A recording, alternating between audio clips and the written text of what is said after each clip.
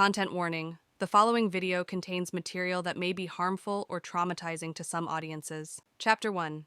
We see a girl telling the MC that since he wouldn't quit, no matter how much she bugged him, it's time for the coup de grace. Now we see her sitting half naked on the table as she says that if she shouted something like, "Help, it's a rapist," a super duper, cutie, high school model versus an unremarkable teacher, who do you think society will believe? We see the MC with a blank face as he thinks that someone said that Class A-1 was hell itself, and the homeroom teacher of this class always, without a fail, quit their jobs.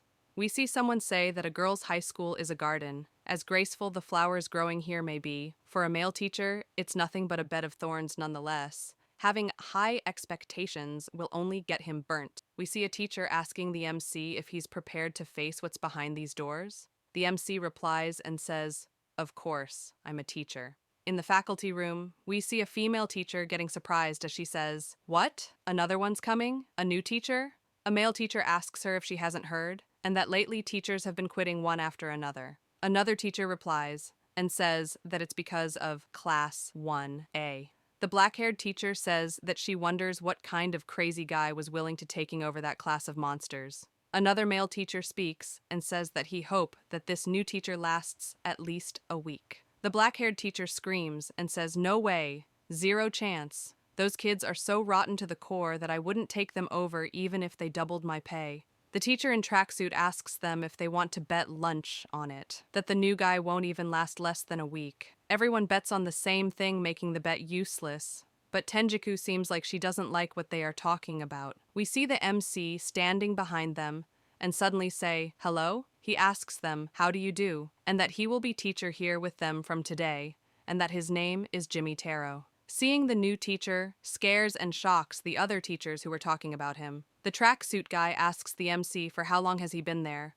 to which he replies with, "For a while." The tracksuit says, "Jimmy Plain, what now?" trying to say his name, but the MC tells him that it's Jimmy. The teachers pat the MC's back as they say with pity, "On top of it, it's a guy who's recently graduated. My condolences." The black-haired one says that it looks like they didn't even need to make bets, implying that the MC will definitely quit. The other male teacher tries to be supportive and tells the MC that it'll be tough, but he should give it his best. Seeing everyone talk like this to the MC makes Tenjiku feel bad.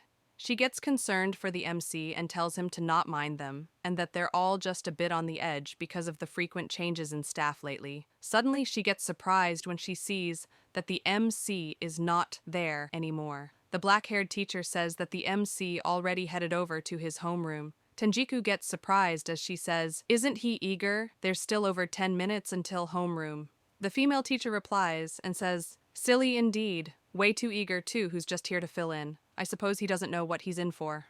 As we see the MC making his way to the classroom, she continues and says that he's up against 1A, the class of hell. She hopes that he won't start his new job by falling victim to them. She says that despite the graceful and delicate flowers lining up here, this garden is a bed of thorns. We see the MC standing in front of his classroom. He looks at his watch. He is waiting for the exact minute for the homeroom to start. While he waits, we can hear the students in the class say, "Didn't you hear? We're getting a new homeroom teacher today." Another replies and says, "Again? How many does that make now?" Another one asks her if she really cares about it though, and that he's gonna quit anyway soon. Now we see the MC writing his name on the board, and suddenly introduce himself to everyone and say that he'll be their homeroom teacher. All the girls get surprised and scream, "When did he come inside? He's so unremarkable I didn't even notice him." The MC says that he specializes in subjects related to mathematics and that it's nice to meet them all. A girl says the MC's name wrong, which the MC corrects her. Everyone says, "You're kidding? That's the new homeroom teacher. He's the most boring out of them all so far. Doesn't he look a bit edgy?" The MC tells them to please settle down, but he gets ignored. Suddenly, someone screams and tells everyone to settle down. The class goes silent as we see a girl stand up and say that she knows that everyone is excited because they have a new teacher, but if they have something to say, they should raise their hand and tell it to the teacher himself. She smiles at the MC and asks, "Right, Mr. Boring?" The MC stays calm and tells her that it was a commendable attitude and tells her that his name is Jimmy. The girl laughs and apologizes to him and raises her hand as she says that she has a question for him. She suddenly gets a villainous smile on her face as she asks the MC if he's a virgin. The entire class goes silent. The girls look at each other and suddenly start to laugh. Everyone starts speaking again as they say things like, "Come on, don't be like that." It's so obvious at first glance. Do you think anyone would give this uber lame-o any attention, and that he's totally a virgin? The MC confidently tells them, "Yes, I am. I'm a virgin for life and a teacher for life." Hearing him say this without getting flustered surprises the girl. The girls repeat what he said and wonder if he meant that his job is his lover. They think that it's very sad and that there's just no one who'd take him. The MC asks the girl if she has any more questions as he tells her name and attendance number. Hearing him say her name surprises her. She comes near him, acting all cute, and says, "Wowzers! You already remember Momo's name. Good boy. Just what I'd expect from someone who gave up his private life to be a teacher." She laughs and says that she was just kidding and that it isn't actually strange that he knows her, as Momo is a famous super-duper cutie after all. She continues and says all her details and that she is a famous high school model working for the trendiest magazine called Heaven Teen. Suddenly she looks disgusted at the MC and tells him that she can't stomach a creepy teacher like him. She smiles and picks up the attendance book and says, "If you got that, why don't you just quit?" and throws it into the trash and calls him Mr. Boring again. Now we see Tenjiku look at something. She looks at the MC with a duster on his head, covered with chalk dust. She gets surprised and asks him what happened. The MC calmly tells her that nothing special and that after homeroom, their first class was math, so he held both together. She tells him that normally they wouldn't look like that after holding classes. She gets concerned for the MC and says ganging up on the weak to bully them like this is despicable. She says that Hanaka was definitely behind this. Suddenly she realizes that she called the MC weak to his face and apologizes to him. Tenjiku looks tired as she says that the truth is that a lot of people burnt their hands thanks to Hanaka's whims. As Tenjiku and the MC look at a poster of her, she says that Momo was a child actor and she's been in show business, and maybe because everyone was always so head over heels for her, she does whatever she wants if something upsets her even a little, and that she's really a handful. She continues and says that some teacher tried to be tough with her, as we see a flashback of a teacher standing there as Momo screams that he pushed her onto the ground, and that's corporal punishment. We see her saying that her body is a tool for work, and what if she got a serious injury? She uses this against the previous teacher and threatens to press charges against him if he doesn't quit. In the present, we see Tenjiku say that because of that, the school had no choice but to fire him, and that she's a celebrity too. And as a private school, trouble like that wouldn't sit well. After that, it's been one teacher after another, quitting because of harassment. She suddenly gets awkward and tells him that she's sorry and that she shouldn't be talking like this on his first day. To cheer him up, she asks if he wants to go out for drinks and that they can have his welcome party that way too. Suddenly, the MC tells her that he's not going. Hearing this surprises her. He tells her that the responsibility of a teacher don't include that, as he recalls. He tells her that a teacher is someone who educates and guides students at school. His contract doesn't include anything outside of the responsibilities of a teacher. She looks sad as she thinks that this almost sounds like she's getting dumped. As he's going, he tells her that he has to prepare for his next class, so he'll see her later, and thanks her for the handkerchief. Hearing him say her name makes Tenjiku wonder if she ever introduced herself to the MC. Now in the class, we see Momo seeing the MC and looking all confused.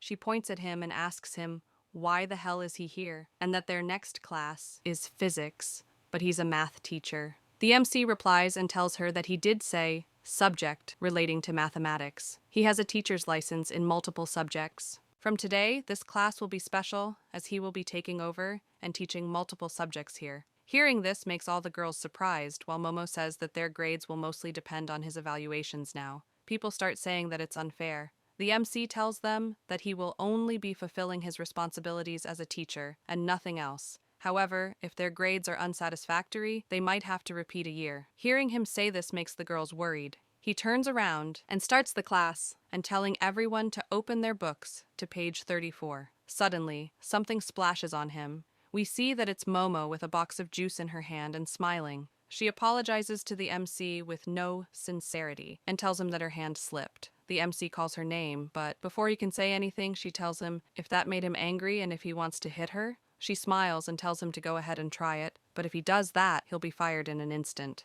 The MC calmly takes the juice from her hand and tells her that if her hand slipped, that's unfortunate. However, eating and drinking during class is against school rules, so he asks her to come see him at the counseling room after school. Hearing him say this shocks her. The entire class starts talking and saying things like, "Damn, did you hear that? Getting detention in high school. Maybe Momo will have to repeat a year." Someone says that's so lame. Hearing this makes her turn around. She sees that nobody is talking. Momo gets angry and grinds her teeth. After the class, we see Momo screaming and says, "What's his deal?" Not only does he ignore her provocations, he doesn't even flinch or anything and wonders if the MC is used to being abused by girls. Suddenly, Momo gets a call from her manager. She cheerfully picks up the call and asks the manager, "How's it going? The variety show I was supposed to appear on? What about it?" Suddenly, she hears that it's canceled.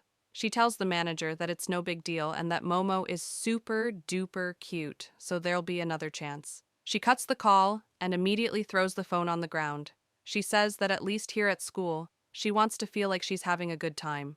Now we see the MC looking at his watch as he stands in front of the counseling room. The second he opens the door, we hear Momo say, "Aren't you late, Mr. Boring?" Inviting a girl and then making her wait is such a virgin thing to do, as we see that she's sitting on the table, fully exposed and smiling. The MC tells her that he came right on time and asks her why did she remove her clothes. She smiles and says that she decided to throw a bone and take his V-card, but immediately says that she's kidding. She tells him that since he wouldn't quit no matter how much she bugged him, it's time for the coup de grace. She asks him what would happen if she shouted something like, "Help, it's a rapist." She continues and asks him, who would the society believe? A super-duper high school model versus an unremarkable teacher, as she smugly smiles. The MC understands what she's trying to do and tells her that she wishes to fake an attack to get him to resign. Seeing that he got her plan, she says, "Bingo." He removes his tie as he says, "To be honest, only a third-rate teacher would answer a student's provocations, but this is something I can't overlook." He rips his shirt as he calls her attendance number and name. He tells her that it's time to educate her. She sees the MC's elephant and starts sweating as she screams, "What the fuck? Are you actually going to attack me?" She covers herself and asks him, what about the virgin for life thing and that he was just making an excuse? As she's screaming about this, the MC turns around and slides the door open and starts screaming for help and that there's a rapist. Seeing him do this scares Momo. As the MC is still screaming, Momo grabs his shirt and tells him who in their right mind would want to attack him and that something's wrong with his brain. The MC replies and says, "I wonder about that." Now we see the other teachers running towards them as they ask the MC if something happened. After they see Momo and the MC in their weird situation, they get confused. Momo starts acting and tells them to not listen to the MC as she cries. She tells them that Momo was so cute that the MC decided to attack her and that she tried to resist as hard as she could. Tenjiku says, "But wasn't it Jimmy-sensei who shouted for help?" The tracksuit replies and says, "Come on, would a high school girl really attack a teacher?" The black-haired woman joins in by saying, "Especially that guy." As the MC is wearing his pants, they tell him that this is going to be a big problem and it's not something a resignation would solve either. The MC calmly replies, "Yes, that's true." He continues and tells them that if he really did attack her, he believes that they're dealing with harassment, a criminal case. So he will deny everything. Then, after fingerprints are taken, they will leisurely wait for the results. Hearing this worries Momo a little. He continues and says that since their school's uniforms have zippers, his fingerprints should be on hers. The tracksuit agrees with him. The MC says that it's impossible to collect fingerprints from clothes as well, and asks Momo if she's willing to undergo that. He says that either way, he hasn't touched her at all, so they wouldn't even find any fibers belonging to him, let alone fingerprints. He points towards his collar and tells her that they would find fingerprints on his collar, though, and he thought that something like this might happen. So he wore a shirt that makes finding fingerprints easier. Hearing this shocks Momo. We see Momo realizing that she's majorly screwed and starts tearing up as the teachers wonder if Momo was really the one who tried to attack the MC. Another one says that a popular model attacking a plain-looking teacher would be a great scandal. Momo starts crying as she can't think of anything. Suddenly, she kicks the MC as the others tell her to stop. The female teachers grab Momo as Momo screams at the MC, saying, "You smug little, what makes you think you can talk like that? Do you think I'm stupid?" The MC suddenly tells her that the teachers who had to resign because of her were probably feeling the same way as you do now. As he gets up, Tenjiku sees blood and tells the MC that he's bleeding.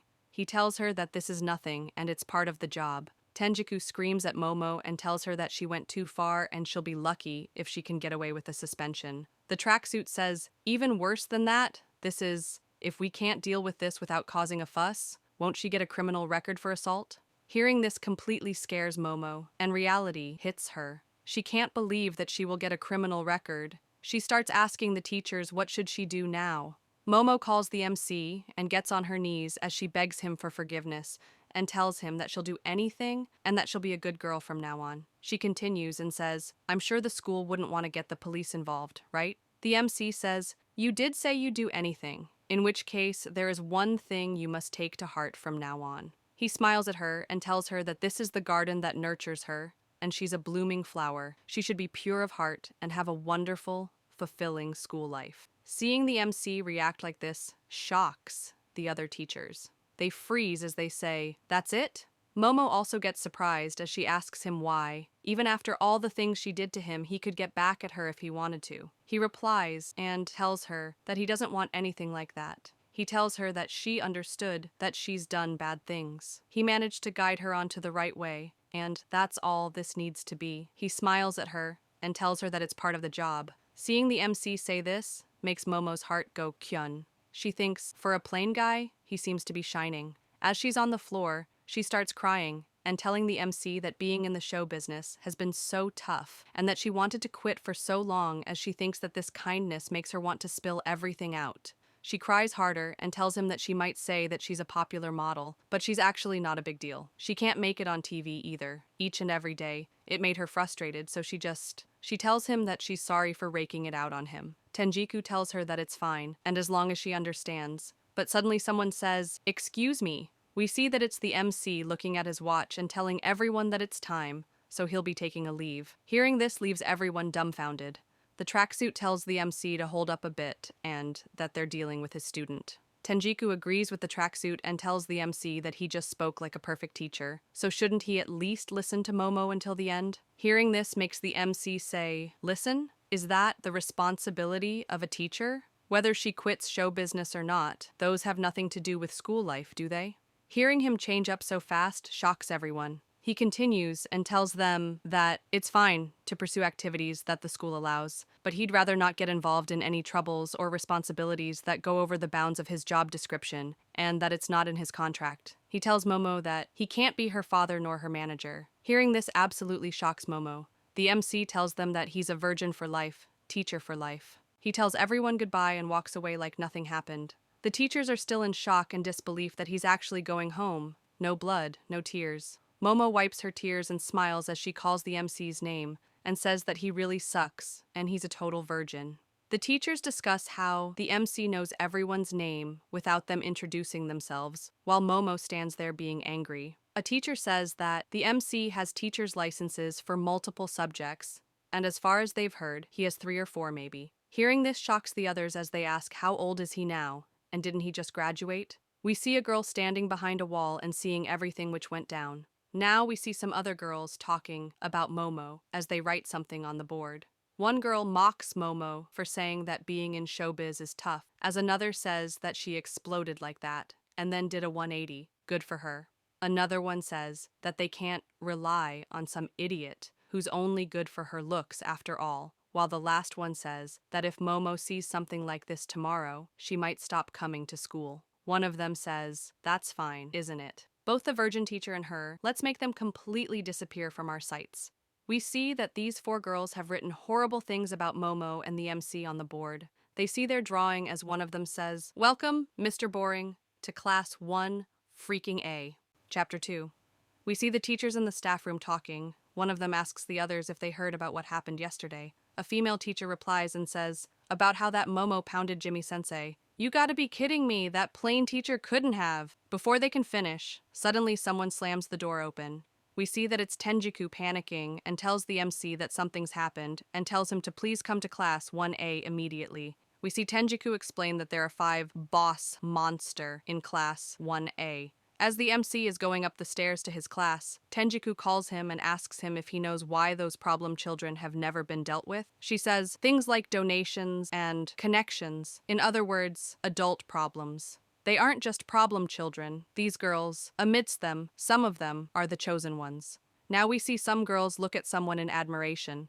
We see that these are the boss monsters of the class. First is Yabu Tsubaki. She was the top of the freshman class, the daughter of the politician Yabu Shuzu, and she's a beauty from whichever angle you look. Second is Tsutsuji Erika, the daughter of the Tsutsuji Zaibatsu, an industrial and financial conglomerate. Her results are top class, even comparable with Yabu. Third is Okuna Nazasa, a cool beauty who helped the volleyball team reach the nationals this year and called as the queen of Kisono Girls' School. Fourth is Oda Maki. She is a brilliant artist with a cute Instagram account, and many publishers have reached out to her even though she's in high school. The girl says that all of them are wonderful, and 1A certainly has all the cool kids. More girls look at them in admiration as they blush and say they're in a whole other world, but the best of them all has to be Hananaka Momo. Now we see Momo standing in shock as she sees something. She sees the drawings of her and the MC on the board and gets shocked. She screams and says, "What the hell is this?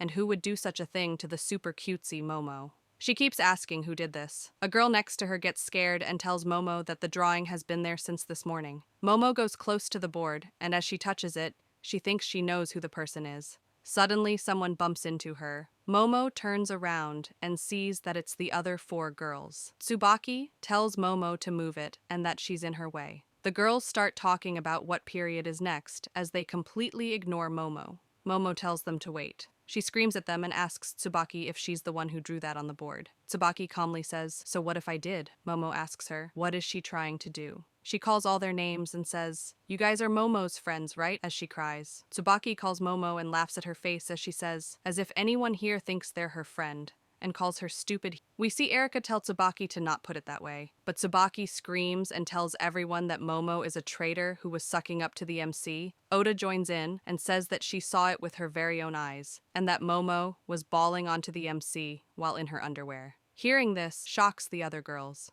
They start saying stuff like, "For real? How slutty. So that wasn't for the cameras. Of all people, she did it with that virgin." They call her gross and to get some better taste. Tsubaki walks past Momo as she tells her to never talk to her again, and that she doesn't want to see her face either. Suddenly, the MC and Tenjiku enter. Tenjiku screams at them. She starts cleaning the board as she asks who wrote such terrible things on the board and asks them to raise their hands if they know. Tenjiku continues and tells the girls that they keep subjecting others to such mistreatment as they all stay silent. The MC looks at Momo and sees her in shock. Tenjiku aggressively cleans the board as she says that she cannot allow this to happen and asks the MC to say something. The MC looks at his watch and tells Tenjiku that first period is about to start and asks her to leave. Tenjiku goes out the class and suddenly wonders if what happened now is her fault. In class, we see Momo reach in her desk and notice something. She pulls out her book and sees bad things written about her. She wonders why is this happening to the super-dupe cutie Momo as she bites her lip in frustration and anger. She thinks that this is all the MC's fault. After class, we see Momo throw the book at the MC's back. We see her panting heavily as the MC looks at her and calls her name. He looks at what's written on the book and asks her what it is. She screams at him and tells him that her life is a mess thanks to him. She looks scared as she shows him a phone and tells him that someone uploaded this, and it says that Momo is the sicko who attacked him, and it even made news on the internet. She looks worried and says that her manager will definitely blow up when he sees this and she'll lose her job. She looks sad as she says that this can't get any worse and that she wants to quit this school already. The MC calls her name and asks her if she's okay. Hearing him ask this suddenly makes her heart skip a beat and blush. She asks him, "What?" as she blushes. He tells her that he's a teacher after all. It's natural for him to be concerned for students who are having trouble with school life. He tells her that he'll place an order for a new textbook for her right away and starts writing it. Momo blushes as she thinks that it grinds her gears, but as a teacher, the MC really does have a kind side. Suddenly, the MC tells her that he'll be off now, but Momo holds him and tells him to wait a second. She grabs his shirt and asks him what's going to happen to her modeling career and tells him to take responsibility. The MC looks confused and asks her if that's a teacher's job with a straight face. He tells her that he's not concerned with whatever she does for her job. He tells her that he mentioned it yesterday, and he told her not to bring in affairs which don't fall within the scope of a teacher's job. He'll do what he can to let her live a comfortable school life, and that's all he can do for her. He walks away as he tells her that she has physics next, and if she's going late, it'll go on her record. Hearing all this leaves her shocked and speechless. Momo screams at him and tells him that he sucks, and he's a stupid virgin teacher. She follows him around as she tells him that if she's losing her job, she'll make sure he loses his too, and she won't stop for anything. To this he replies and says, "That's great." We see some girls looking at Momo and asking, what the hell is she doing? A girl says that Momo ain't half bad, while the other says that it's kinda sad though, and that she's a model after all. The girl says that Momo could have had any guy she'd ever wanted in the entertainment world, and she chose that virgin above everyone else. The other one adds in and says that if it was at least Sakaede from the social studies department, he'd have cut her some slack. They continue and say, "There's nothing more you can ask for once you've isolated yourself from the class, is there? But then you've really dropped down to a new low Hananaka Momo." As we see Tsubaki standing and watching her, Tsubaki walks away. They continue talking as one says, "Oh yeah, didn't this happen before? Remember the one that caused that incident with the previous teacher of 1A? The other one tries to recall who it is. Now we see at the infirmary, someone seeing the news about Momo on their phone. We see Tsubaki asking this person if they got a minute. Now we see a girl on the infirmary's bed with bandages covered in blood all around her, as Tsubaki tells her that she's got something to tell her. Chapter 3. We see the 4 girls walking as one of them asks Tsubaki why did she go to the infirmary. Oda replies and says that's where the hooky girl who dropped out from school is. Nazasa recalls that there was a girl like that and tries to recall her name. Erika tells them that it's kinda mean to call her names like that. Tsubaki smiles and tells them that she'll tell them a story. One day there was a new teacher at this school. He was a determined person who was overflowing with passion. But before long, 2 problem childs appeared before him.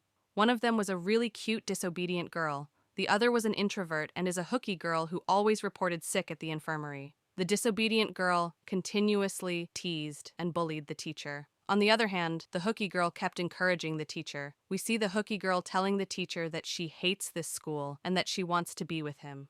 Soon after, she became very close to the teacher. However, that's when it happened. The teacher was forced to quit due to the schemes of the disobedient girl. Till this day, the hooky girl still deeply hates the disobedient girl for doing that. It wasn't the teacher that had to go. It should have been that disobedient girl. Now we see a pair of shoes all messed up. We see that they belong to Momo as she looks at them and gets annoyed while saying that this sucks. We see Momo walking with only her socks as she says, day in, day out, at this rate, Momo will lose all her stuff. She continues and says that they keep calling her an ugly bitch, but Momo is super cute, and she's no ugly bit.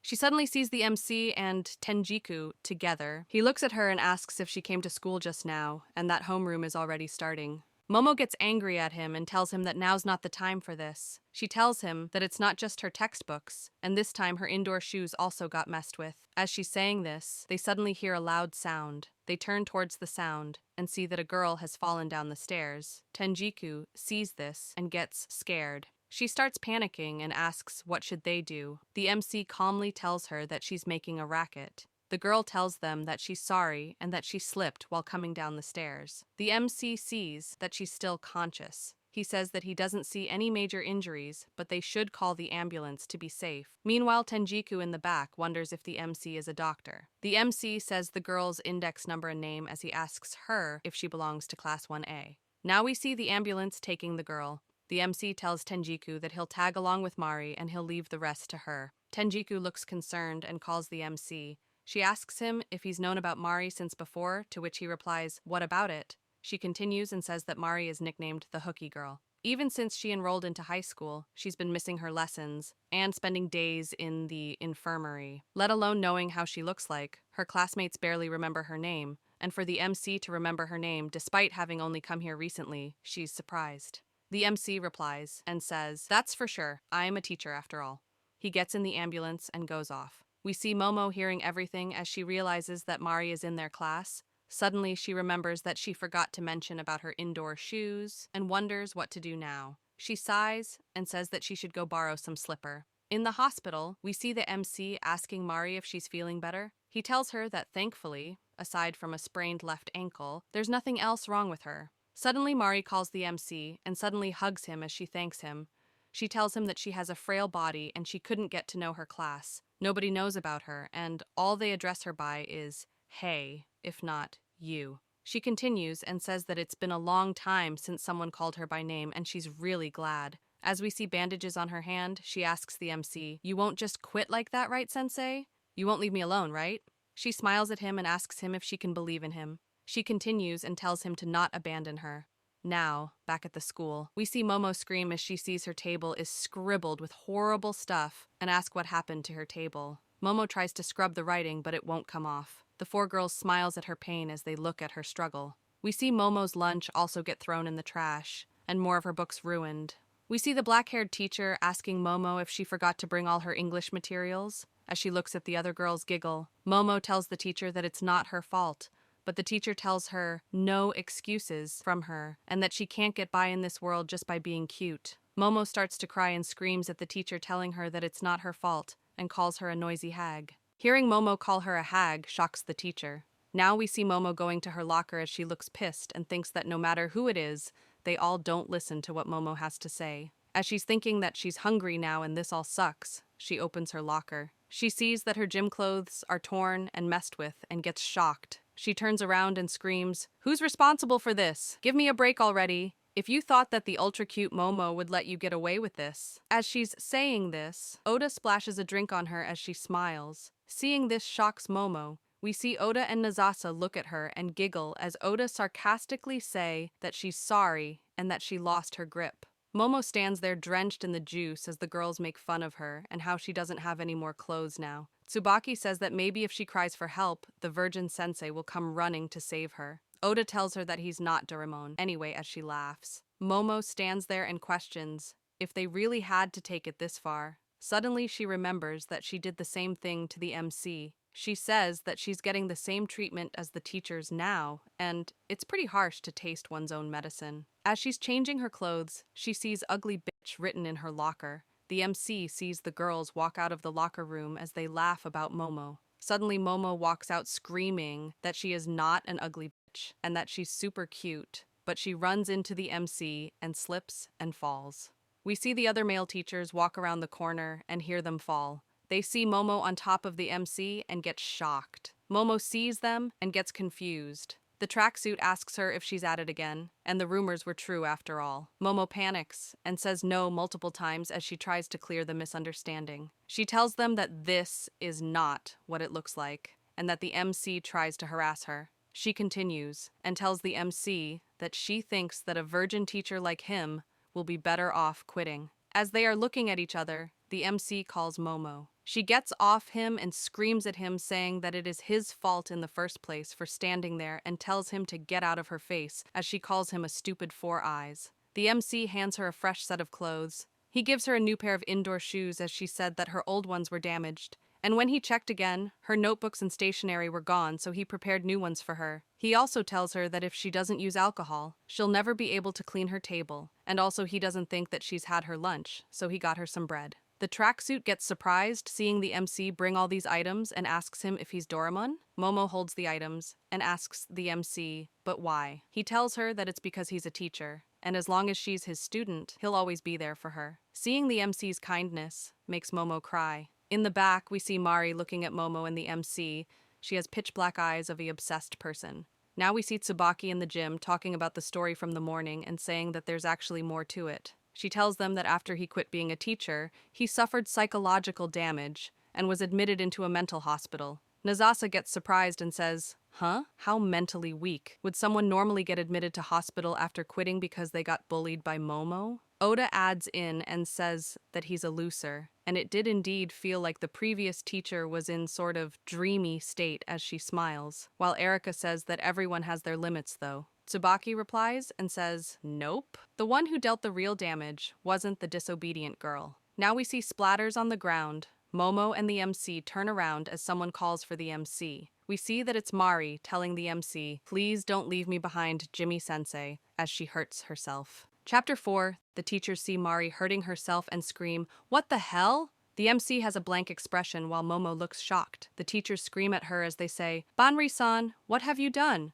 The MC calmly walks towards her. Seeing this worries the other teachers. As he approaches her, they scream his name. Now we see Momo carrying Tenjiku while screaming at her, saying, "Why are you the one fainting here?" Tenjiku looks sick as she apologizes. She tells Momo that she cannot stand seeing blood, and horror movies are a no-go too. Momo gets annoyed and asks her, how did she make it being a girl until now? As Momo is finding medicine to help Tenjiku, Tenjiku looks at her and tells her that she's so kind. Momo turns around looking confused and asks, what does she mean by that and if she's being sarcastic? Tenjiku tells her that she really means it. Momo tells her that she's not kind at all. She has boycotted her class before too, and she even threw erasers from behind. She continues and says that Tenjiku stood up for her when they wrote nasty stuff about Momo on the blackboard, and that was really nice of her. Hearing this surprises Tenjiku. Now we see Mari in the hospital bed, as Momo says that she just recovered, so she didn't realize at first that everyone has times when they would like to be treated nicely by others. We see Mari thinking about her past. As she sits in the class, her classmates don't even know who she is and make fun of her. When she tells her parents that she can't get along with her class, we see the parents tell her that they are busy and ask her to not bother them with her problems. Now we see her smile for the first time as she talks to the previous teacher. She remembers having fun with him. She puts her hand up in the air as if she's reaching for something and says, "Sensei." Now we see a teacher named Hiragi scream at the MC and say that she heard all about the incident and how he handled the student with the knife. The MC looks at her with a blank expression. She continues to scream and asks, "What if things took a wrong turn there? As yearhead, I too have to take responsibility, you know." She says that thankfully Akashi and Sakaede were around too, but they both stop her and tell her that they didn't have a part to play in it. Instead, the MC immediately took away the knife from Mari, which surprised them. She says that she could have lost control and stabbed herself there and then at worst, and that girl is one real problem child. Sakaede tells her that Mari once went all the way to the previous teacher's house and hurt herself in the same way while yelling, "I'll end myself here and now." Hearing this scares Hiragi. Akashi remembers the incident and awkwardly tries to recall the name of the previous teacher. The black-haired teacher replies and says, "If I'm not wrong, that gave him a nervous breakdown." The MC intervenes and says that Mari won't die. Hearing this confuses the teachers. The MC continues and says that it was just a bluff and the fall down the stairs this morning was most likely all an act. Hearing this angers Akashi. He tells the MC that he's terrible and only the victim herself can prove that, and not him. The MC calmly tells him, "It's pretty obvious once you see it. That's because I'm a teacher after all." The MC takes his bag, and as he walks out, he tells them that it's about time, so he'll excuse himself. Hiragi tries to tell him that she's not done yet, but the MC tells her that today's work hours are over and walks away. The other teachers see this and don't know how to react. Suddenly, the black-haired teacher tells them that Mari is one lucky girl because she got put in a hospital as a result. Her guardian told them to do so they have no choice. She won't be there for long anyway, and she'll recover pretty soon. Now we see a nurse getting shocked and run. As the teacher says, as long as no more problems crop up, that'll be great. We see that Mari is not in her bed, and the nurse screaming for the doctor. We see Mari walking in bare feet on the road as she tries to find Sensei. The next day, we see someone running in the school as they panic.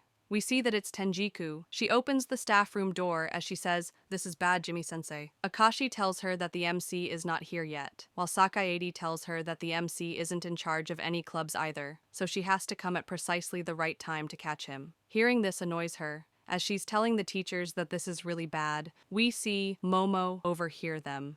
Tenjiku continues and says that it looks like Mari has managed to slip out of the hospital last night. Hearing this shocks Momo. Outside the school, we see the students looking up in the sky in shock. We see that Mari is on the top of the school building as her eyes are pitch black again. The teachers rush outside as they wonder if she's planning to jump off. Akashi says, "Now look what happened. What, she won't die, you greenhorn teacher." We see the black-haired teacher screaming and telling Mari to come down at once. Suddenly, we see Momo and Tenjiku on the rooftop. Seeing them confuses Mari. She stands at the edge and says, "Why is it not Jimmy-sensei that had to come?" With pitch-black eyes, she says that he promised her that he won't leave her behind. She's been looking for him all night. If only she had known where he lived. She searched around all night because she didn't know. As she's saying these, Tenjiku thinks that he'll be back on time for sure. Momo hears all this and tells Mari that she doesn't know much about her, but Momo is here to listen to her troubles. Momo smiles and says that she's off work now, so she's free, and Momo has a lot of her own going right now, so she kinda gets how Mari is feeling right now. Hearing this angers Mari. She screams and tells her to not bunch them together. Mari calls Momo a spoilt brat, and she lives life however she likes, and tells her to not pretend like she knows everything just because she's gained a little independence. She continues and says that Momo is the one who made Suzuki-sensei quit. We see Mari bawling her eyes out as she says that all she had was sensei.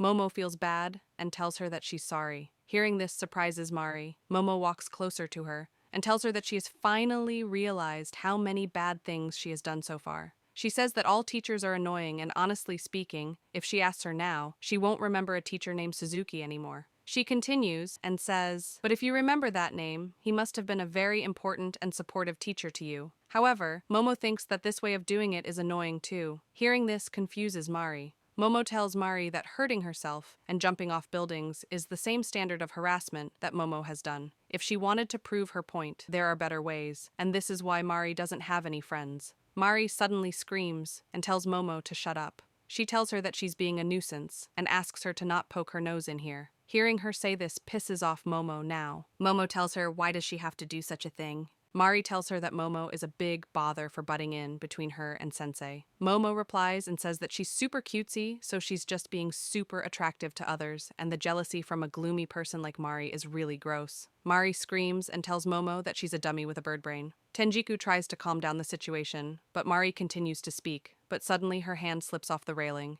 Seeing this shocks Momo. Momo screams Mari's name and tries to reach her, but she can't. Suddenly, we see the MC jump over the railing out of nowhere to grab Mari. He grabs Mari and dives into a tree. Seeing this scares everyone. We see the MC say, that was a close call, as we see him grabbing on to Mari with one hand and a tree branch with the other. We see everyone telling the MC that they thought he died, while the others say that it's a miracle. The black-haired teacher asks him if he's all right and to not do rash things like this again. He replies to her and says that he'll head to the hospital later. Now he looks at Mari and asks her if she's injured. We see Mari in absolute shock as she can't believe that she almost really died. The MC tells her that he knows that she's not trying to stop existing. Hearing this confuses Mari. He tells her that she's right-handed, and that's why she purposely hurt herself lightly many times on her left hand. There will be lots of splatter, but it won't be fatal. If she really wanted to not exist, she would have used her strong hand to make deeper wounds. He asks her if she thought that he wasn't watching her. He smiles and tells her that he was watching every move, 'cause he's a teacher after all. He comes closer to her and says that he won't quit just like that, and as long as he's her teacher, he won't leave her behind. And that's why there's no need to do all this just to gain his favor. Seeing this makes her tear up like a child. She smiles with tears in her eyes and says, okay. Suddenly, the MC tells her that it's his private time during after hours and asks her to kindly respect that. He goes a few steps away and turns around and tells her to wear her uniform properly when coming to school. He goes a few steps further and tells her to not be late for class. Seeing the MC being so casual confuses Mari. Tenjiku watches the MC go and thinks that he dashed up onto the roof and left to save Mari without thinking twice. It's indeed a miracle that they were safe. One wrong step and they would have been dead meat. He didn't show the slightest hint of hesitation. She wonders who on earth is he? Chapter 5. We see Momo taking a shower. She thinks about how the MC jumped off the building to save Mari, and back then, Momo couldn't make a single move. She gets embarrassed and thinks about that virgin putting on airs and shoving it all in their faces, and gets annoyed at the feeling of defeat. She slams her hand and screams, "Really sucks." The next day, we see the MC teaching his class. He says, "For this graph, let me ask Banri-san." We see that Mari is finally attending her classes. As the MC calls her name, she gets happy and smiles. We see someone say that Mari actually stopped playing hooky and started coming to class. We see Akashi saying that this happened immediately after that incident occurred, and he thought that she'd be spending more time in the infirmary again. Sakaide says that it's not just Mari, but Momo too. She's really taking a beating on news sites and social media. Despite all that, she's still coming to school every day. He continues and says that usually they break down and shut themselves in and end up quitting school. The black-haired teacher agrees with him. We see Momo annoyed as she thinks that Momo was at fault too, but it was originally Marie's fault. Until she quits, Momo will never give up. We see Mari looking at the MC with love as she wonders if the MC will shower her with attention today too. We see Tenjiku say that Momo and Mari are really putting in effort, and it's probably thanks to the MC's influence. She suddenly gets concerned and says that there's something about the MC that doesn't feel right. While they are talking about the MC, he walks in, and Akashi says, "Oh, speak of the devil." He tells the MC that they were just speaking about him. Sakaede says, "About your splendid work in fixing those problem children in 1A. All the teachers smile and say that they thought he was nothing but a liability at first, but they were wrong about him." We see that the MC has already gone, which shocks the teacher. Tenjiku tells them that the MC has already left since it's time for his next class. Hearing this leaves each teacher in shock, confusion, and anger. We see the MC walking in the hallway as he suddenly hears someone clapping. He sees that it's the 4 girls as Tsubaki claps and says, "Congratulations, Jimmy-sensei." She tells him that he leapt off the roof in order to save Mari and what a hero he's become. She continues and says that he's different from all the previous teachers they've had, and it seems like he won't just run away and he's willing to face them. She never thought that Mari, who had never stepped out of the infirmary, would cause such a big ruckus, and asks, "Sensei, you've had it really rough too, right?" As she's saying this, the MC tells her that she really does know the facts well and says her index number and name. Hearing this wipes the smile off Tsubaki's face. He continues and says that, as she said, Mari didn't want to step out of the infirmary because she didn't want to anger a particular someone. Hearing this makes her say, "What are you talking about?" He tells her that Mari hates Momo for making Suzuki-sensei quit. After learning that the only people the newly independent Momo could rely on were the teachers, Mari thought that she had ended up in the same situation as earlier. By causing an incident and forcing him to quit, Momo would have been forced into a corner, like killing 2 birds with 1 stone. Suddenly, Erika tells him to wait a moment. She looks worried as she tells him that the way he's saying it, it's like Tsubaki is the one who did it. But before she could finish, he tells her, "It's not that I'm saying that Tsubaki is in the wrong," and calls her index number and name. Hearing this surprises her. He continues and says, "However, if such a person did commit such wrongs, this time's incident of Mari showing affection for me would have been a big misjudgment on my part. She might as well have told herself thoughtless things like, 'I'd rather be dead on the roof.'" As he adjusts his glasses, he says that he hopes that no harm comes to Momo and Mari. But suddenly Nazasa kicks the MC as she looks angry. Taking the kick sends the MC flying, and as he lands, his glasses fall down.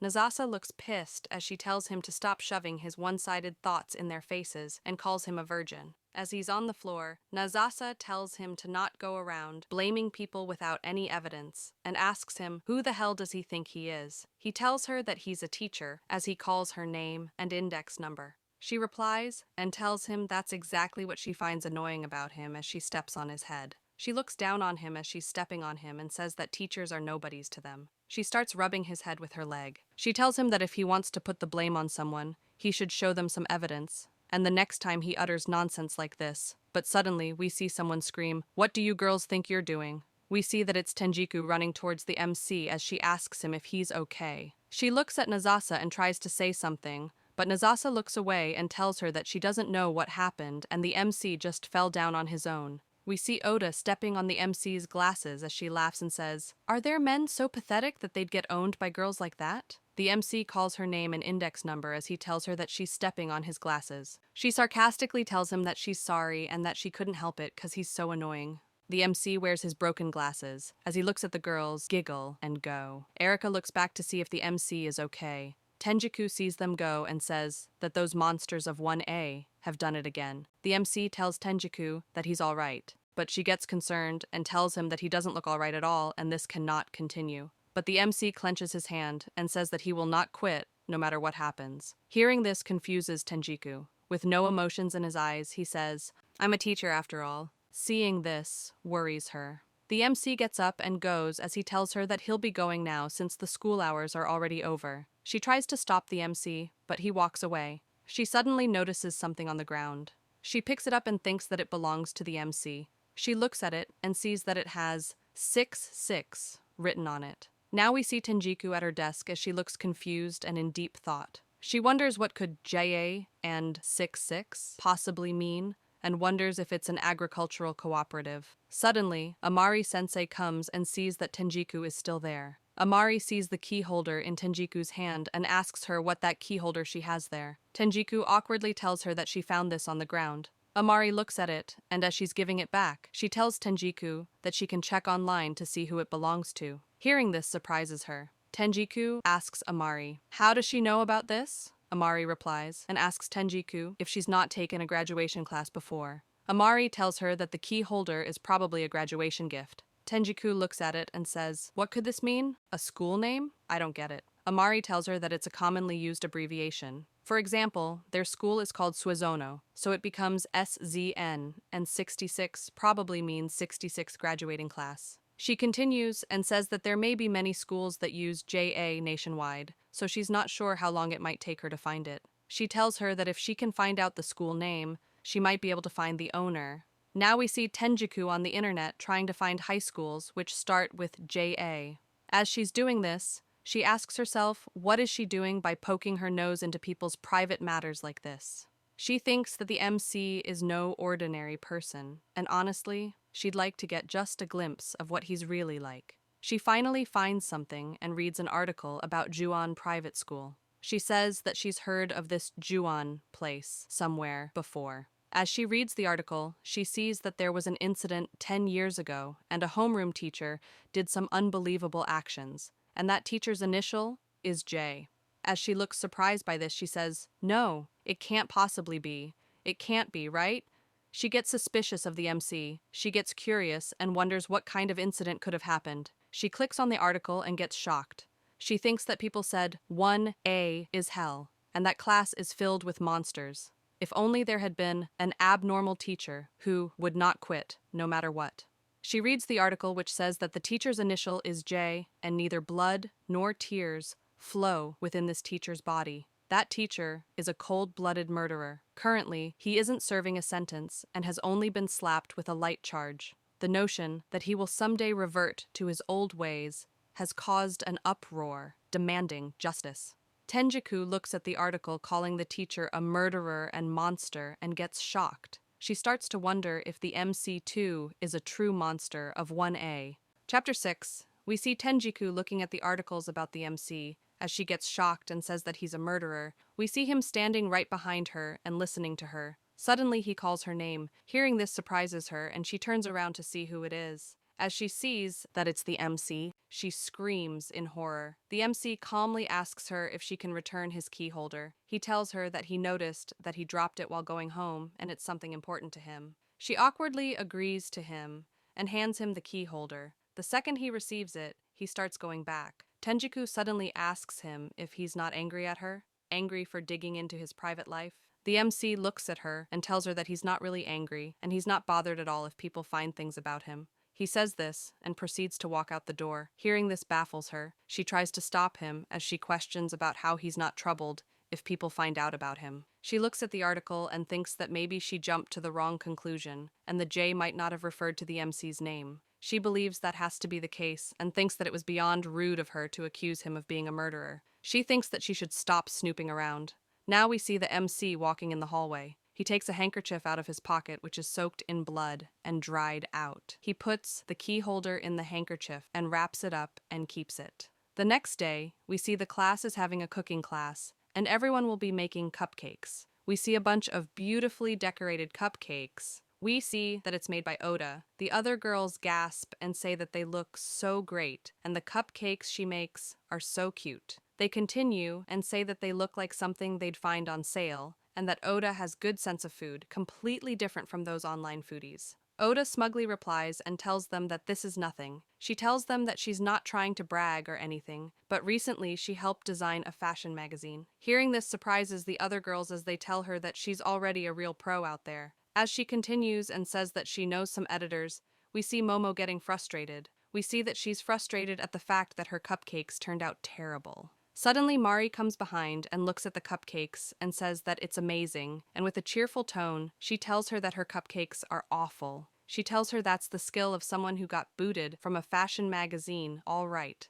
and that she's mediocre. Momo gets embarrassed and tells Mari to shut up. Momo tells Mari that her cupcakes hardly look better. Mari replies and says that it's completely fine because she put her heart and soul into them anyway. She gets all romantic and says that she hopes the MC enjoys them. Hearing this weirds out Momo and asks her if she's being real right now. As they are talking, we see someone put some trays and pots on their cupcakes. We see that it's Oda. As she smiles, she calls them creeps and thanks them for volunteering to do her cleanup. Seeing their cupcakes get ruined shocks them. Mari visibly looks upset as Momo calls Maki and asks, what the hell does she think she's doing? Oda tries to act all cutesy and oblivious as she says that she has no idea. She smiles and tells Momo to not call her Maki anymore, as it kind of bothers her how close it makes them look. Hearing this confuses Momo. Suddenly, Oda looks at her meanly and tells her that they are not friends anymore and calls her an ugly bitch and tells her to take a hint. Momo tells her that Momo is super duper cute. But suddenly, we see Mari throw all of Oda's cupcakes into the air. Seeing this shocks Oda and the teacher. Momo also looks surprised as she asks Mari from when did she start standing up for Momo. Mari sounds pissed as she says that she didn't do it for Momo, she did it because her cupcakes were ruined, and tells Momo that nobody cares about her face. Oda gets angry and screams at them. She tells them to not get in over their heads. Suddenly, someone calls Oda before she could finish. We see that it's Tsubaki, as the other girls are also looking at her. Tsubaki tells Oda if she could stop picking fights with lower class, referring to Momo and Mari. She continues and says that it's getting pretty hard to watch. Oda immediately apologizes to Tsubaki, but Tsubaki gets up and says that this is all getting pretty bothersome and tells Oda to finish up her cupcakes too. Nazasa smiles and tells Oda that this is perfect for her and it's right up her alley. She taps Oda's head. She tells her that she'll also leave her cupcakes to her, and they both walk away. Erika looks at Oda and looks concerned and goes away too. We see Oda standing there all alone. Momo looks at Oda's condition and asks her if she feels good being around those fakers, even when they treat her like this. Momo continues and says that when she was around, she was getting all the attention, and Momo didn't really mind it much while she was busy flaunting her talents. Momo asks Oda if she felt like she lost her balance by the tiniest bit after Momo left the spotlight. She continues and says that it feels almost like Oda's gone straight down to rock bottom. Hearing this angers Oda. Momo keeps talking as she asks Oda, wasn't she rather popular online at first, and that she was boasting all about professional job now too? Her life was going all right without having to stick with those girls. Suddenly, Oda speaks and tells her that she's having the time of her life. She screams and says that she doesn't need someone like Momo to worry about her, and if she wasn't around, it would have been even more fun. Oda slams the door open and storms off as she tells Momo to never talk to her as if she knew her. Suddenly, the girls turn around and see that it's the MC. The home economics teacher is hiding behind him as she's scared of the students of class 1A. Now we see Momo angry and screaming, why does she have to stay behind and clean up as punishment? She tells the MC that Oda is the one who started it. The MC replies and tells her that according to the home economics teacher, Momo and Mari were the ones to start it. Suddenly, Mari replies and tells the MC that she was so scared because Momo suddenly started slipping the cupcakes around. Hearing Mari lie shocks Momo. Mari gets close to the MC's face. She blushes and tells him that the cupcakes were originally made for him. With no expression, he tells her to get back to cleaning. We see that Momo is still annoyed as she asks the MC if he's really fine with this because it's already past the time for him to head home. And wouldn't he have already left by now normally? The MC agrees and tells her that it indeed is time to go home, but in this case, as the homeroom teacher of 1A, he has to deal with this personally, and tells them that he's teacher after all. Hearing this makes the girls admire him for a second, but immediately he continues and says that, similar to other days with special agenda, as long as he submits a notice for overtime hours, he will still do his job, and as long as he's paid his due salary, it's still his job. Hearing him say this makes the girls completely silent. Momo sighs and asks, why is Oda so keen on staying with Tsubaki and others despite being treated so badly? She'd do just fine on her own if she broke free. Suddenly Mari speaks and says, girls being girls, for them to pick up their courage and say it's over is easier said than done. She asks Momo, hasn't she been alone from the start?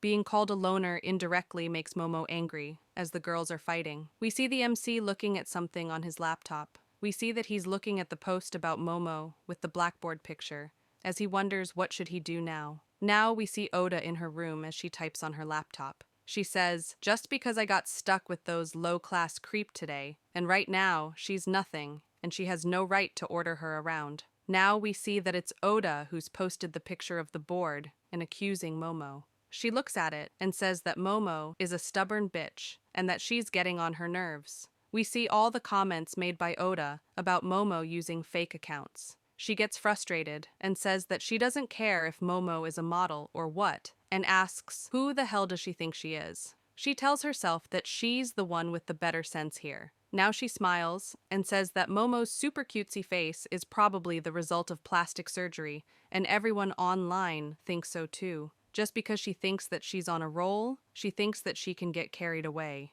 Oda continues and says that this is her punishment, and Momo's presence alone is already annoying as hell. Oda starts to think, as she says, that in order to put Momo down for good, she needs a little bit more. Suddenly, she gets a cunning smile and says that she just thought of something splendid. This time, the MC can't come to her rescue, and she'll end Momo once and for all, and make sure that she will never recover. Oda giggles and says that she'll take control of Momo's life from here on out. Chapter 7. We see Oda explain that hierarchies exist among friends while we see her thinking about her past, where some girls are praising her little charms and saying that they look really cute on her. As they are praising and inquiring her about where she acquired the charms, they also tell her that she's the cutest, and that she has great taste and fashion, and anyone would look up to her. Hearing all this makes Oda happy. As they try talking about something they saw online yesterday, suddenly someone notices something and tells everyone to look there. We see that it's Momo. The girls are surprised and say that it's the real Hananaka Momo right in front of them. They can't believe that she's in the same school as them. They look at the charm on her bag and say that it's the same exact one as Oda's. One of the girls realizes that it is indeed the same one as Momo's, and says that she didn't notice it at first glance because it looks so different on Momo because she's an actual model. While the girls are talking about this, we see that Oda is visibly jealous of Momo, as she thinks that she sure hopes that this doesn't end up causing her problems. Now in the present, we see the MC calling Momo. We see Momo sitting face to face with the MC as he asks her if she knows why she's been called to the counseling room. She giggles smugly as she acts like she knows the reason. She suddenly tells him that they both should start fresh, since he's already taken a peek at her bikini figure as she recalls the past incident and smiles. With a blank face, the MC asks her, what does she mean by start fresh? She goes closer to him and teases him as she tells him to not be shy about him finally being charmed by her overpowering cuteness. The MC looks straight at her and tells her that she's ranked last on the recent test, which is the 238th position. Suddenly we hear screams coming from the room. Tenjiku enters the room as she is surprised by the screams and asks what's all the ruckus about. Now we see all of Momo's tests. We see that she's scored a remarkable score of 0, 0, 2, and 4. We see Tenjiku also sitting along with the MC. She seems worried as she tells Momo that she understands that Momo is having a hard time continuing coming to school without fail during these tough times. But scoring such marks is clearly unacceptable. Momo pouts and tells her that she hates studying and she almost didn't make it in here anyway, and she only chose this school because of the cute uniform. Tenjiku replies and tells her that this will have an adverse effect on her extracurricular activities. Hearing this confuses and worries her. Tenjiku continues and tells her that her modeling career could be in danger because of this. Hearing this makes Momo sad. Seeing her sad worries Tenjiku. She tries asking her what happened. Momo looks dejected as she says that she's already at rock bottom and asks them, are they still expecting Momo to bite the bullet even harder? As Tenjiku looks worried, the MC suddenly tells her to please try her best. Hearing this confuses Momo, but also makes her happy. He continues and tells her that he doesn't know much about the entertainment world, but at this rate, she'll have to repeat the grade. Seeing how the MC doesn't really care about her entertainment career shocks Momo as she asks him if he's being for real right now.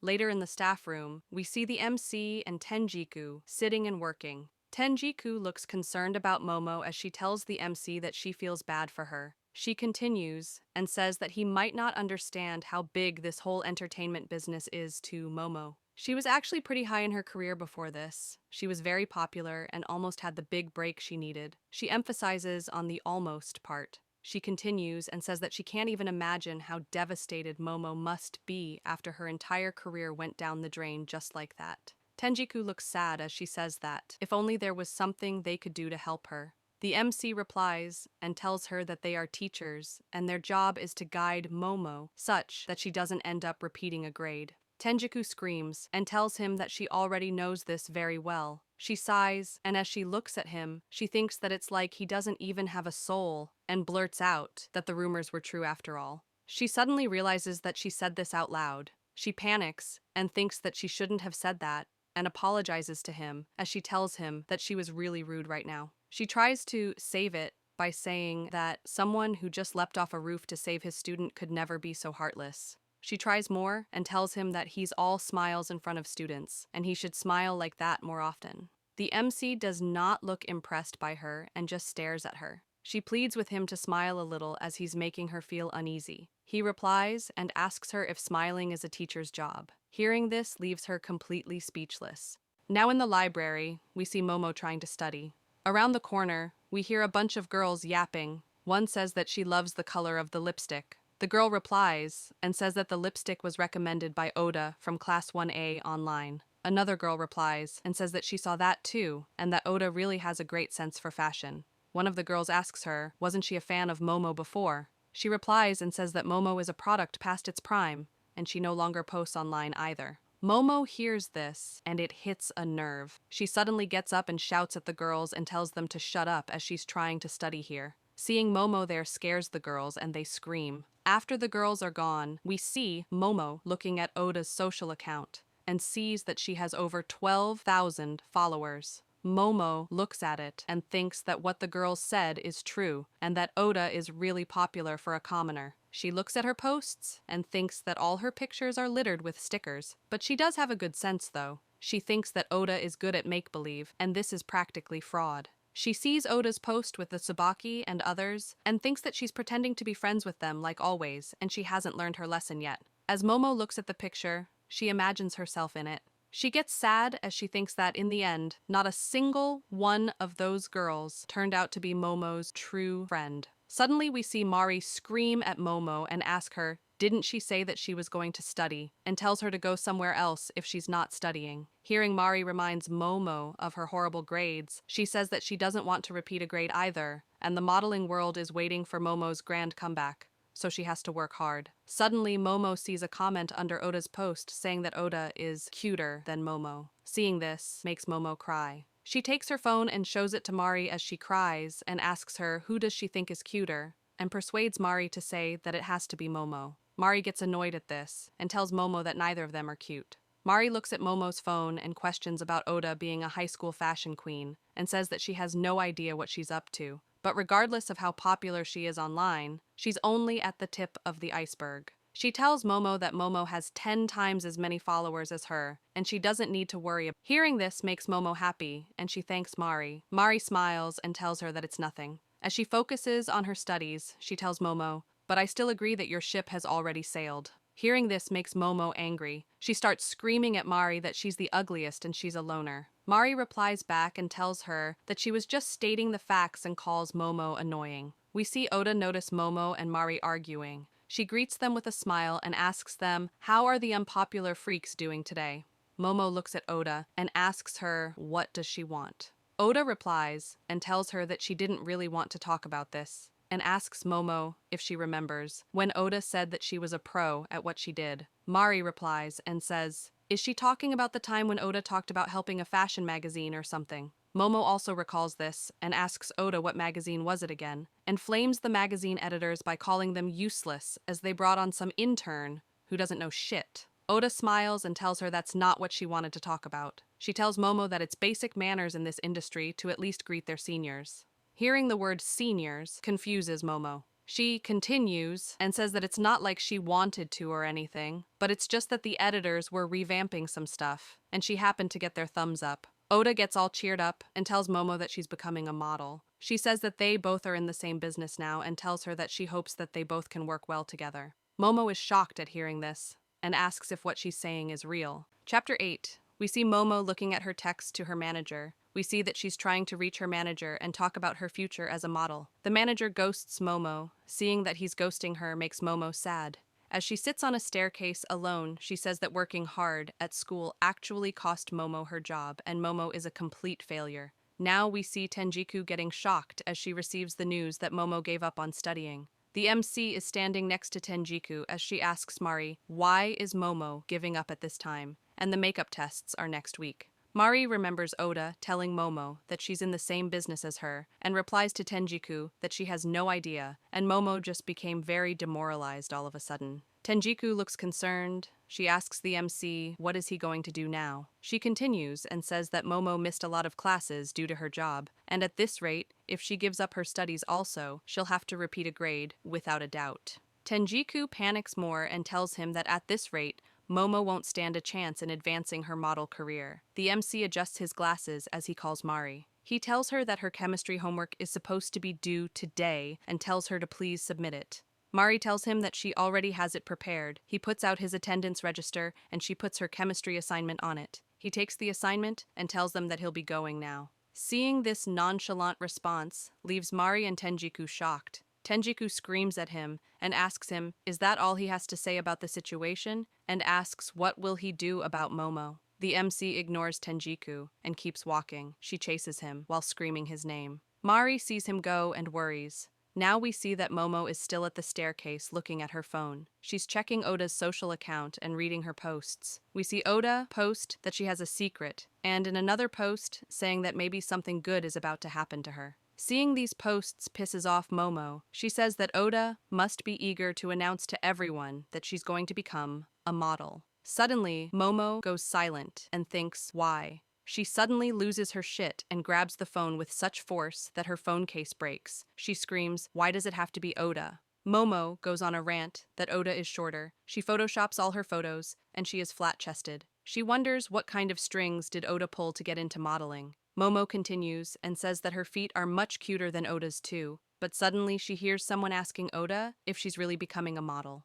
Momo instinctively hides and sees that it's Tsubaki and the others. She hears them telling Oda that it's awesome that she's going to be a model and asks Oda if they can tell their club members. Oda gets happy from all this praise. She tells them to stop it and that it isn't confirmed that she's going to be a model anyway. Momo sits there as she controls her anger and annoyance. Oda continues talking to the girls and says that if they want to tell others, they should make sure to spread the rumors far and wide. The girls say, how modest, unlike that Momo. Erika looks concerned as she talks about how Momo has toned down a lot recently. Tsubaki agrees and says that Momo isn't stupid enough to keep kicking up a fuss, even after her status has been taken away from her. Oda laughs and tells them that it seems like Momo is actually quite stupid because she's at risk of repeating the grade after all. Nazasa gets surprised and says that Momo is worse at her studies than someone like herself, someone who's in a sports club, and says that Momo seems to be a lost cause, and she's done for. Hearing all this scares Momo. Oda smugly tells everyone that Momo is a goner in her studies. She's a loner at school, and on top of that, her almighty model career was easily overtaken by someone like herself. Oda continues and says that Momo wasn't a big deal at all. Hearing this worries Momo even more.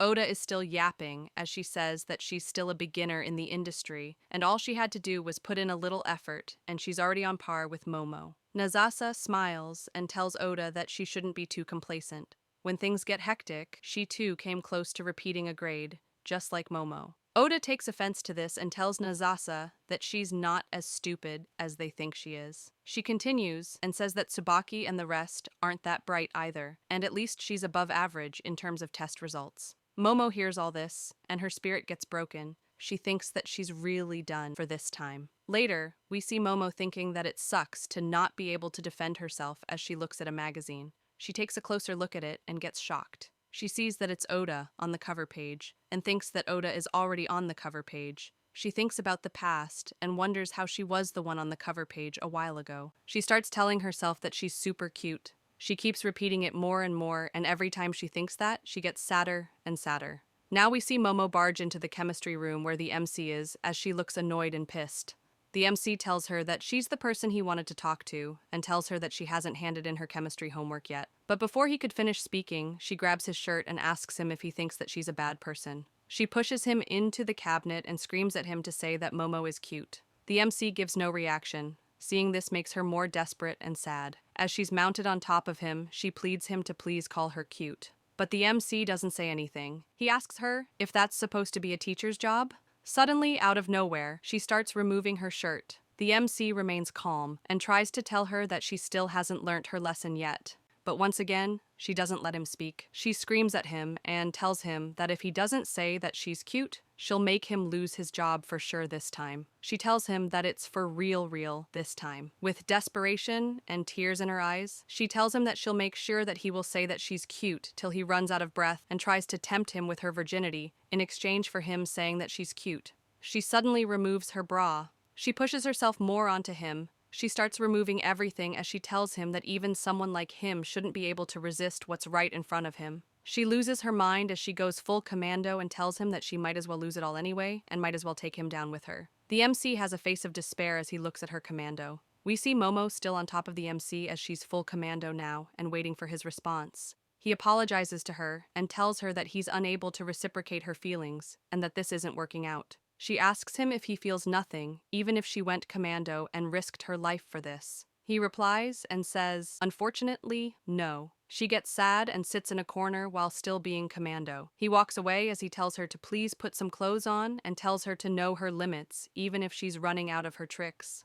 He continues and tells her that no matter how great her body looks, it won't translate into good grades, and asks her if he can have her chemistry homework now. She once again doesn't listen to him and screams at him, telling him that he doesn't understand anything at all. Now we see Momo thinking about her past where she couldn't get through the auditions and worrying if she's not cut out for the entertainment world. She doesn't give up as she thinks that it's her job. She thinks about the time when she was away from school for so long that she couldn't catch up in her studies and wonders if her future will be all right. She gets angry and tries to tell him that even at school, everything is horrible, and remembers her past self where she kept telling herself to not worry as she's super cute and that it's going to be all right at the verge of breaking down. She screams at the MC and tells him that being cute is more important than anything else in the world to her, and without that, Momo is done for. The MC asks her what does she want. He tells her that he doesn't get what she's trying to say, because he's not her after all. He reaches his hand out and tells her that he knows one thing for sure, and tells her to hand over her chemistry homework with a straight face, and tells her that if she doesn't, her efforts will really be all for nothing. Now we see Tenjiku worried as she asks the MC if Momo handed her chemistry homework in the end. He replies and tells her that she didn't give it. As he keeps working, he says that he can afford to let this go today, but if Momo doesn't submit it by tomorrow, she'll lose her marks for that. Hearing this worries Tenjiku. She screams at him and asks him if this really is the right way to go, and asks what if Momo repeats the grade and decides to quit school. He replies and asks her what's wrong if she quits. Hearing this confuses Tenjiku. He continues and tells her that attending high school isn't mandatory. He keeps working on his computer as he tells her that as long as Momo is willing to work hard as his student, he will do his best to support her. But if she decides to not do anything, there's nothing he can do about it. If she decides to quit school, he's no longer her teacher, and he's just any other stranger to her. Hearing him say this shocks Tenjiku. As we see Momo depressed and sitting at the stairs, the MC keeps talking to Tenjiku and tells her that he has other students as well, and wasting time on personal matters that have no line to school life isn't part of a teacher's job. He continues and tells Tenjiku that she has her own students to handle, and he has things he needs to do too. What he can do is simply do his job. Hearing all this shocks her even more. Suddenly the staff room door opens and we see that Oda is there as the MC is telling Tenjiku that he's a teacher after all. Chapter 9.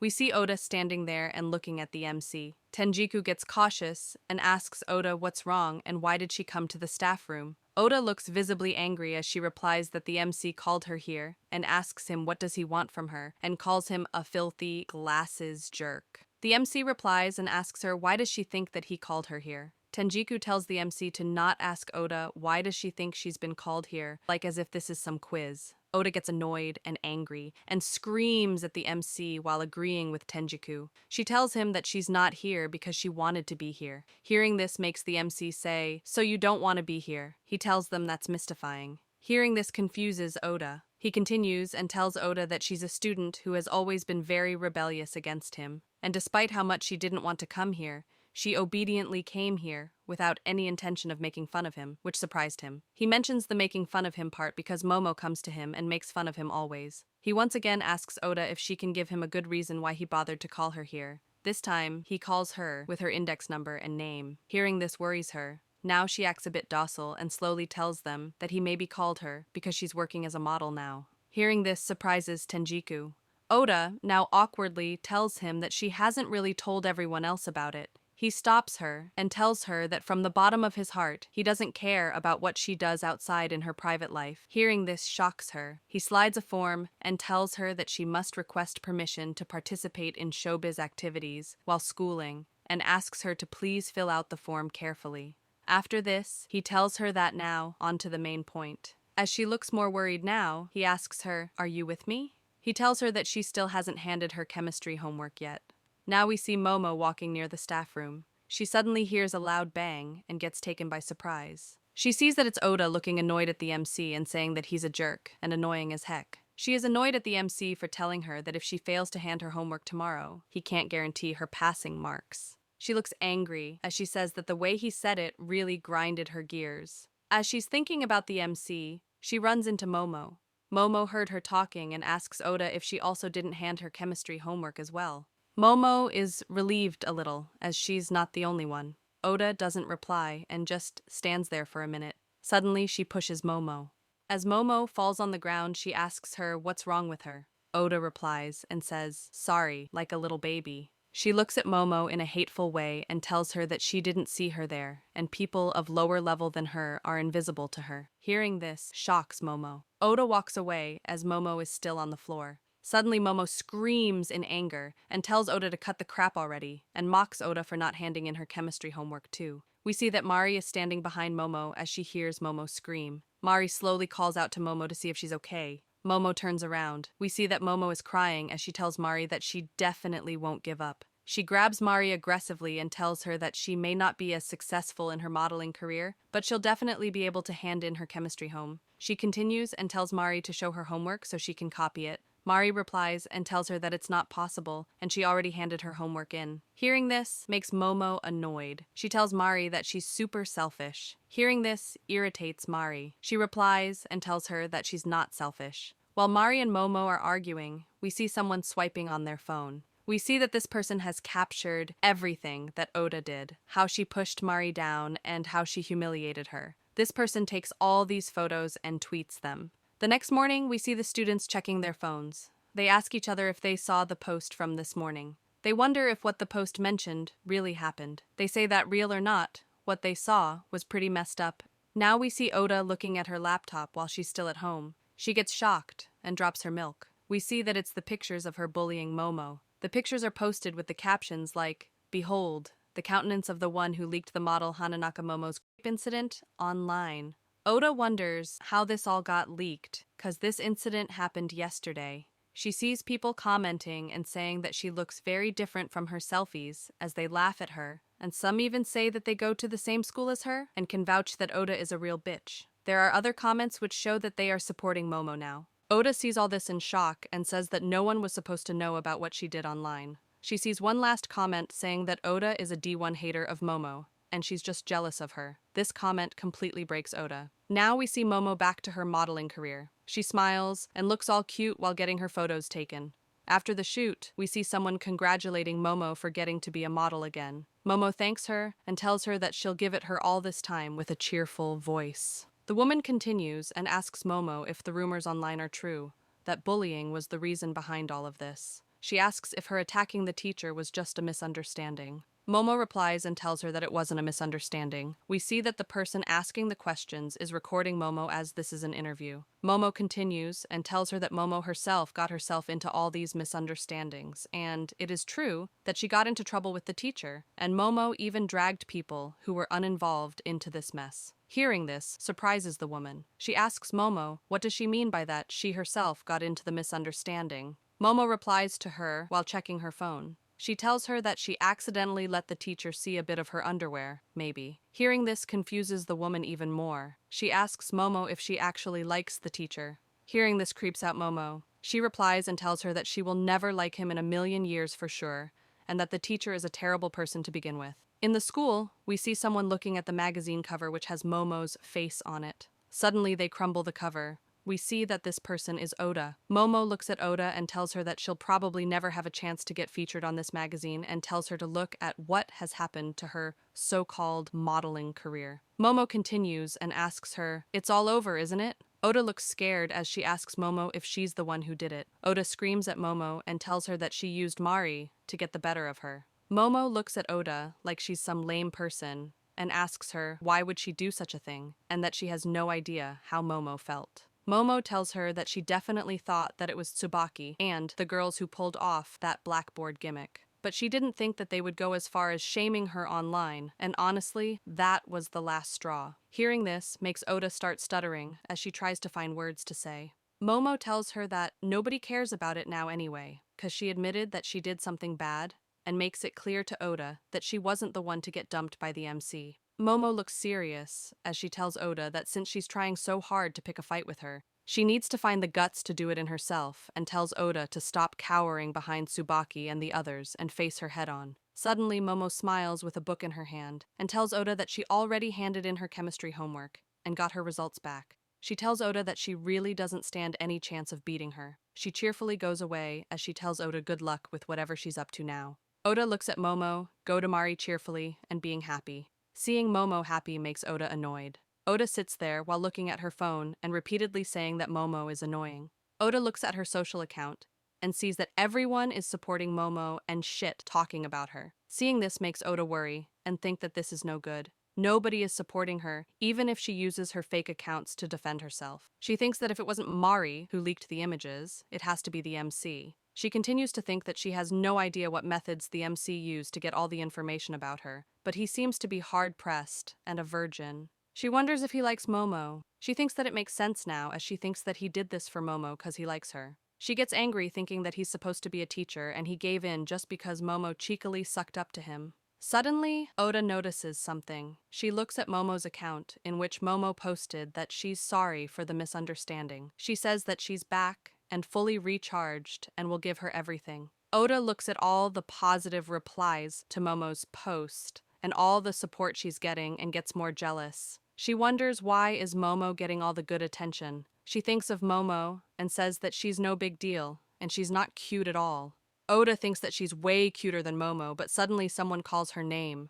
We see that it's Tsubaki and the other girls. Tsubaki asks Oda if she's okay as she smiles. Seeing them worries Oda. She tries to apologize, but Tsubaki tells her that they were worried about her cause they are her friends after all. Tsubaki sympathizes with Oda and tells her that all those nasty things which were written about her online must have affected her modeling career, which was going so well, and asks her if she's feeling better now. Oda looks horrified as she says that it really sucks, and it's not even her fault either. Tsubaki replies and tells her that she gets her and asks her if she's going to let this be as it is. We see someone reaching for a bottle of acid, as Tsubaki tells Oda that she has a suggestion for her. Now we see the MC checking the chemicals kept in the chemistry lab. He gets worried as he sees that there's one bottle missing. He tells himself that it looks like he'll be working overtime again tonight. Chapter 10. We see someone asking someone else if they know what an acid attack is. They continue and say that an acid attack is when they splash acid on someone, searing their skin and leaving terrible burns. We see silhouettes of some girls talking and saying, "An acid attack sounds nasty." Another girl replies and says that she's heard a rumor that a chemical bottle's gone missing from the science lab. Now, we see Tsubaki telling Oda that she doesn't have to actually splash the acid on Momo as she smiles. She continues and says that just a little sprinkle on her clothes or hair is good enough. That should be threatening enough. Tsubaki reminds Oda that Momo is a model after all, and she'll get so scared over the attack that she'll quit her job or transfer schools. Hearing this plan scares Oda. Tsubaki continues and tells her that either way, she won't have to see Momo's face again. With a cunning look, she tells Oda that even if she messes up and accidentally gets some on Momo, she can count on her papa to make it like nothing ever happened. Oda hears this and makes up her mind. Now we see Oda with a bottle of hydrochloric acid in her bag. She looks at it and thinks that this is pretty nasty stuff, no matter how she looks at it. She looks at the magazine which has Momo's face on it, and remembers Momo telling her that if she has guts, she should do it herself, and she should stop covering behind Tsubaki and the others. She gets angry remembering this and screams that she'll show her. Now in the staff room, we see the MC correcting the test papers of his class. We see that he is correcting Momo's papers. Suddenly, Tenjiku jumps with joy and screams, "Thank goodness!" With excitement in her voice, she clutches Momo's test paper and tells the MC that it was a very close call, but Momo made it. She passed modern literature. She asks the MC how did Momo do in his subjects. He gives an okay sign with his hands indicating that she's passed his subjects too. He tells her that she barely made it. Hearing this makes Tenjiku happy and say that this is great, with great relief in her voice. She continues and says that with this, Momo has cleared the supplementary exam.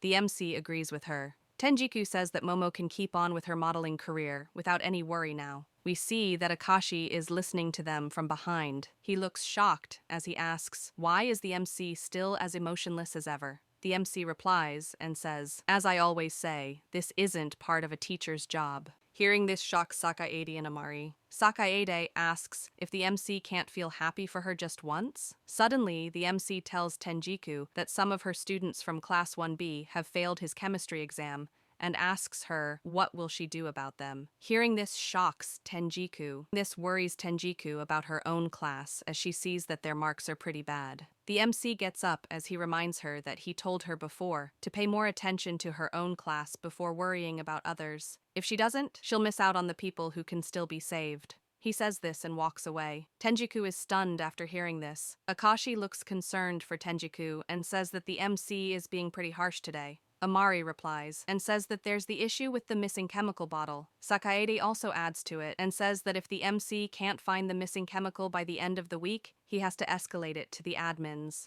Akashi tells them that the MC has been staying late every day looking for it. Hearing this shocks Amari as she can't believe that he's doing overtime every day. Sakaede looks concerned as he says that's something only the MC would do. Now, we see the MC outside. He sees that Momo is standing there as she looks worried and scared. He asks her, what is she doing near the staff room?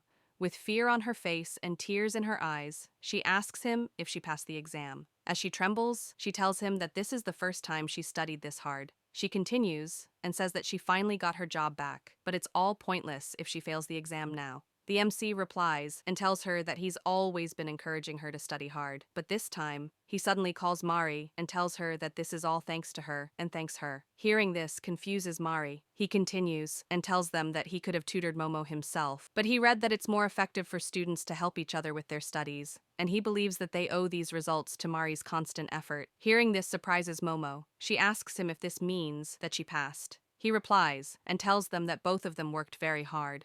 Tenjiku walks out the staff room and sees the MC smiling as he looks at Momo celebrating. Seeing him smile like this reminds Tenjiku of the time when he told Momo that he's just a stranger to her. She looks at him and smiles as she thinks that despite saying all that, at least he smiled. She calls out to the MC and tells him that she'll help him look for the missing chemical bottle. She tells him that 2 is better than 1, and she's sure that they'll find it in no time. She continues and says that they should celebrate Momo's achievement together and suggests a cafe, which just opened near the station, with great joy. She tells him that it's her treat, but he immediately rejects her and tells her that he'll look for the bottle by himself and thanks her for trying to help him. As the MC walks away, Tenjiku looks angry and tells the other girls that they'll go without him. Momo gets happy and runs to her class so she can grab her bag. While Momo is going, Mari looks up the new cafe which Tenjiku talked about. Mari gets confused as she looks at the cafe. She thinks that she's seen this cafe's cakes before. Now we see Momo packing her bag. Suddenly, Oda enters the classroom. Momo looks fed up with Oda as she tells her to buzz off and that she's on her way to a huge celebration. Oda suddenly tells Momo to not move an inch. Oda looks crazed as she pulls out the acid and tells Momo that if she moves, she'll be in a world of hurt. Seeing this scares Momo. She recognizes the bottle and asks Oda if that's the chemical bottle which the MC has been looking for. Momo doesn't understand what Oda means by a world of hurt and asks Oda what does it mean. Oda replies and tells her that she'll splash it all over her. Momo still doesn't understand what this means and asks her what will happen after it's splashed on her. Oda replies and says that it'll burn her a lot. For a second, both of them go silent. After Momo processes what this means, she gets scared and steps back as she tells Oda that she can't believe that she'd actually resort to something like that just because she's doing better than her. Oda screams and tells her that she's not doing this just because she wants to. She tells her that if Momo disappears from her life, she could continue hanging out with Tsubaki and the others. Hearing this surprises Momo. She asks Oda if staying in that group is really that important to her. Momo continues to ask her, is it because it makes people respect her? Because they come from prestigious families? Or because it makes her feel powerful? She tells her that this has nothing to do with Tsubaki and asks Oda if she isn't her own person. Momo continues and tells her that if she wants to get rid of her, she shouldn't do it in a rotten way and to face her head on. Oda screams and tells her that if she could, she would have already done it. Oda screams in frustration that she really would have if she had some way of surpassing her. She would have done it long ago. Oda remembers the first time she saw Momo and how everyone immediately complimented her. Oda starts crying as she tells Momo that this is all her fault. She remembers others saying that they have to be born with the talent to reach that level as they look at Momo. Oda screams at Momo and tells her that as long as she exists, she'll spend her whole life living in her shadow. Momo looks confused as she asks Oda what does she mean by that. While they are talking, suddenly someone intervenes. We see that it's the MC. He tells Oda that she's holding the bottle of chemical which he was searching for and asks her if she could return it. Seeing the MC spawn out of nowhere shocks Momo. She asks him, since when has he been there? He tells Oda that she shouldn't be taking these chemicals without permission and asks her if she was trying to threaten Momo. He tells her that doing something like that is pointless. He calls Oda by her index number and tells her that she's a simple-minded person. Hearing this shocks Oda. He continues and tells her that what she's trying to do is truly meaningless. Hearing this pisses off both Oda and Momo. Oda screams and asks him what is he trying to say, while Momo tells him to stop provoking her and calls him stupid Four Eyes. Oda tells him that he started all this, and if he hadn't written about her online, she wouldn't be in this mess. The MC asks her, what is she yapping about? She repeats herself again, but the MC tells her why would he do such a thing. He tells her that she obviously hasn't been listening to what he's been saying. He tells them that he has no interest whatsoever in their private life. If it has nothing to do with his job, he neither knows nor wants to know about the kind of things they do. He doesn't care about what they do outside of school, online, or whatever. He tells her that the online matters are the jobs of their school's online watchdogs. Hearing this surprises Momo as she thought that they didn't exist before. He continues and tells Oda that he's not her friend, he's her teacher. Oda laughs and tells him that despite him saying all this, Momo seems to be the only exception. Hearing this confuses Momo. Oda continues and says that there's no way she'll believe something like that from the likes of him, and she knows very well that he's all over Momo. Oda screams like a child and says that everyone only keeps talking about Momo this and Momo that, and splashes the acid onto the MC. The MC tries to protect himself from it.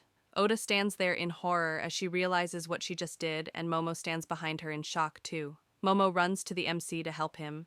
Now we see Nazasa asking Tsubaki, what if Oda actually does it? Chapter 11. Now we see the MC kneeling on the floor as he's drenched in the acid. Oda stands there shocked at her own actions as Momo goes near him to help him as she looks worried and panicked. As Momo is trying to help the MC, Oda tells her that it's all her fault.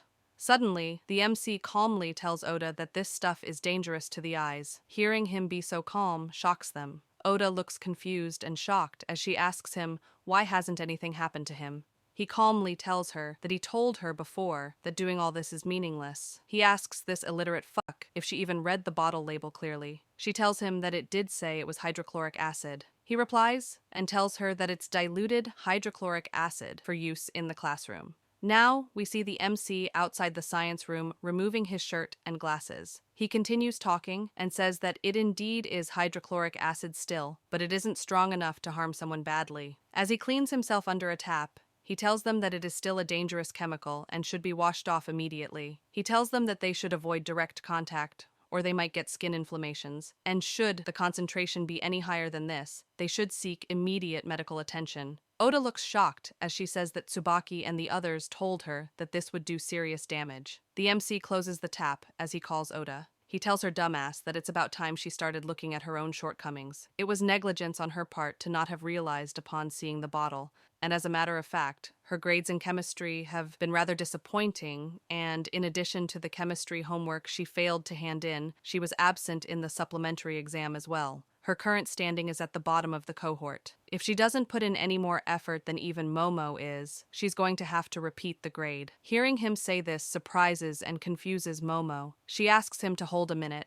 and asks isn't Oda's score at least twice that of hers. He replies and tells Momo that's impossible, and Oda's results have always been not much different from hers. Momo still can't believe this and tries to tell him that Oda was saying that her marks are better, but the MC stops her and tries to explain. As he's explaining, we now see Mari and Tenjiku. Mari tells Tenjiku that she's seen this cafe's cakes before. Mari looks at the images of the cakes and looks concerned as she tells Tenjiku that the cakes Oda said she made herself look exactly like the cakes from this cafe. Now we see the MC and the girls. He explains to Momo that Oda has been lying all this time. Hearing him say this makes Oda scared. Momo gets confused hearing this. He continues and tells her that he had no clue who was behind those incidents that happened one after another. But upon seeing the handwriting on the blackboard, he roughly knew that Oda was the one who had written it. If the one who did it was Momo's friends, they wouldn't have said that Momo was interested in me. It's clear that the culprit had evil intents against Momo in spreading such rumors. He continues and tells Oda that she's always involved in disputes with Momo, intentionally trying to spite anger and show off. However, all of it was just big talk with no substance behind it. He continues and tells her that when she didn't hand in the showbiz activities application form, he understood that her lying ass didn't participate in any modeling activities outside. Momo asks Oda why did she never ask the opinion of those who were involved at all, even though she said that she knows others in this line of work.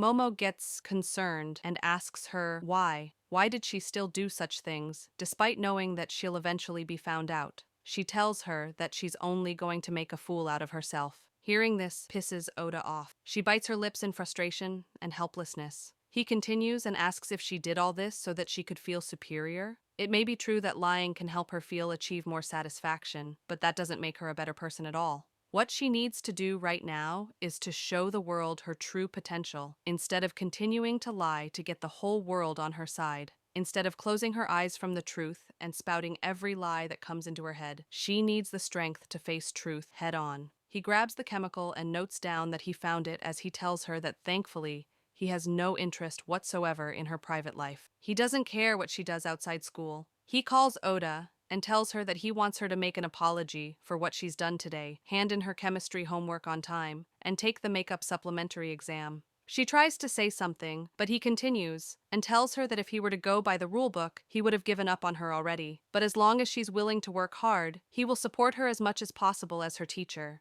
He gives her a big smile and tells her to please put in her best effort. This is so that she can become a member of society instead of being seen as a liar. Hearing all this surprises Oda, and she tries to tell him something, but Momo jumps in and awkwardly says that she also thinks that this time Oda really messed up big time, but they all still have a long road ahead of them. She awkwardly tries to cheer Oda and tells her that even she has thoroughly reflected on her actions, so she can change too. Momo continues and tells Oda that she doesn't have to force herself to stick with Tsubaki and the others. Hearing all this, Oda smiles and asks her just how optimistic could she possibly get. She gets really close to Momo and tells her that this is the really annoying part about her and that she really hates it. She tells Momo it's a joke that they can work together. She asks her what could Momo possibly do and that she is already content with what she has in her life. Momo looks shocked. Oda screams and tells her to not look down on her just because she lied. Her life doesn't revolve around what they say. She's completely fine with who she is. No matter what others may say about her, the fact that she hates Momo will still remain.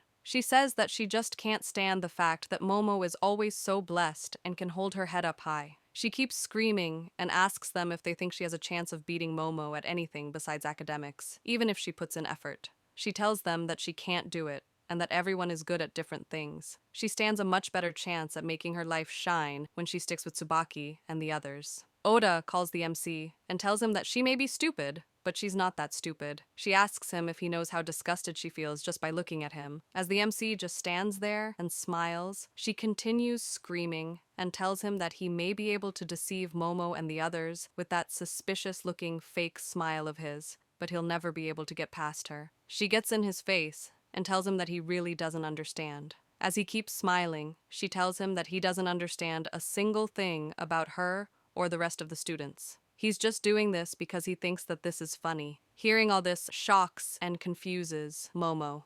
With tears in her eyes, Oda screams and tells him to keep dreaming if he thinks that he can become a great teacher by giving them that look. Suddenly, the school bell rings and the hallways fill with silence. As Oda is frustrated and tries to say something, the MC calls her index number and her name. He looks at her like she's a pain in the ass and tells her that she really is stupid.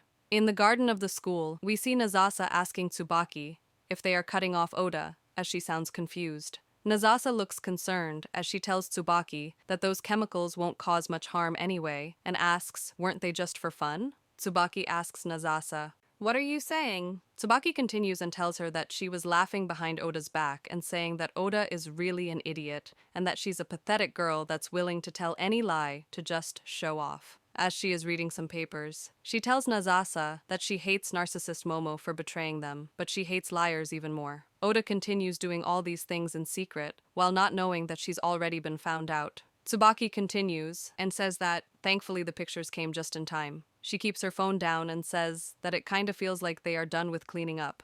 Erika looks concerned as she says Tsubaki's name. Suddenly, Tsubaki throws a bunch of papers and tells them that she was shocked when she saw this. It looks like someone else in their school needs much more cleaning up than Oda does. Now we go back to the MC. He tells Oda to excuse him and that the last bell rang, and it's now his private time. He tells Oda that he accidentally spoke his mind. He says, making your life shine. Please, for someone who doesn't even know their position, that's almost impossible. He tells her that if she doesn't want to lose everything, she should learn from Momo and make sure to come for the makeup exam next week. Otherwise, it'll really be all over for her. Hearing all this scares Oda. She reaches out to the MC and grabs his hand. He immediately smacks her hand away and tells her to not touch him. Seeing this reaction shocks her. He apologizes to her and tells her that he's had enough overtime hours for this week. He can't entertain her any longer. His job as a teacher is to teach and guide students. But as she can tell, he is a huge liar. As he says this, we get a glimpse of the papers which Tsubaki threw. The paper is an investigation report on the MC. The report says that a student was pushed to committing non-existence,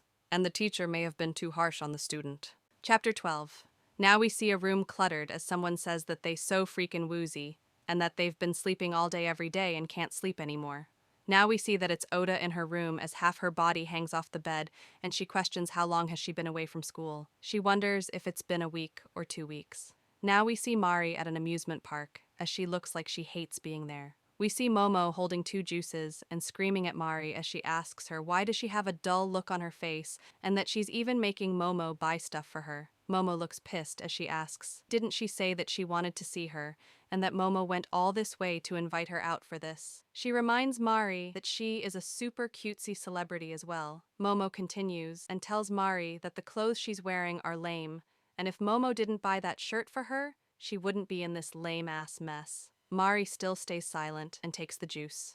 Suddenly, NPC in the back looks at Momo and says that she's so cute. Momo hears this and quickly turns back to thank them, and then immediately asks Mari why is she wearing that coat in the middle of summer in the first place, and that it's sweltering hot. Mari still doesn't say anything. Momo suddenly laughs and tells her that she looks like she's not come to the amusement park with friends before, and asks her if she doesn't know how to dress up for these occasions. She continues to make fun of her and tells her that she doesn't have friends to begin with. Mari still stays silent and does nothing. Seeing this reaction pisses Momo off, and she screams and asks her what's wrong with her all this while. Mari looks dull as she speaks and tells Momo that the reason she wanted to meet with her was because she wanted to talk to her about the MC. Hearing this confuses and surprises Momo. Momo gets annoyed as she asks Mari why on earth must they talk about that stupid glasses virgin teacher while they're on a break of all times. They still have to see his face next week's summer seminar, no matter what. Mari speaks and asks Momo, hasn't she always been angry at the MC?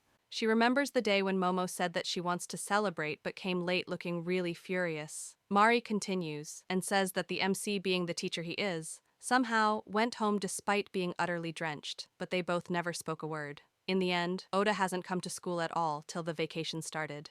Mari asks Momo if something happened between her and the MC. Momo has a slight, pained look in her eyes. She tells Mari that it was nothing. Hearing this surprises Mari. Momo continues and says that she is angry because nothing happened. Now, in the staff room, we see Sakaede asking the MC if Oda really got away only with house arrest after what she did with the chemical bottle. He sounds a bit concerned as he tells the MC that there was in fact an attempt at theft and causing harm. He still can't believe that's all that she was given. He says that many parents were furious, especially due to Oda and Momo's whole episode of online turmoil. The MC replies and tells him that there hasn't been a damage report released. The school doesn't wish to escalate the matter any further for secrecy's sake. He tries saying something but remembers Oda mentioning Tsubaki and suddenly stops and tells them it's nothing. Hearing this intrigues them, and they try to ask him what was he going to say. We see Tenjiku looking worried as she asks him if he's okay. He replies and asks her why does she ask. She apologizes for asking him this, but she's heard rumors about Oda from Class 1A being uncontactable. She mentions that she talked to Tsubaki and the others who had always been with Oda, but they acted like they don't care about her and said that she's a liar. She remembers Tsubaki smiling and saying that Oda is a poor little thing, and to think that she actually told all those lies just because she wanted more attention, and it looks like in the end, she lost everything, and it was all over for her. Tenjiku remembers this and tells the MC that she just has the feeling that this is no trivial matter. The MC calmly replies and asks, "Is that so?" She looks a bit worried as she asks him, how could he be so calm, and asks him if isn't she a student from his own class. He calmly replies and tells her that she's right. Seeing him act so nonchalantly pisses off Tenjiku. She asks him if he's trying to pick a fight with her. Tenjiku starts telling him sternly that he's got to thoroughly consider why Oda told all those lies just to attract more attention to herself. She thinks that there surely has to be some deep complex of hers at work behind this, and as teachers, they should be thinking ways to address this problem. As she's still speaking, the MC calls Tenjiku's name. He coldly tells her that he already warned her earlier to please refrain from unnecessarily poking her nose into other people's matters. He tells her that he's the teacher in charge of Class 1A and not her. Hearing this leaves Tenjiku completely baffled. The MC tells her this and walks out the staff room as she sees him go.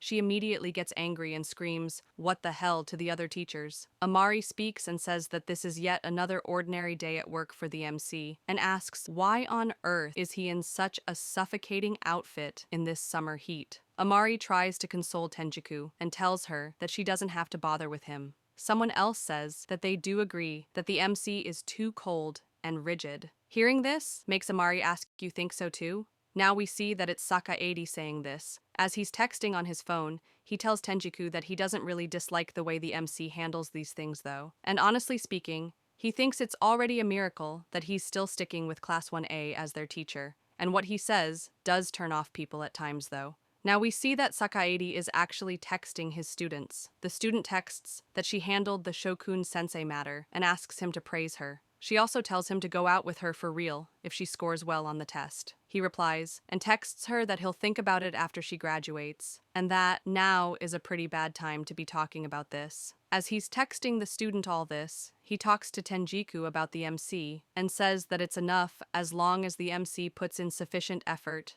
and delivers the right results, and that they don't really get proper summer vacations after all. Now we see Oda as she is laying half on the bed and half on the floor. She thinks about how the MC said that he's a big fat liar. She recalls that moment. Now we see Oda looking shocked after hearing him say that. She asks him if he's saying that as long as it isn't his job, he won't even try to support his own students at all. He replies and tells her that she's absolutely right. Hearing this shocks Momo too. She asks her if he's the same with her. She tries to joke and say that unlike the super cutesy Momo, Oda has like zero cuteness after all, and Momo kinda gets why he feels like just brushing her aside. She awkwardly asks, "But you helped Momo out, right?" The MC just looks at her and says nothing. Seeing him not say anything gets her a bit embarrassed. She tries to save it by saying that perhaps he felt that was part of his job too, and what he's done for Mari was probably likewise too, as she awkwardly smiles. The MC calls Momo's name as she talks. He tells her that if she's going to keep yapping about useless stuff, he'll go home now. The workday long ended and he wishes to treasure his private time. Hearing him say this shocks them.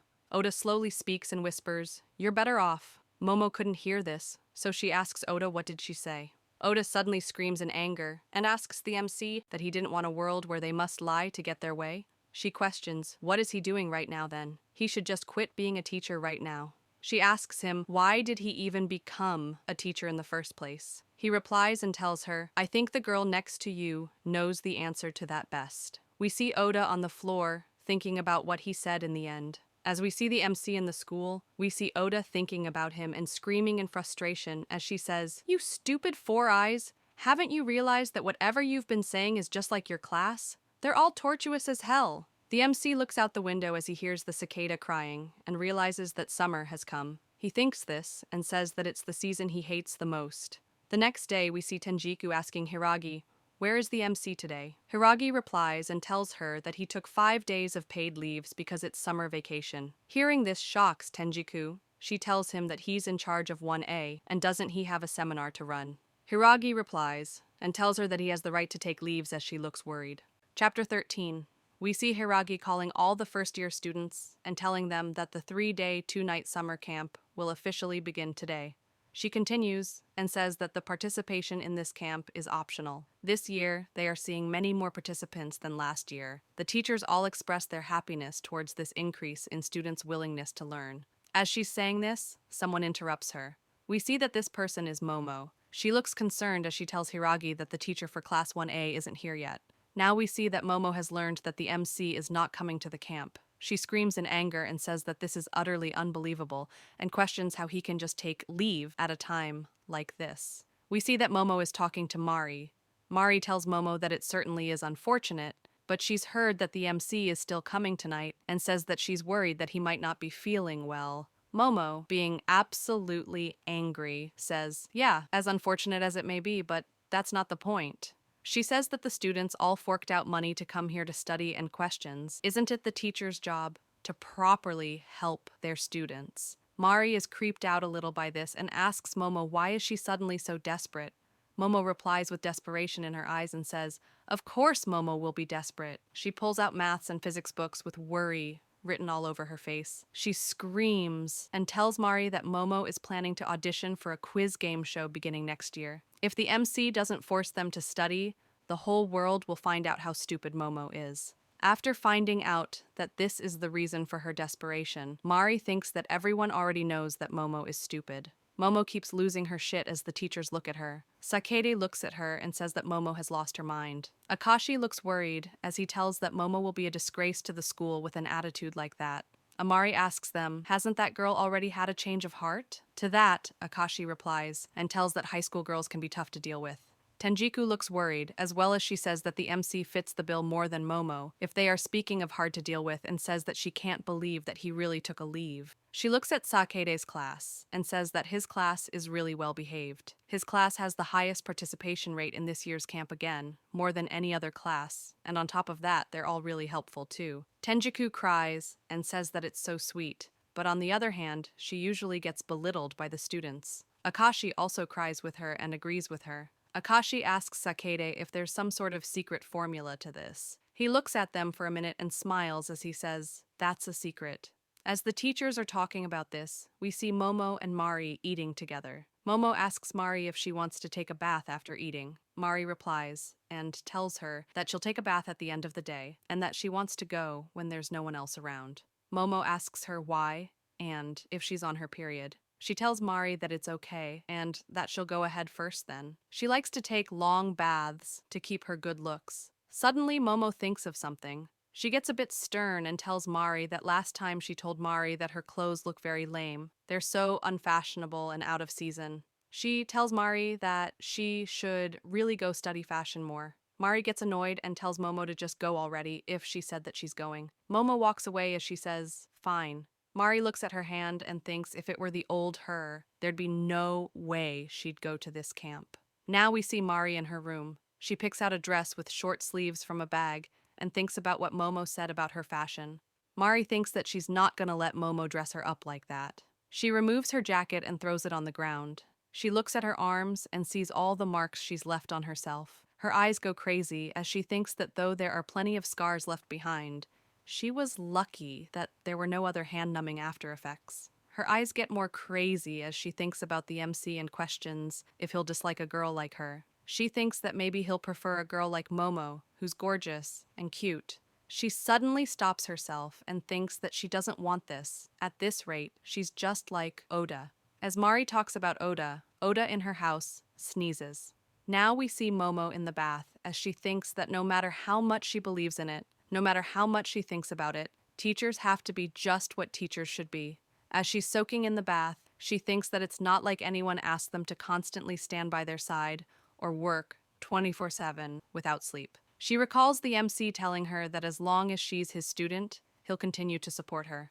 She thinks, wouldn't it be great if it actually happened? She remembers all the times the MC was kind to his students and thinks that it was all nothing more than lies, even if it was supposedly part of his job. She thinks that he's more fake than Oda, precisely because he's a big, fat liar. Oda sneezes again at her house as she wonders if someone is talking about her behind her back. Now we see the MC coming to the camp at night. Tsubaki greets him with a smile and says that it's about time for the star of the show to appear. The MC calls her name and index number and tells her that students are prohibited from leaving the school premises after 8 p.m. during this camp. She replies and tells him to not be such a dork, and that she just wants to talk to him in private, that's all. She continues and tells him that he doesn't have to be so defensive. Unlike Momo, she's not the type that will honey trap him. The only kind of girls who'll do that are worthless and brainless. She tells him if she ever wants to do anything to him, she can get him fired at the snap of a finger without having to resort to such roundabout methods. But that won't do. Like all the others they've had before, they'd like for him to personally resign after crumbling under his own chagrin and humiliation. He stays calm and says, I see. He walks past her as he tells her that this was a waste of time after all. As he's going, Tsubaki cheers up and says, as expected from Jimmy-sensei. She smiles and says that the willpower of a teacher like him that's so attached to his job is certainly different, no matter the circumstances. She gets close to him and smugly smiles as she calls him a murderer. He looks at her and doesn't say anything. She continues and says that it's sad, and he's only gotten used to his new job in their school. She asks him, wouldn't it be troublesome for him if others know of this? That he had forced his own students to their deaths in the past? They both look into each other's eyes as she tells him this. She smiles and tells him that she'd totally expect that even someone as hardy as Momo would be put off by this, and tells him that he really turned out to be much older than she had thought. She continues to yap and tells him that initially she thought that he was young, but knowing his actual age surprised her. As she's yapping, he calls her. He tells her that she's speaking quite a lot for once. Hearing this makes the smile off her face vanish. He continues to walk away as he tells her that since he's on a different schedule today, he's left with about 10 minutes till he has to clock in for work, and tells her to please return to her room. He suddenly stops and turns back as he remembers to tell her one more thing. He tells her that he doesn't know exactly what she knows about him, but if she's talking about what happened 10 years ago, he wants her to know that he had nothing to do with it. He tells her that those students brought it upon themselves. Now, in the lobby, the MC sees Momo sitting alone and calls her. Seeing him suddenly surprises her as she says, "Ga." He walks to her as he asks what's with that "ga" of hers. She replies and tells him that it's nothing. He takes a look at her clothes and sees that they are torn. He asks her why is she dressed like that. She tries covering them up and asks him, isn't it obvious that she's being bullied like always? She gets pissed as she says that everything had been going well recently during Momo's return to the modeling stage. But he can say that this was sort of a slip-up. Even if they can't write about how bad she looks anymore, the situation still hasn't gotten any better. After hearing all this, he just says, "Ah." Hearing him respond like this pisses her off even more, and she screams at him and asks, "What was that for? Isn't this the part where he should be removing his suit and putting it on her?" He asks her if that's a teacher's job. He tells her that he doesn't like removing his suit anyway. She asks him, didn't he do so when he was lecturing Oda last time? He replies and says, that's because he was splashed with acid, though it was rather dilute. She gets angry at him and tells him that's why he's still a virgin. He calmly replies to her and says that he's a virgin of his own will. She starts panting as she's tired from all the screaming at him. He reaches into his bag as he tells her that luckily he came at the right time and that he has a spare one for her right here. He holds it out to her so she can take it. She doesn't take it, so he questions her. She looks sad as she asks him if he's being kind to her because he's at his job now. Suddenly, she grabs his tie, and as she thinks that no matter how much she believes in it, no matter how much she thinks about it, even if he knows that he's a big fat liar, as she's thinking this, we see that she pulled him so that she can kiss him. As she's very close to kissing him, Mari sees this. She looks at Momo from the back as she's going in for the kiss and thinks about when she asked Momo why was she so desperate. Chapter 14. We continue with Mari's eyes going crazy as she sees that Momo is kissing the MC.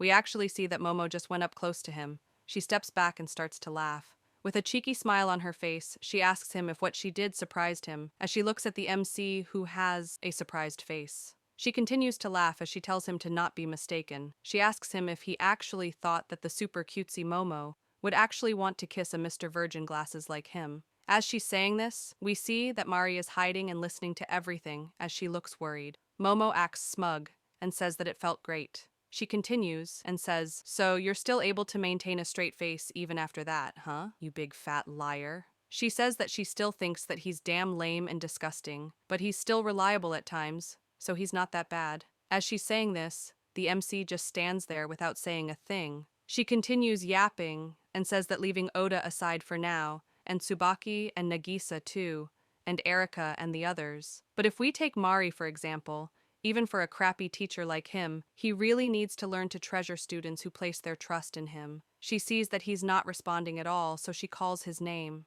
She asks him if getting deprived of a kiss came as such a shock to him, or was it because Momo called him disgusting. She blushes as she says that he's hopeless. As she says since he was nice enough to lend her his jacket, a kiss on the cheek should suffice. She goes in to kiss his cheeks. He suddenly pushes her back. Seeing this reaction confuses her. He takes a step back and suddenly covers his mouth with his hand and starts running. Seeing him do this confuses Momo. Now we see that he ran to the men's washroom to go vomit. Momo also follows him and sees that he's vomiting and gets shocked. Momo's eyes look confused as she starts sweating. As she's standing there, Akashi and Sakaede rush to see what's wrong.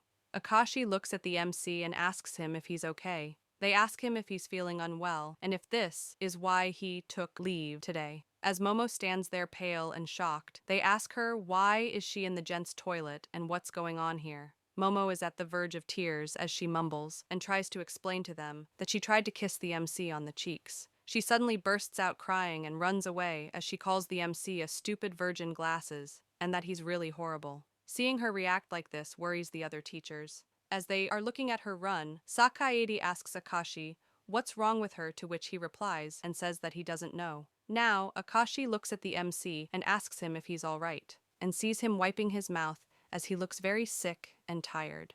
The MC replies and tells them that he's fine. The MC takes his bag and starts walking away, but Akashi looks concerned and asks him if he's really okay and that he can't afford to spread the bug to the students. But the MC replies and tells them that he's all right. Sakaede tells the MC that he should have told them that he took time off because he wasn't feeling well. But the MC once again replies and says that he's okay. With a serious look on his face, he tells them that he has already prepared all the teaching materials while he was away, and he's been told that there weren't any problems at school, and asks them if there's anything else. Sakaede panics and tells him that there's nothing wrong if he says so. He continues and says, "Thank goodness you're back to your usual self." Now we see Sakaede walking out first. As he comes out the washroom, he sees Mari walking away.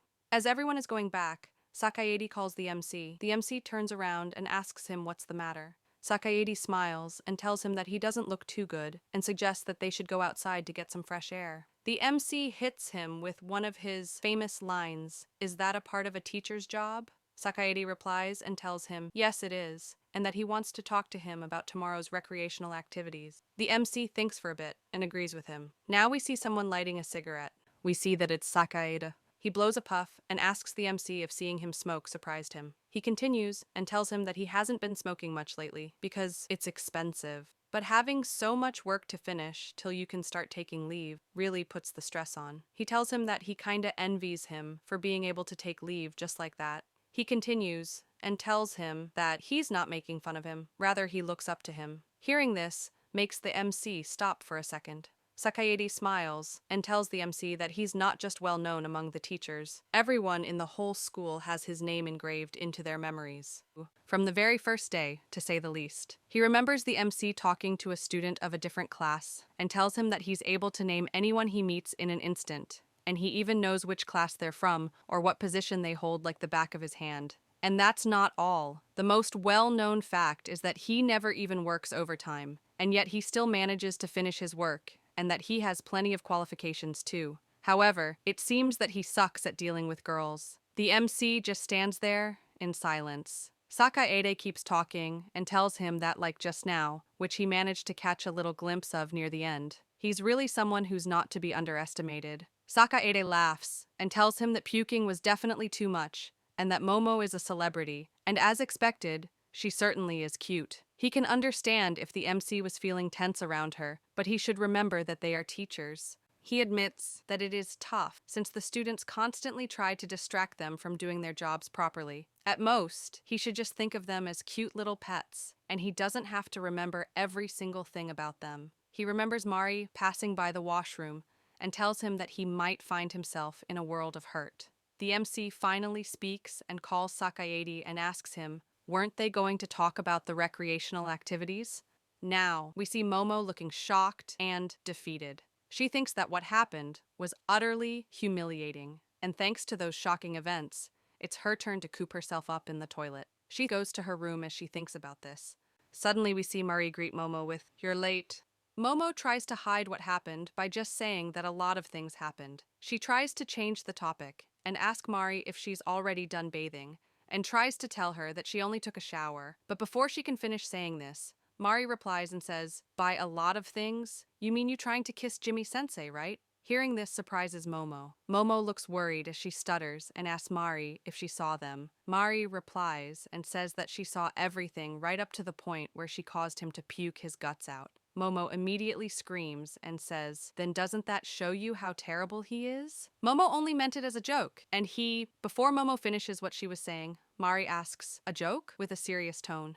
Mari turns around with a crazy look on her face and murder in her eyes, and tells Momo to not try to talk herself out of this. Mari asks, "Momo, didn't she earnestly try to kiss him? She said that it was as thanks for him lending her his jacket." Her eyes go pitch black as she asks, "Isn't that sensei's jacket you're wearing now?" Hearing this shocks Momo, as she knows that her secret is out. She starts panicking and trying to hide it by saying that it was just a peck on his cheek, and it was merely an attempt. Mari doesn't take any of this and tells her that it doesn't matter whether it was just an attempt or not. He lent her that jacket because he was concerned for her. That's the thing that's really bothering her. Hearing this worries Momo, as she thinks that this bitch has lost her damn mind. Mari calls Momo's name and tells her that she thought that Momo understood how she really felt. Hearing this confuses Momo. She asks Mari, "That's yet another lie from you, isn't it?" She continues and says, "Don't tell me you actually like that stupid, lame, disgusting, pukey virgin glasses."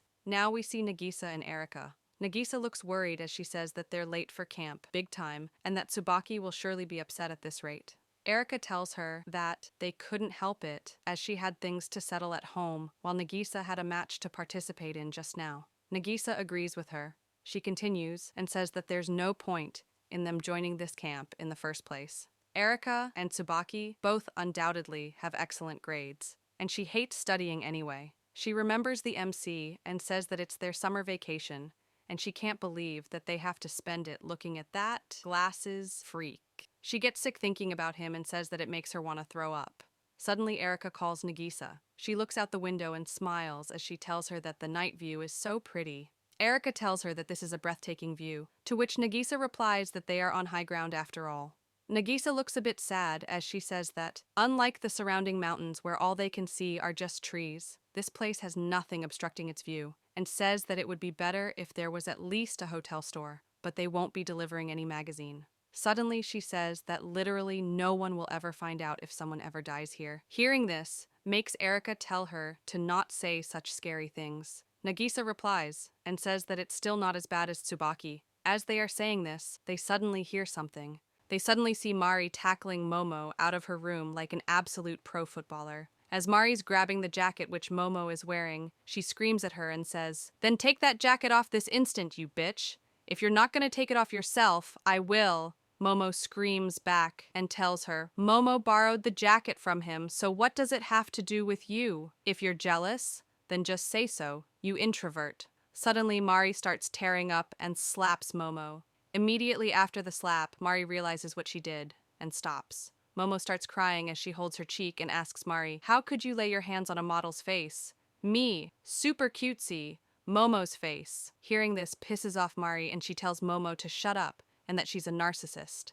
As they both are fighting, Nagisa and Erika look at them like, "What are these dumbasses doing right now?" As they are still fighting, we suddenly hear someone say, "Oh boy, didn't I already warn you? I told you I have the upper hand when it comes to dealing with the girls, Jimmy-sensei." We see that it's Sakaede telling this as he smiles and looks at the girls fight. We also see Tenjiku running towards the fight as she looks worried. Chapter 15. we see the MC and Tenjiku seeing Momo and Mari fight like cats. Tenjiku tells the MC to please stop them quickly and says that they both suddenly broke out into a fight. Suddenly, something flings into the air and hits someone as blood splatters. Now we see Momo and Mari sitting on their beds as they avoid looking at each other. Tenjiku looks concerned as she looks at them and says that she can't believe that Momo got into a fist fight with Mari. Amari looks worried as she asks, "High schoolers can do just about anything, can't they?" Now we see Hiragi. She looks at the MC who has a bruise on his face and asks him, how did he get beaten up more than the two girls who were actually involved in the fight? Tenjiku tells her that it's a long story. Now we go back to seeing Momo and Mari. Mari tells Momo that she's a horrible person for throwing a stun gun at the MC. Momo replies and says that she didn't throw it just because she wanted to. She lost her grip, which was all thanks to some girl with her one-sided love. Mari gets annoyed and asks her, why does she have a stun gun in the first place? Momo replies and says that she's super cute. That's why she needs a means of self-defense while outside school. Anyone who tries to hurt her beautiful face will be considered as enemies. Mari gets more annoyed as she says, "What? So you were trying to throw that at me instead?" Momo pouts and asks Mari, didn't she enjoy pain? Mari calls her an ugly bitch. Momo screams and tells her that she isn't an ugly bitch. Mari tells her that she has a bitchy attitude though. They both start fighting again. As Tenjiku tries to break their fight in the background, we see Hiragi scolding the MC. She tells him that he doesn't have the freedom to go home on time during this camp. Be it fights that the students get into, anything that happens will be his responsibility. She continues and says, I'm sure you're aware of the reason behind this fight, aren't you? He stays silent for a bit and tells her that he'll take full responsibility of the matter at hand. The next day, we see some girls playing together and having a fun time. Tenjiku looks at them and says that it's their free time now, and yet the difference between Class A and Class E is huge. Akashi joins in and says that it's like comparing between heaven and hell. Someone suddenly calls Tenjiku and says that they want some tea. Tenjiku gets startled and immediately goes to them. Akashi and Amari look at that person. We see Akashi say that this does not look like everything's okay. Amari adds to it and says that instead of being friends, it feels like she's being treated like a servant. She continues and says that it certainly bears being treated as non-existent like them. Akashi replies and says that his class said that he'll be a bother, so he should stay away from them. Now we see some girls fawning over Sakayede as they pull him. A girl pulls out a box of cookies as she blushes. She tells him to try them because she made them for him. He takes the box of cookies. He thanks her and tells her that they look really good with a smile on her face. Hearing this makes the girl really happy. Suddenly the other girls see this and tell him to not just look at her and that it's not fair. The other girls start clinging to his arm as they tell him to try their snacks too and that they want a photo with him. Momo looks at this commotion from the side and thinks that he's really popular. She takes a closer look and thinks that with him being that handsome, she wouldn't be surprised if she actually started liking him and compares him to the MC. Now we see the MC talking to Momo and Mari. We see them sitting somewhere isolated. He tells them that as their homeroom teacher, he wants to find out the reason why they were fighting last night. As he's saying this, Momo thinks that he looks so lackluster even when lecturing them, and wonders why would Mari even like him in the first place. He continues and says that he heard that Mari got jealous of Momo because he lent her his jacket and asks Mari if she would mind telling them why she felt that way. Hearing him makes Mari go silent while Momo thinks that he's so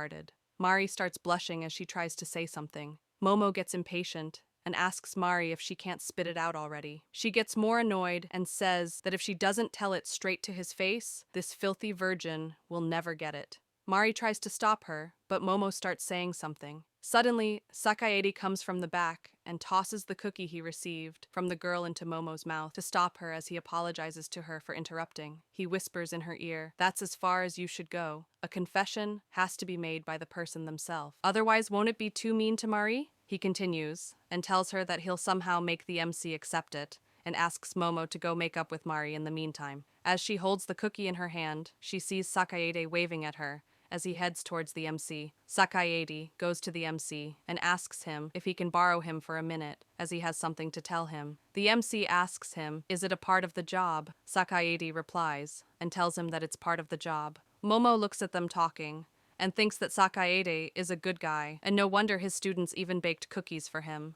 Momo looks at the cookie she's holding and thinks real hard for a second. Suddenly, she suggests Mari to bake some cookies for the MC. Hearing the suggestion surprises and shocks Mari. Momo tells her that she should have more confidence in herself. She continues and says, "You can even cook well, but since Momo is so cute already, who cares if Momo can't cook?" Momo looks irritated as she screams, "Since you have so much time to be jealous of others, why not you spend that time on improving yourself?" Mari hears her and thinks that this might be her way of making up. She looks at the half-eaten cookie which Momo gave her and thinks about the suggestion she gave. As she's still looking at the cookie, she thinks that Momo is always so confident. She gets up as she thinks that she's the most unreliable and pathetic person of all. As Mari is doing this, we see some other girl looking at her. Now we see Sakaede and the MC. Sakaede asks him, why is he still a virgin? The MC asks, how is this question related to his job as a teacher? Sakaede replies and tells him that it's not directly related.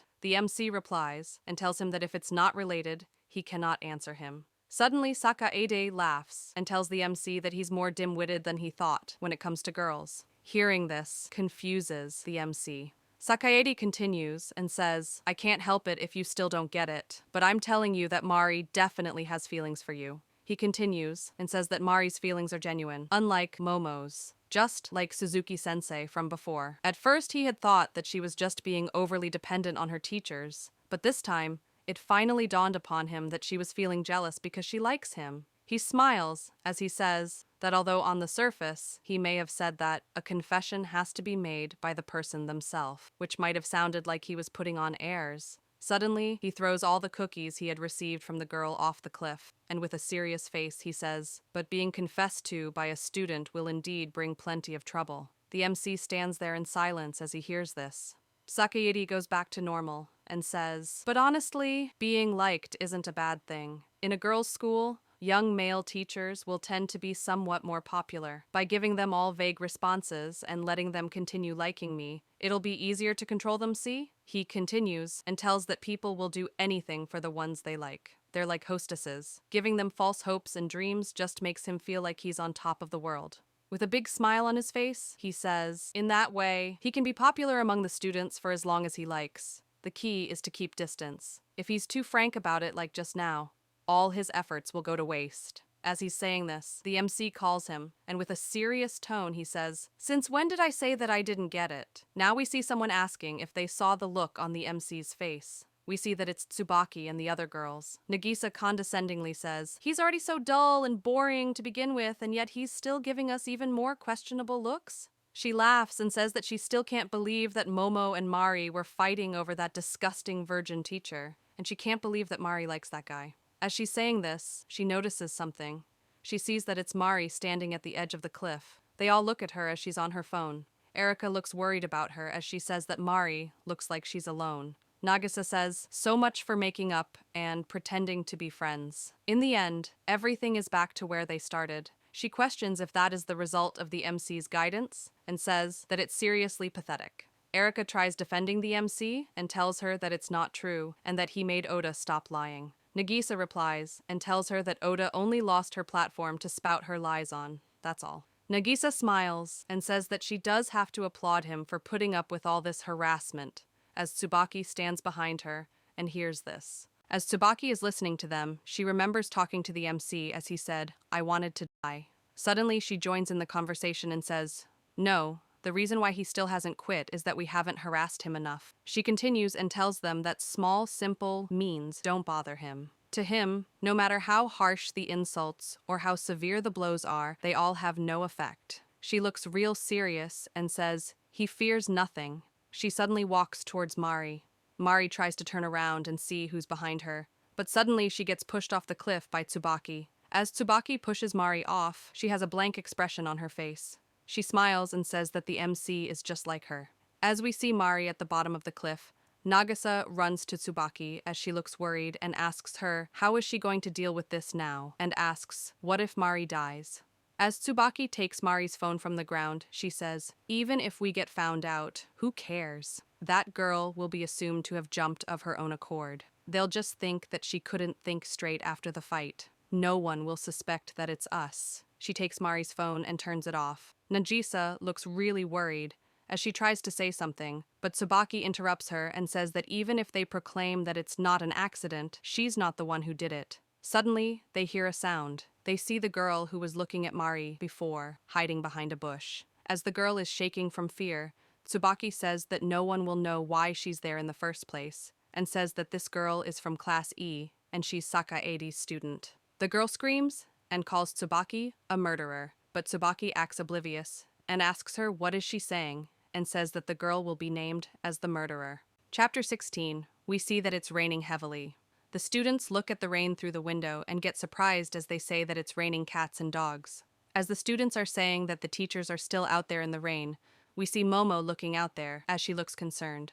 Now, we see Mari at the bottom of the cliff curled up as the heavy rain pours down on her. As we see Mari, we hear the students say that the teachers haven't found Mari still.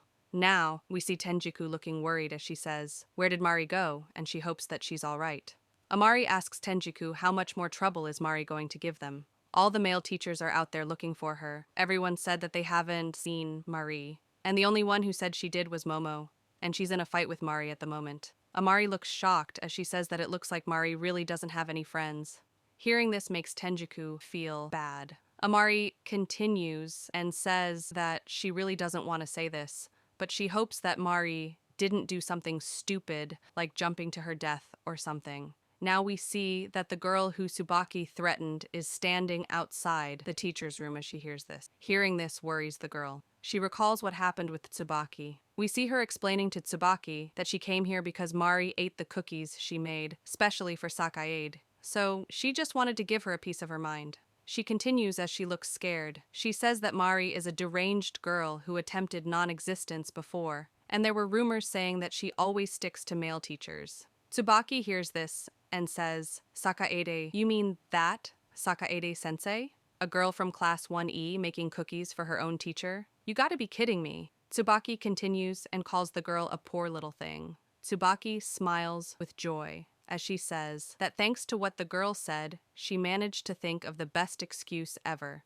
She tells the girl that she and Mari broke out into a fight over some cookies, and amidst the confusion, she accidentally pushed her over the cliff. Tsubaki continues to smile and says, "Let's see if they were to write a headline about it. Girl's impulsive act spurred by jealousy will sound perfect." The girl hears this and gets scared as she screams that she did no such thing. Tsubaki agrees that she did no such thing, but they have witnessed what she has done here. She implies that herself, Erika, and Nagisa will testify that the girl is the one who did this. As the girl looks scared, because it seems like she has no other choice, Tsubaki tells her that she just has to do as she's told, and they'll take this from the teachers. She doesn't want trouble on their hands either. Suddenly, the girl gets grabbed by her hand as she's asked, "Do we have a deal?" In the present, we see that someone was calling out to the girl as she was recalling what had happened. We see that it was Tenjiku. She asks Keisei if she's all right and tells her that Sakaede is out running some errands at the moment. Keisei suddenly dashes away in full speed as she sees Tenjiku. Seeing her run away worries Tenjiku as she asks what's wrong with her. Amari says that maybe she's embarrassed that Tenjiku found out that she's waiting for Sakaede and that he's popular among the students after all. Amari remembers how Sakaede was with the girls and says that if only the MC had been a little better at handling this situation, they could have avoided all this round of having to deal with fights and missing persons. Amari continues and says that the fact still remains that Mari definitely does have an interest in the MC, and they've got to handle this with utmost delicate care. As she's saying this, Tenjiku looks completely lost on what Amari is talking about. Seeing Tenjiku like this makes Amari wonder if she hasn't caught on yet. Suddenly, Tenjiku realizes what Amari is talking about and gets surprised as she screams, "Really? Mari and Jimmy-sensei? Since when?" Amari looks concerned about Tenjiku as she can't believe how oblivious she is. Now, we see the MC standing in the rain as someone calls his name.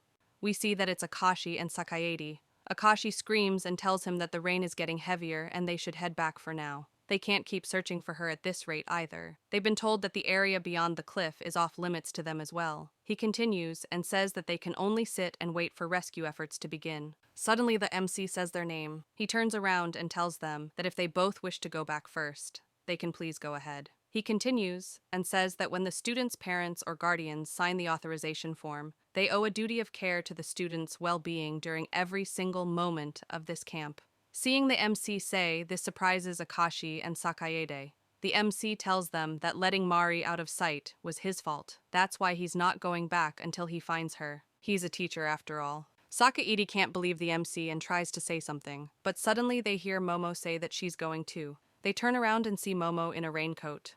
Momo gets close to them and tells them to take her along too. Seeing her there surprises and worries them. She screams and asks, "Mari went missing, right?" Momo still has unsettled debts with her too. If she happens to die or anything, Momo will never be able to ease her conscience. The MC says that he understands and tells her to please stay by his side at all times. Seeing that the MC is letting Momo go with him worries them more. Sakaede screams and asks the MC what is he thinking by bringing a girl around in this rain, and tells him that he really doesn't understand a thing. As he says this, the MC doesn't listen to him, and Momo follows the MC. Sakaede tells Akashi to please go get help and that he'll try to handle this here. Akashi tells him that he's got it and heads out. Suddenly, Sakaede hears a scream and sees that it's Momo who slipped and fell down. As she's on the floor in pain, Sakaede comes and tells her that he told her so. He calms himself and tells her that he's worried about Marie, but he's worried about Momo too, as he smiles and reaches his hand to help her get up. He tells her that it'll be terrible if her job gets affected because she hurts her beautiful face. As she grabs his hand and tries to get up, she suddenly notices something. She sees the cookies, which Sakaede threw off the cliff before. She looks at them and asks, "What are these doing here?" Seeing that she found out what he did to the cookies makes him panic and worry. He tries to make an excuse and tells her that he just lost his grip, but before he can finish, Momo says his name and asks him, "What if the one who went missing was your student instead?"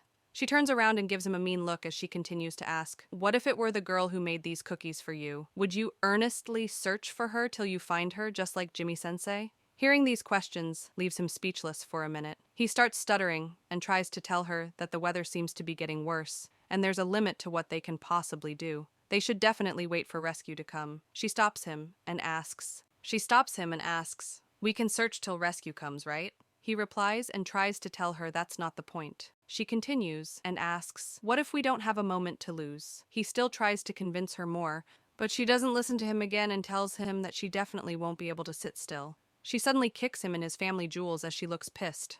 Suddenly getting kicked in his jewels stuns him. He grabs his jewels and crouches down in pain. As he's in pain, Momo turns around and tells him that she missed on purpose so as to not hurt his beautiful face and asks, "It'll be terrible if this affects your job, right?" As he's still on the ground, she looks down at him and tells him that he seemed like a teacher who only cared about his looks. She now sees the MC walking at a distance and says that teachers are full of lies. Now we see the MC going through the bushes as he tries to find Mari. Momo sees a cut on his hand and tells him that he's bleeding. He replies and tells her that he's fine and that she's hurt her face as well. Hearing this makes her worry as she says, "Seriously? Momo's super cute face got hurt?" The Maki pulls out band-aids, mirror, and antiseptic liquid out of nowhere. Seeing him pull these out surprises her. As she applies the medicine, she asks the MC why didn't he react to her tagging along. He replies and tells her that he figured that he wouldn't be able to stop her even if he tried. If he let her go on her own, and if she went missing as well, it'll only mean more trouble for him. As he walks ahead, he tells her that he fully understands how dangerous this is, but he can't let his students get into even greater danger than this. Hearing all this leaves her speechless. As he walks ahead, she pulls on his jacket. As he turns around, she puts a band-aid on his wound.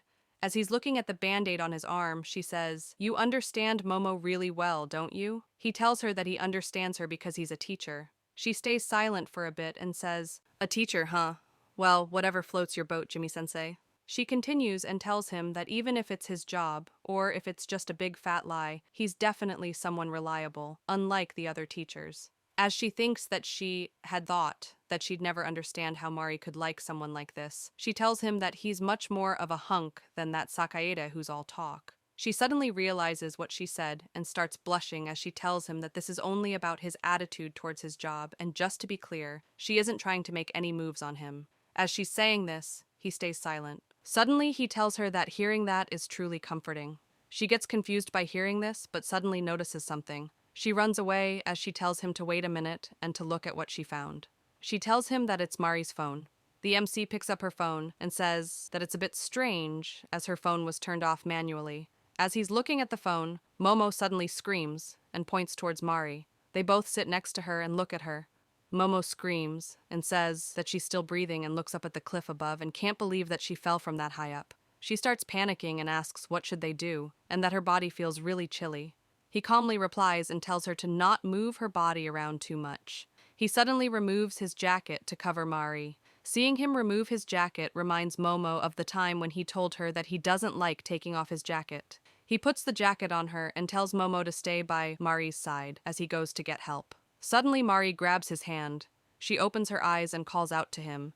She repeatedly calls him as she holds his hand and suddenly tells him that she likes him, and that's why she was jealous of Momo. As Momo hears this, she starts sweating bullets as she gets worried. Momo panics and tells the MC to pretend that he didn't hear anything. Mari is still in a daze, so she's just saying stuff and she has no idea what she's saying. As Momo is panicking, the MC tells Mari that those words were what he's been waiting for. As he looks at her, he tells her that he heard her, loud and clear. He tells Mari that he blanks her. Hearing this shocks Momo. She can't believe what she heard, so she asks the MC what did he just say. Momo sees the MC smile as she recalls him saying that he hates Mari.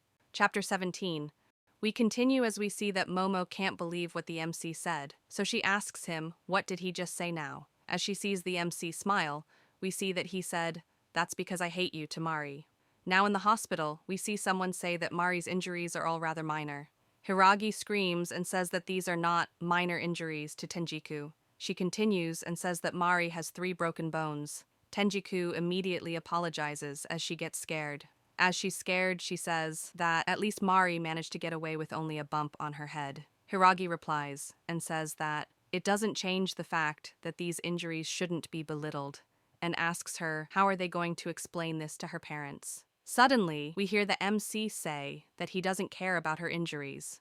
We see the MC with a tired look on his face as he says that he doesn't care how bad they are or how she got injured in the first place. As long as she's conscious, all is well. Hearing him say this shocks and scares all the other teachers. He continues and says that since there's bound to be much paperwork to be done following this incident, he's already checked how long she'll probably be hospitalized for this. Tenjiku suddenly screams and tells him to wait a minute and asks him if he knows that her parents are going to get involved. She continues and asks how could he treat Mari like this in front of her parents. She screams again and asks, don't you think that's way too harsh? He stands there as he looks like he could care less about what she's saying and stays silent. Seeing him silent makes her say, don't just stand there, say something, Jimmy-sensei. He calmly tells her that this is a hospital and she should lower her volume. Hearing him say this makes her shut up. He continues and says that anything nitty-gritty details that concern her family are all outside the scope of a teacher's job. As they looked shocked, Tenjiku once again asks him another question. She asks him, how will he handle Mari? Mari still does not have any close friend she can open up to, and Tenjiku is sure that Mari is feeling very helpless right now. Suddenly the MC says Tenjiku's name. As he puts his bag on, he tells them that working hours are almost over, so he'll be taking his leave now. Seeing him say this shocks the teachers yet again. Now in the hospital room, we see Momo enter Mari's room as she says, thank goodness. She looks a bit concerned as she tells Mari that they said that she doesn't have to worry about any after effects and that she'll be discharged soon. Mari just stays silent as she lays in her bed with the blanket covering her. Momo turns towards the door from where she could hear the teachers talk and asks Mari if she could hear him and the despicable reply of his. Momo looks at Mari with worry in her eyes. Suddenly Mari rustles in her blanket and says that when she regained consciousness after falling off the cliff, she immediately thought of the MC. Instead of realizing the pain that she was in or trying to figure out who pushed her off the cliff, all that was on her mind was to meet Sensei. As she says this, she starts crying. She continues and says that unlike Momo, she's not a cute girl, and that's just the way she is. Even her parents don't shower her with love. It makes her wonder who will ever like somebody like her. Hearing all this makes Momo speechless. As she recalls how the MC saved her, she continues and says that the MC is different from all the others we've had thus far. She squeezes the blanket and says that she was silently hoping for him to finally be the one to at least show her some kindness. She continues and says that she's so foolish. Now she's lost all hope in all she had. Hearing this makes Momo think about how the MC removed his jacket to cover Mari. As she recalls this, she tells Mari that the MC may be despicable, but he's kind to Momo and to Mari, both, as their teacher. After she's done talking to Mari, she walks out her room and sees the MC. He just walks past her, even after seeing her. Seeing him walk past her without saying anything leaves her speechless. She looks annoyed as she asks him to wait and says, "You may be infamously cold-hearted, but as a teacher, would you just leave your injured student behind and go home like that?" He replies and tells her that the summer camp has ended. Mari has already come too, and he has reported this to her family. There's nothing more he can do here, and his time as a teacher for the day is up. Hearing him be so unbothered by all this worries her. Now, we see her pressing a button. We see that she just got a can of coffee from the vending machine and tells him that coffee's on her, and tells him to hear her out. She tosses the coffee at him as she asks, "Now's your private time, right?" Seeing the coffee can flying towards him alerts him. He suddenly smacks the can to the ground. Seeing him do this pisses her off. She screams and tells him to catch that properly. He calmly replies and tells her that he doesn't drink sugary drinks. She sounds dejected as she says fine and picks up the fallen can of coffee. She sits on the nearby bench and asks him if he's only kind during his teacher time. As she drinks the coffee and looks at him, she asks him if hate is a word teachers use to show that they're being kind. She continues and says, "Since you've already gone that far, do you really think that Mari will just give up on you like that? The situation may be as it seems, but there has got to be a better way of putting this across." She laughs and says, "Well, what can one expect from a virgin, anyway?" He replies and tells her that it varies from teacher to teacher. He thinks about Sakaede and says that some teachers find themselves in a more favorable position when they share a special relationship with their students. However, he begs to differ. She replies and says, "So you're saying that it won't benefit Mari in any way?" He should have taken extra care exactly because it's Mari he's dealing with. Besides, girls take these types of things seriously. He immediately replies and says, "No. Is that a teacher's job?" Honestly speaking, I find this terribly troublesome. Hearing him say this leaves her baffled. He continues and says that a romantic relationship between a teacher and a student is prohibited in the first place. Those are the rules here, at Suezono. He gets more serious and says that this is why he prefers to make clear what he can and cannot do. The teachers have a duty to turn down such confessions from students. To ensure that this doesn't get any more troublesome than it already is, he wants Momo to help him pass this on to her. He tells her that even after their teacher-student relationship ends, there's absolutely zero possibility that he can accept Mari's love. He doesn't care if it's Marie or any other girl. He will not accept anyone's love. He does not and will not intend to embrace the meaning of love. Hearing him say this worries Momo. She remembers the MC saying that he's a virgin for life and a teacher for life. She thinks that his very way of thinking is like a virgin. The MC continues and tries to say something, but suddenly Tenjiku sees that MC and Momo together and says that she thought that he left. He looks at them both and calls their names. He tells them both that he hates them. He really hates them both. He really hates everyone and this job as a teacher. Chapter 18. We continue as the MC just told Tenjiku and Momo that he hates his job and everyone. She calls his name and asks him, why does he hate his job as a teacher and all of them too? She remembers Oda asking him, why did he become a teacher in the first place before? He replies and says, why did I become a teacher? He starts thinking about the question and remembers Oda. As he's about to reply, Tenjiku and Momo are standing there in anticipation as to what his reason is. He replies and says that he had no other choice other than to become a teacher. Hearing this shocks them both. Both of them say, choice? In unison. Tenjiku looks concerned as she asks him if it was because of a rule set by his parents, or if he's from a family of teachers, or he was left with no choice after he got his qualification. As Tenjiku is asking these questions, we see Momo trembling. Suddenly she gets angry and screams at him asking, why does she have to be told by some stupid glasses-wearing virgin freak like him that she's being hated even if she never asked? As Momo is out of breath from screaming, Tenjiku is surprised by her. The MC replies and says, why? Why? That's all you ever say. He continues and says that it's always things like, what about Mari? And be more considerate when dealing with Mari. Always asking him about Mari. As he looks fed up, he tells them to give him a break already. he's not doing this job because he likes it, and asks them why are they making him do things that aren't even part of his job. Hearing him say this leaves them both shocked. As he's looking at them, Tenjiku replies and says that she loves to teach. That's why she became a teacher. Back in high school, her teacher always went out of his way to treat his students well, including her. She really looked up to him a lot. She does agree that separating his private life from work life is important, but as she's about to say something, he tells her that he's not interested in her past. Hearing him say that makes Tenjiku completely freeze up and Momo shocked yet again. He tells them that they're all talk and no action, and asks them just who do they think they are. Hearing him say this makes Momo realize something. She remembers Mari telling her that she's lost everything that she can place her trust in. Now, we see Mari in her bed. Tenjiku enters her room as she's nervous. She looks at Mari and asks her if she's okay to talk about what happened after she fell off that cliff. Mari replies and says that it's not like talking about it is going to help. Mari continues and says that she thinks that she may have an idea of who might have wanted to push her off a cliff. But she didn't get to see who did it, so she has no concrete evidence. As she thinks of Tsubaki, she says that even if she did, it's probably someone she doesn't want to mess around with. Anyway, she bets the school is probably feeling relieved because they don't have to deal with her parents who aren't even concerned about her. Suddenly, Tenjiku screams and says, "Jimmy-sensei will." Hearing this makes Mari sit up straight and ask, "Jimmy-sensei will what?" Tenjiku panics and nervously says that she's sure that Jimmy-sensei will do something about it. It's his job after all. He's someone that always does his job well. Mari immediately goes back to sleep. Tenjiku sees this and thinks, "Thanks for ruining my day." She remembers the MC telling her that she's not in charge of Class A and thinks that she wants to do something to help out. But whenever she speaks up, it will probably end up in her clashing with Jimmy-sensei again.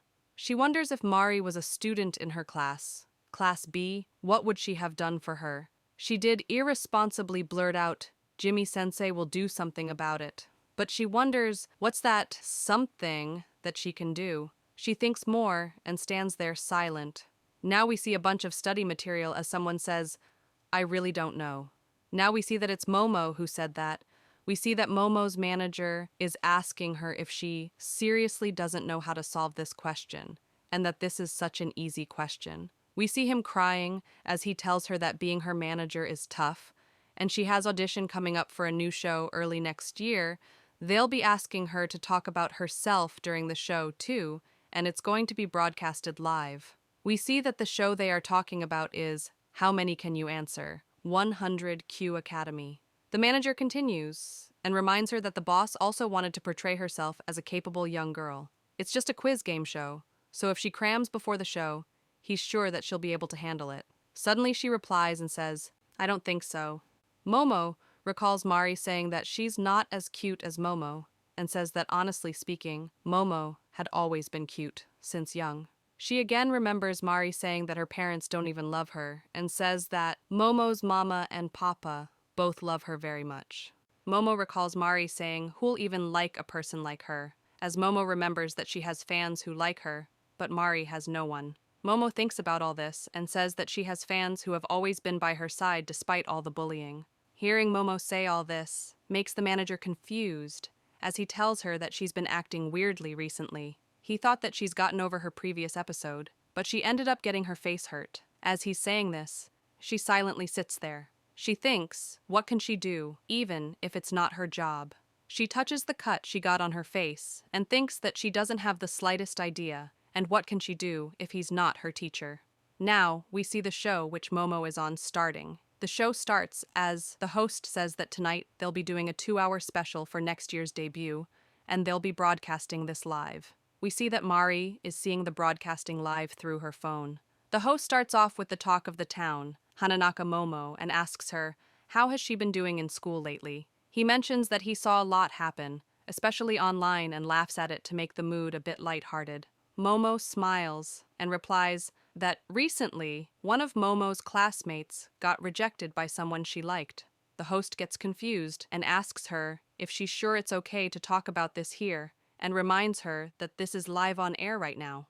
Momo continues and says that the friend ended up getting pretty depressed, but Momo thinks that it's not worth feeling sad over being rejected by a guy like him. He had a horrible personality after all. We see that the teachers are all watching this show too. Amari looks confused as she says, "A classmate that got rejected by a guy?" Akashi also looks confused as he says, "We're a girls' school though?" He continues and says that maybe Momo is talking about someone not from their school. As they both say this, the MC stands there in silence. Momo continues on the show and says that the guy Mari liked wouldn't even bat an eyelid if she were to get herself gravely injured. She acts shocked as she continues and says, "What Momo means by gravely injured is something like being pushed off a cliff during a recent school event."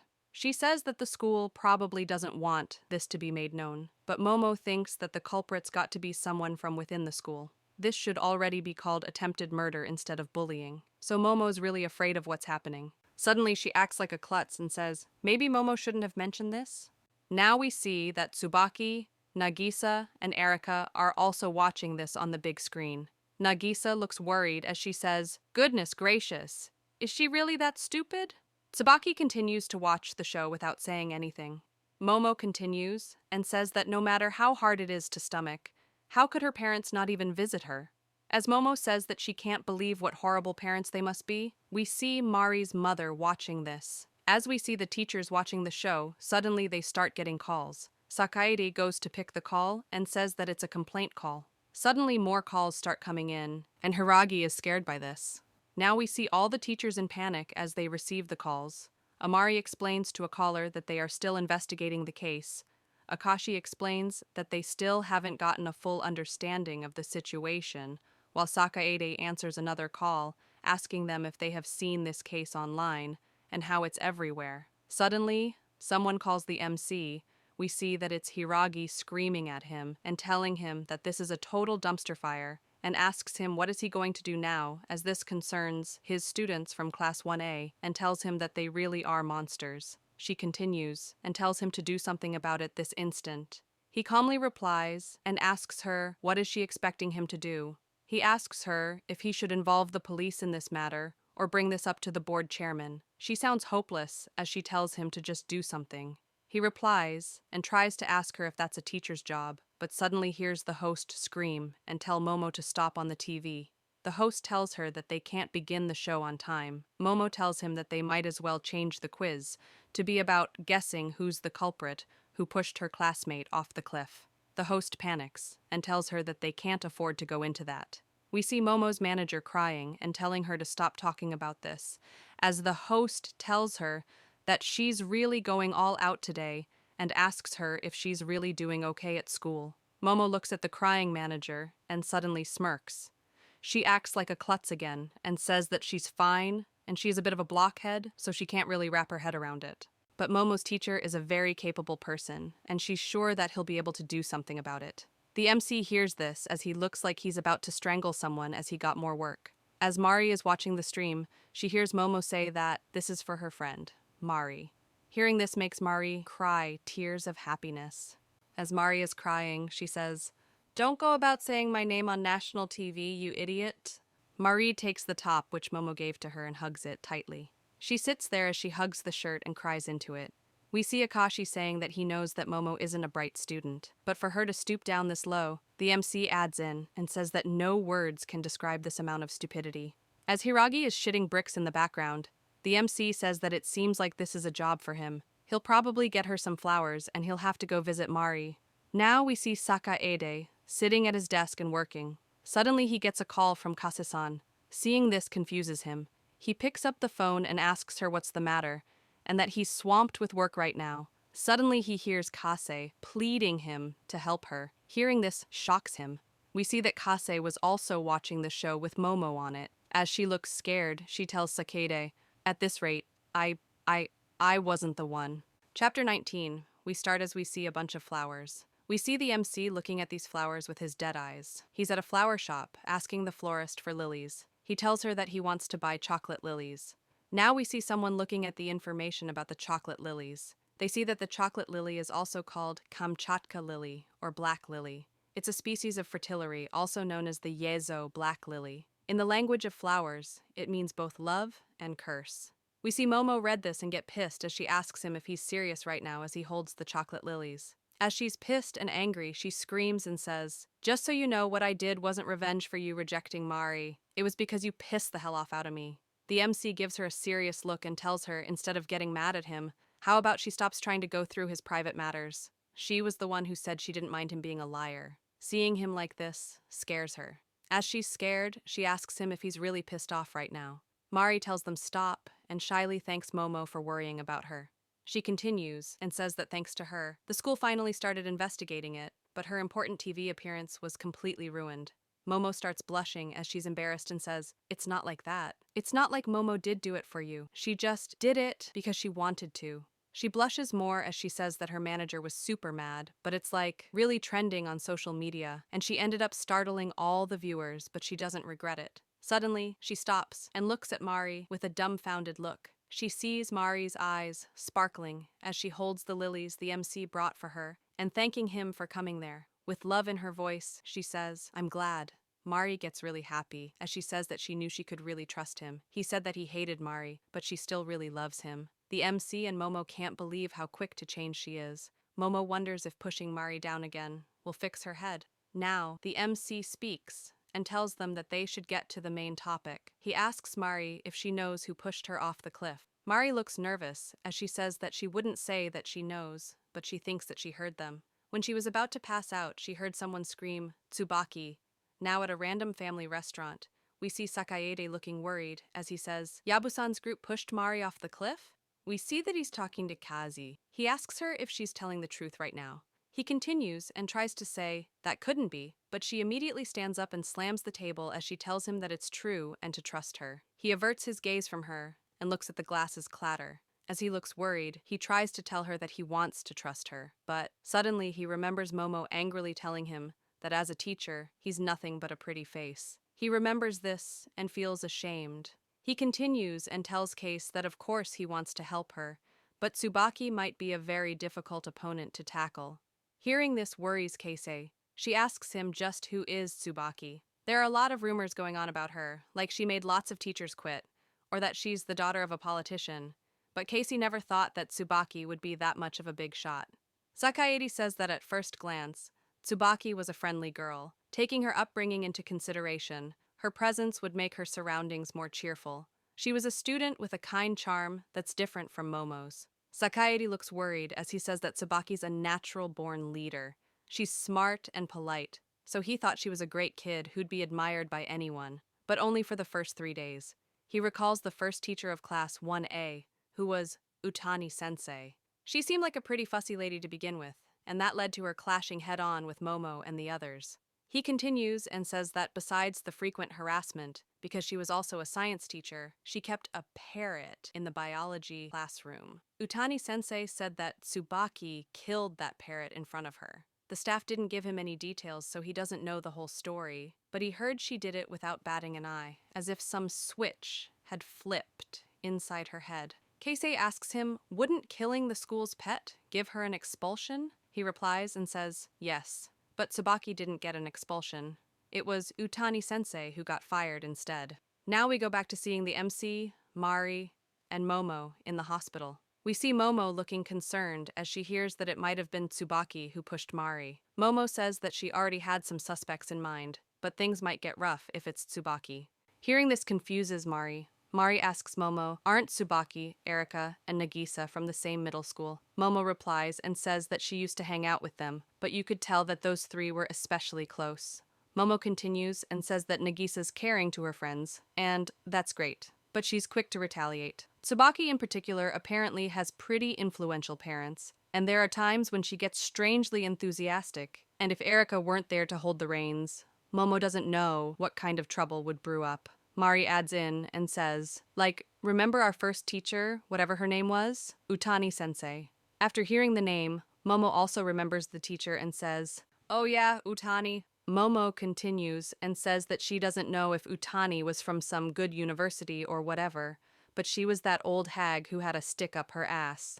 Apparently, she got Tsubaki mad and got into a lot of trouble for it. Momo doesn't really get it, but she heard that she cried lots and made a big mess. Even Momo would get put off by that. The MC asks Momo what made Tsubaki angry in the first place. Momo replies and says that Utani picked a fight. She told Tsubaki, "Your parents are the impressive ones, not you." Tsubaki said she'd never, ever forgive Utani. Momo doesn't know what she did, but in the end, Utani was fired. The MC hears this and stays silent. Momo giggles and asks the MC if he got scared of this. The MC replies and says, "No. Doing whatever they please just because their parents are influential just makes them look even more like children." Hearing the MC be so ballsy makes the girls worry. The MC heads towards the door as he tells them that he'll be leaving now. As he walks out, Momo goes out too and tells him to wait. She screams and asks him if he even heard what she said. She tells him that if he doesn't watch out, who knows what kind of trouble he of all people will face. Momo looks at him as she's concerned about him, and he looks back at her. He suddenly looks really pissed as he asks, "I wonder whose fault is it that I now have to watch out for myself?" Seeing him pissed off scares her as she realizes that he's really pissed for sure. He replies and tells her that it's all right. Hearing this surprises her. He tells her that this is his job as a teacher. He walks away as he says this to her. As Momo turns around to go into Mari's room, she says that something smells weird. Suddenly, we see her scream and say that it's the flowers he brought. She screams that he really brought them just to mess with them and they smell like wet rags. Suddenly, we see the same chocolate lilies again. We see the MC standing at the exit of the hospital as he sees someone else carry these flowers. We see a woman in glasses carrying them as she says, "Long time no see, Jimmy-kun." She removes the glasses as she asks him if he's holding himself together. He replies and tells her that it has been a while and reveals that it's Director Takayama. Chapter 20, we see a flashback where someone is holding some flowers and asking Jimmy-sensei if he knows that these flowers are called black lilies. We see the girl smile and say that these flowers represent love, malediction, and one more thing. Now back to the present. We see the director, the MC, and Tenjiku. Tenjiku gets them both a cup of tea and nervously tells the president, Takayama. The president smiles and thanks her. Seeing her do this makes Tenjiku more nervous. Now, we see that the other teachers are watching them from the outside. Sakaede looks at the president and says, "That's the president, Kanoko Takayama." Amari looks at her and says that she's a beauty. Akashi tells them that he heard that she recently inherited her family management, but it's his first time seeing her. He says that she looks so young and wonders if she's still in her 30s. As they see the MC's face, they ask why the president is meeting with him. The president tells the MC that she has come to tell him the entire story. She pulls out a tab and shows the clip of Momo saying, "This injury is about someone getting pushed off the cliff the other day. It doesn't seem like the school will make this public, but I think it was definitely someone in our school that did this. This is no longer bullying. This is a murder attempt." She shows the clip and asks the MC, "Isn't Momo your student?" Sakaede stands outside and listens to the president ask the MC, "A murder attempt at school? There's no way something so fanciful could occur. So unreal. I can't believe it." Hearing this makes Sakaede remember Kase telling him about how Tsubaki tried to kill Mari. He looks worried and doesn't say anything about what Kase said to them. The president continues and tells the MC that the higher-ups are already pissed off by this uproar. There are a lot of recurring problems in the class of first year's Group A. She asks him for what purpose did he ask to be assigned to this class, and she doesn't understand it at all. The MC just sits there silently and doesn't reply. Tenjiku butts in and says, "Wasn't President Takayama the one who hired Jimmy-sensei?" But she gets ignored. The president tells him that she will apologize to both of Mari's parents. If this incident becomes a problem for their school, somebody needs to take care of it, and tells him that she would like him to give a solution as soon as possible. With absolute, soulless eyes, he tells her that he understands, because after all, this is his job. Hearing this shocks the president. She sighs and says, "Your job, you say?" She sighs again as she says, "You never change, huh?" She looks at him and reaches for the ashtray. She suddenly yeets the ashtray at his head and hits him. As it hits him, he starts bleeding. Seeing this unravel makes Tenjiku just freeze in fear. The president looks at the MC as if he's despicable and tells him that she really hates that side of him. As we see the MC bleed and look at her with no expression, she tells him, "You disgust me." As Tenjiku is still confused, she screams and calls the president. The president ignores her once again. She goes closer to the MC and says, "Don't forget, Jimmy-kun."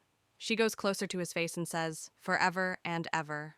We see that the other teachers are still standing outside the room and seeing this unfold. Suddenly, someone walks right past them. Sakaede sees this person and gets surprised. Suddenly, we see Momo drop-kicking the MC as she looks embarrassed and angry. Seeing her drop-kick the MC out of nowhere shocks Tenjiku and the president. As the MC's fallen on the sofa, Momo screams and asks him what the hell did he do. We see her angry and crying as she says, "Because of those filthy flowers you gave me. When this stupid brat passed by Momo, he said that the flowers smelled like shit to this super cute Momo."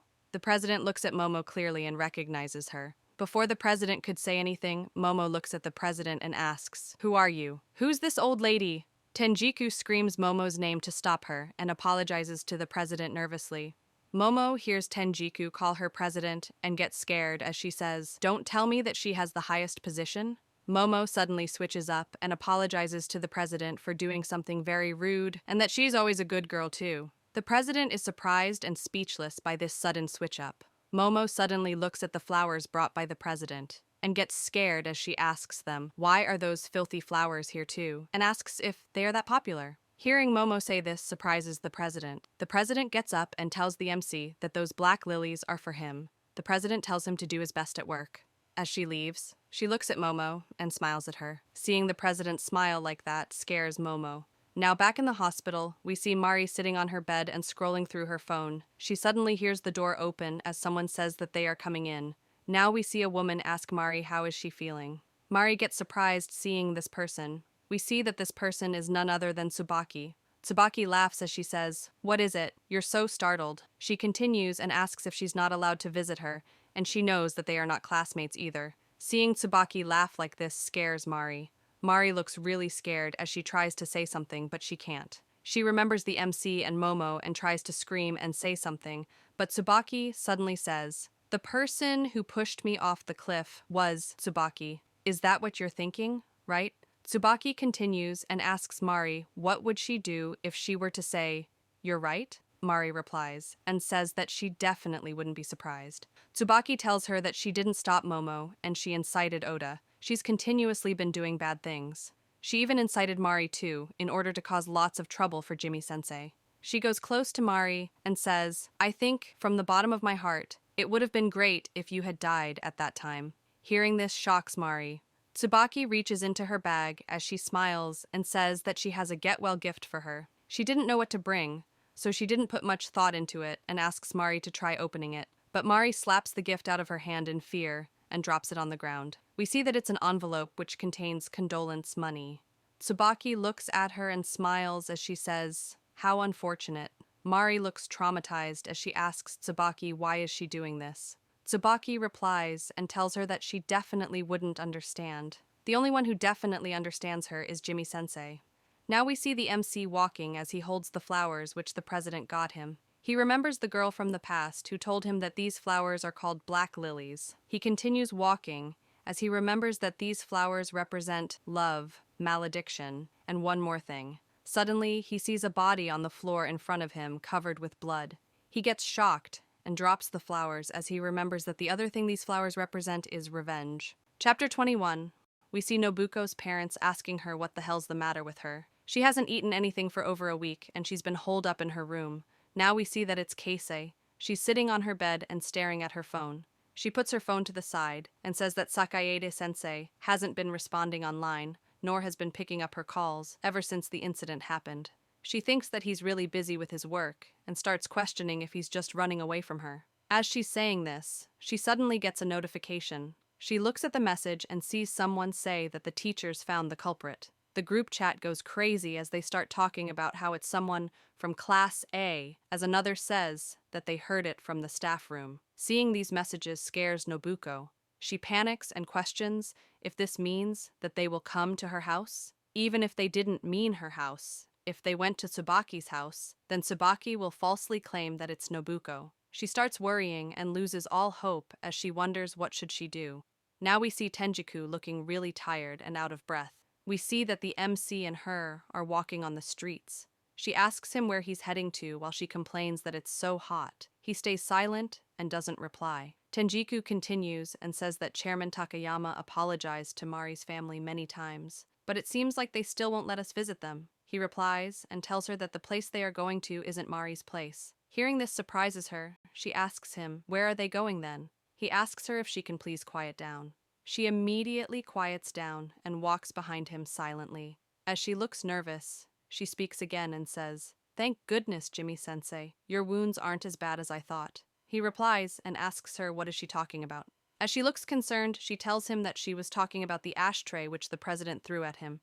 She continues and says, "So Chairman Takayama can also be violent, huh? I can't believe you were able to stay so calm after that horrible incident." He replies and says, "If you thought that was horrible, then Tenjiku-sensei would be glad if she quit, right?" She starts getting more nervous as she tells him that she tried quitting once, but it meant she had to talk to Chairman, and she didn't know how she should have gone about it. She continues and says, "Also, everyone turned a blind eye to what happened, right?" He stares at her without saying anything. She tells him that this is her explanation and apologizes to him. He immediately tells her that he doesn't care about that. Hearing this surprises her. He continues and tells her that from the beginning, he never expected anything from everyone else. Hearing this shocks her.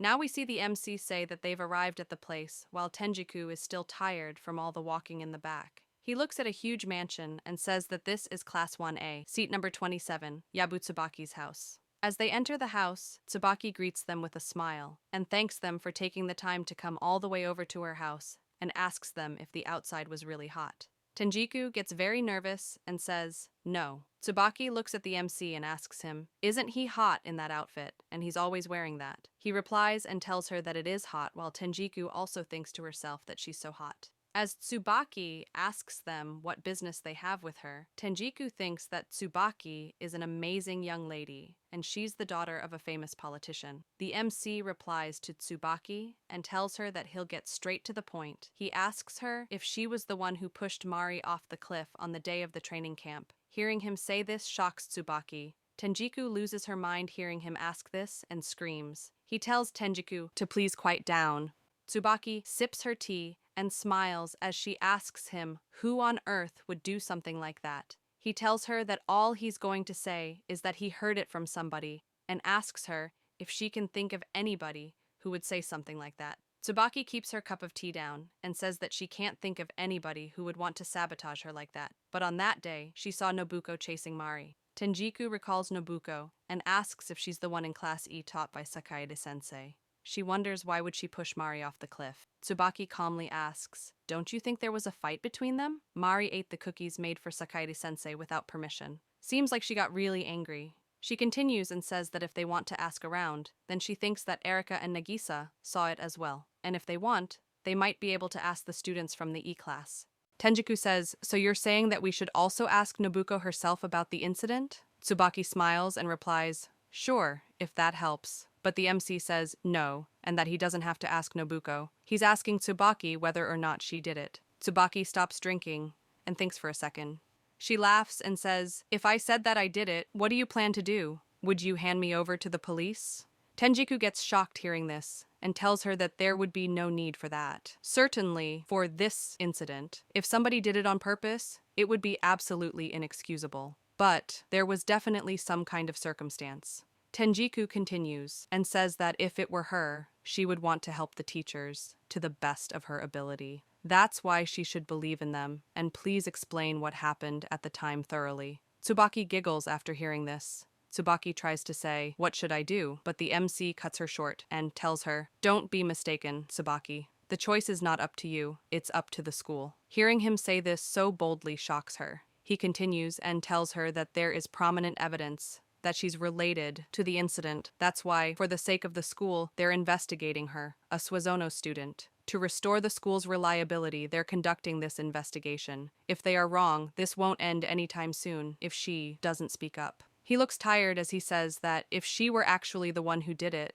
there's nothing he can do about it, because it'll be the police's job from there. Tenjiku screams and tells him that's too harsh. To say that students are chosen, it's not that simple. The MC doubles down and tells her that they are chosen. Hearing him double down shocks Tenjiku. He continues and says, because in high school, students occasionally take exams. So, wouldn't it make sense for students to be chosen based on their academic ability and family lineage? Currently, school administration is a business. They are teachers who are employed at the school. It's a teacher's job to supervise their students. And there are times when they have to treat the students like humans and talk with them. These students have thrown away the value of being a student, and teachers have to wipe their ass, and that this society is inconvenient. Tsubaki smiles and asks him if he'll abandon her if she's the culprit, and mocks him by saying, "Scary." He continues and says, "Now what, I wonder?" Even if he did abandon her, in her case, her amazing father would probably do something for her, wouldn't he? Tsubaki's expression gets a bit serious. She says, "Jimmy-sensei, wouldn't that mean letting Juan Academy's Yuriko Kurosaki die?" Now we see the MC and Tenjiku leaving Tsubaki's house. As they exit the house, Tenjiku looks worried as she tries to ask the MC about the Juan Academy, which Tsubaki mentioned. As they are about to leave the property, they run into Nobuko. Nobuko gets surprised seeing the teachers coming out of Tsubaki's house. Tenjiku gets surprised seeing Nobuko there and tries to ask her why is she here. Nobuko gets scared and is unable to say anything. Tenjiku continues and says that she came at the perfect timing as they wanted to ask her something. Hearing this scares her more, as she thinks that she's going to jail now. She immediately starts running away from them. Tenjiku gets confused by seeing this and asks the MC why is Nobuko running away. As Nobuko is crying and running away from them, she screams that it wasn't her. As she's running on the road, a truck comes towards her, but she stands there in front of the truck to get isekai'd. Tenjiku and the MC see the truck absolutely body her. Tenjiku is shocked by seeing this, but the MC just stands there without any expression. As the truck hits her, we hear Tsubaki say that she thought that Jimmy-sensei understood her, but teachers from the start never expect a single thing from them. As she says this, we see Tsubaki crying while she looks through her window. Chapter 22. We continue as we saw that Nobuko almost got isekai'd and landed up in the ICU. We see the MC and Tenjiku at the ICU. Tenjiku tells him that even though Mari's going to be discharged tomorrow for the start of the new semester, this happened to Nobuko. Tenjiku looks worried as she asks, when will Nobuko wake up? The MC replies and says, "It's a jam, isn't it? This situation. It has become impossible to hear the story from Nobuko."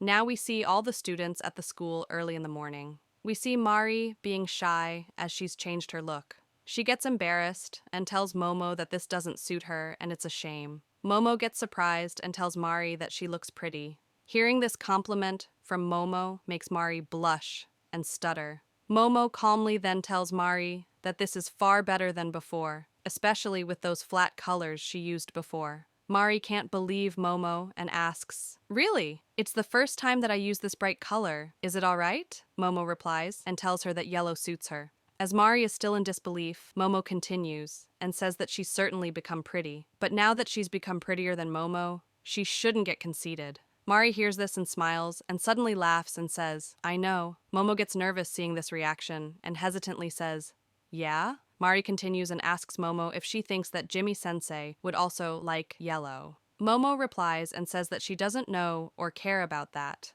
We see that Nagisa is looking at them from the first floor through the window. As she's looking at them, Erika asks her what is she looking at. Nagisa replies and tells her that it's nothing. As she moves away from the window, she says that she was thinking that many unexpected things happened. Kase Nobuko from Class E. She had a traffic accident during the holidays and seems to be in a coma. Tsubaki hears this and acts surprised. She smiles and says that Nobuko is a girl with bad luck.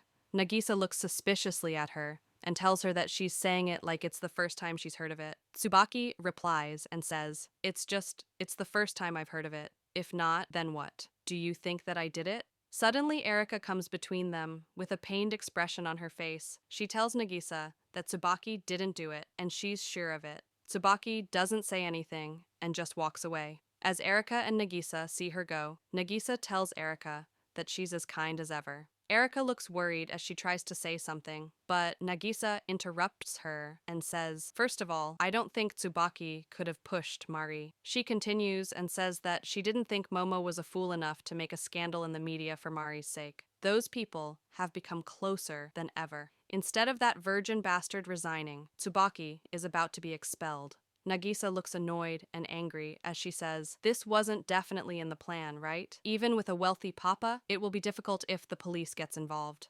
Nagisa apologizes for saying it directly and says that she's not complaining. She's just worried about Tsubaki. Erika smiles and tells her that she understands that Nagisa's just someone who cares about her friends. With a sad look on her face, Erika tells Nagisa to just say it bluntly, that she thinks that Tsubaki is nicer than her. Nagisa hears this and gets confused and says, no, anyone seems nice when compared to Tsubaki and what she does. Now we see that Mari is showing Momo the envelope which Tsubaki gave her.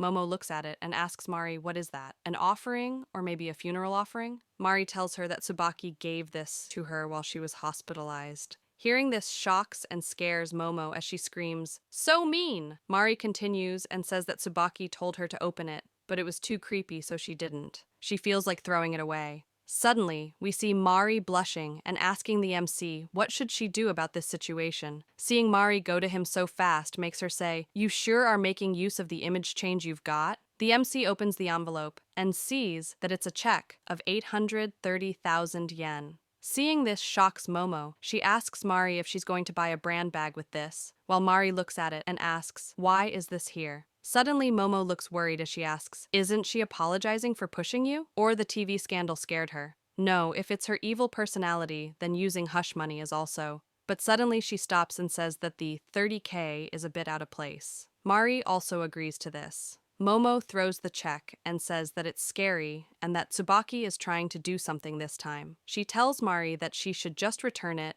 just like it came. The MC picks it up and tries to say that there is something on the back. But suddenly Tenjiku screams his name. She looks worried as she tells him that it's serious and that something happened when she tried contacting Mari's parents. Now we see Tsubaki standing in front of a furnace as she looks into its fire. We see that she's burning the contact information of Mari's parents in it. We see Tsubaki looking at the fire with pitch black eyes as she remembers everything everyone told her and everything she told others. She remembers Nobuko's scared face and recalls Nagisa saying that she's got into an accident and seems to be in a coma. As she recalls all this, she says, let me run away without any problems. Even I didn't want to do it. Chapter 23, we see Tenjiku looking worried as she tells the MC about Mari's parents. Hearing what Tenjiku said shocks Mari as she drops the check on the floor. We go back to seeing Tsubaki looking at Mari's parents' papers being burnt by her. Suddenly, Momo comes behind her and says, so, you were here, Tsubaki. She looks at the fire and screams as she asks her, what is she burning here in secret and what in the world did she do to Mari's parents? Tsubaki slowly calls out to Momo and asks her how does it feel to make people unhappy with her selfish sense of justice. Hearing this confuses Momo. Tsubaki continues and says that if she weren't so conceited on TV, that plain-looking teacher wouldn't have moved. Mari wouldn't have been in any more other painful experiences than this. She laughs and calls Momo stupid. Momo replies and says that it's not Momo's fault. Bad things happen because of the bad people who do them. Hearing this pisses off Tsubaki a little as she loses the smile on her face. She smiles again as she says, right, then I'm not bad, you know, because I'm nice. She continues and says that she thought that Mari for sure would be experiencing hardships in the future, so she gave her the check. She smiles and says that the 830,000 is the combined salary of Mari's parents for 1 month. Hearing this makes Momo scared and worried. In the waiting room, we see Mari's parents. As the mother is crying, the father is worried and angry as he screams, why are we going through this? How do you plan to take responsibility for that student, Momo? Because almost all schools will take responsibility for the stupid acts their students do. As he is screaming, we see the MC sitting there calmly. Now we see that Mari's parents are worried because they have been dismissed from their workplace. In the staff room, we hear someone get shocked as they say, both of them were fired from their company? We see that it was Amari talking to Tenjiku. As all the other teachers stand there too, we hear one of them ask why again in this timing, to which another replies and says that it seems that Mari's parents think that Momo's speech in the media is the direct cause. Amari looks worried as she says that Momo isn't related. If so, how did they get fired so cleanly at the same time? It's like someone worked behind scenes. Someone says that this is as expected. No matter how much the chairman wanted, it was bad for Tsubaki to look for a fight. Suddenly, Sakaide speaks and says, that person's too young for a chairman. That person isn't calm enough and doesn't communicate well with other teachers. Suddenly, someone asks him, how is Nobuko's condition? He shakes his head and says that maybe as a professor himself, he has nothing to say about this matter. He averts his gaze from everyone as he looks worried and says that he honestly doesn't want to involve Tsubaki in this matter. Hearing this worries Tenjiku. Now back to Tsubaki and Momo. We see Tsubaki smiling and asking Momo if she knew that their school's the most expensive school in Japan, and asks would Mari be okay from now on? If she can't pay the school's fees, she will have to transfer. It would be hard if both parents lost their job. Tsubaki looks a little sad as she says that it's a shame, even when Mari was able to heal her wounds and go to school again. Hearing this shocks and confuses Momo. Momo tells Tsubaki that as she thought, she is bad. If she really is the one who pushed Mari from her back, she's really bad. But that's bad in a different sense. To be honest, the way she thinks is far, far worse than Momo thought it was. Now we see the MC looking at the check which Tsubaki gave to Mari. He looks at the amount and says, "As expected, it's too small and unnatural." We see Mari standing behind him, looking all scared as she calls his name. As he turns around, she tells him that it's the first time she's made friends at school. As she remembers the interaction she had with Momo in the morning, she says that this is the first time she's thought of going to school as fun. She clenches her fist and asks him if she can keep going to the school. He looks at her and tells her that he probably won't be able to pay the school's fees. If it's just about going to school, in the case of a person with excellent performance as much as Mari, there are still ways such as applying for a scholarship. Hearing this motivates her as she says, "If that's so, then I'll do my best." He continues and says, "But that probably won't resolve the problems right now." Hearing this confuses Mari. He continues walking as he says this. They reach the infirmary. She looks confused as she says, "The infirmary I was at before?" He tells her that the check given to her is a hint and the key's here. As he says this, we see Oda sleeping on the bed with a magazine on her chest and all kinds of snacks around her. Content warning. The following video contains material that may be harmful or traumatizing to some audiences. Chapter 24. We continue as we see Mari looking confused as she says, "By key, you mean Oda-san?" Now we see Oda making a YouTube video. She introduces herself and says that today she'll show them some cosmetics that are very popular these days. She acts cutesy and winks at the camera and says, "Expect my selfie edit course at the end of the video too because her pics are very edited too." She laughs as she says this and makes self-deprecating jokes. Mari sees this video on a laptop and gets shocked. As Mari is shocked, she asks Oda if she became a YouTuber. Oda smugly says, "Interesting, ain't it? And quite popular too." Oda sits on the bed and proudly says that she thought it was a chance because she had time to spare during summer vacations. She was being flamed very hard on the internet, but when she started speaking about this one controversial topic, it had ridiculous good reception. Hearing this makes Mari say that she's determined. The MC intervenes and tells her that's enough about controversies and tells her to stop barging in the infirmary, please. Hearing this pisses Oda off as she screams and says, "Shut up, shitty four eyes. Deal with it, idiot." As Oda is still pissed, she asks them if they need something from her. Mari nervously tells her that it seems like Tsubaki made her parents resign from their company. Oda goes silent after hearing this. Oda suddenly bursts out laughing. As she's crying from laughter, she says, "Really? That's very funny. Tsubaki-chan went that far? No. From now on, I'll call her Shitbaki." She calms down and tells them that it's pitiful, and she can't do anything about it. She's not friends with Shitbaki anymore. The MC speaks and tells her that there is one thing she can do, and it's something that no one but her can do. He asks her if she can contact Tsubaki. Hearing this leaves her dumbfounded.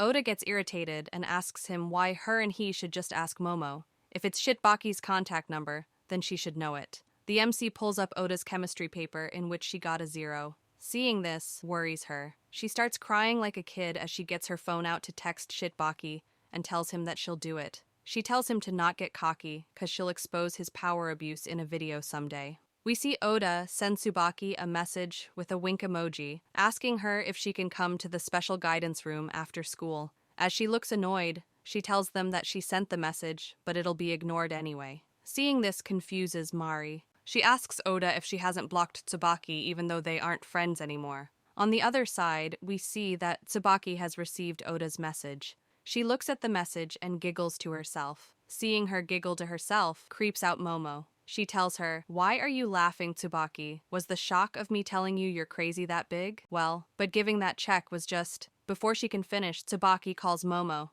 and tells her that Momo works while she's a high school student and asks her if she's done something that she didn't want to do. Hearing this confuses Momo. Momo proudly puts her hand on her chest and tells Tsubaki that Momo's way is, "Don't do things you don't want to." Tsubaki smiles and says, "A happy one."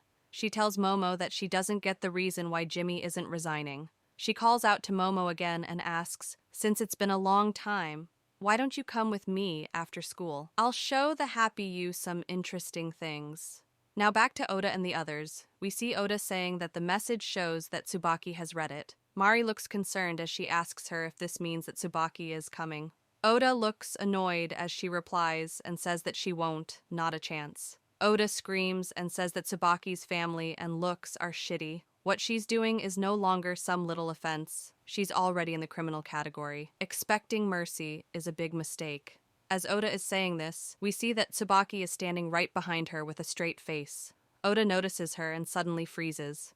Oda quickly changes up and tries to act chummy with her and tells her that she didn't say anything. Seeing her change up so quickly makes Tsubaki say that Oda is a big liar as always. Oda starts shitting bricks as she tells her that she said those things because she didn't expect her to actually come. Tsubaki replies and tells her that if it was just her, she wouldn't have come. She looks at the MC and asks, "Was it you who called for me, Jimmy-sensei?" He looks at her and tells her that she's doing things that are unlike her. From bullying teachers and students, even talking too much in front of him, intentionally appearing in front of Mari in the hospital, and instigating her. More importantly, checks are different from cash. It's like revealing herself as the culprit. For Nobuko's case, before he could finish, she tells him that she didn't do anything to Nobuko. He replies and says, "Is that so?" It doesn't matter whether or not it's true. She gets surprised hearing him say this. She smiles and says, "Cruel as expected. I wonder who's truly cruel." He calls Tsubaki and says, "Even knowing that Oda was lying, you were trying to drop out of the group on purpose, weren't you? No, that was what you intended to do from the beginning.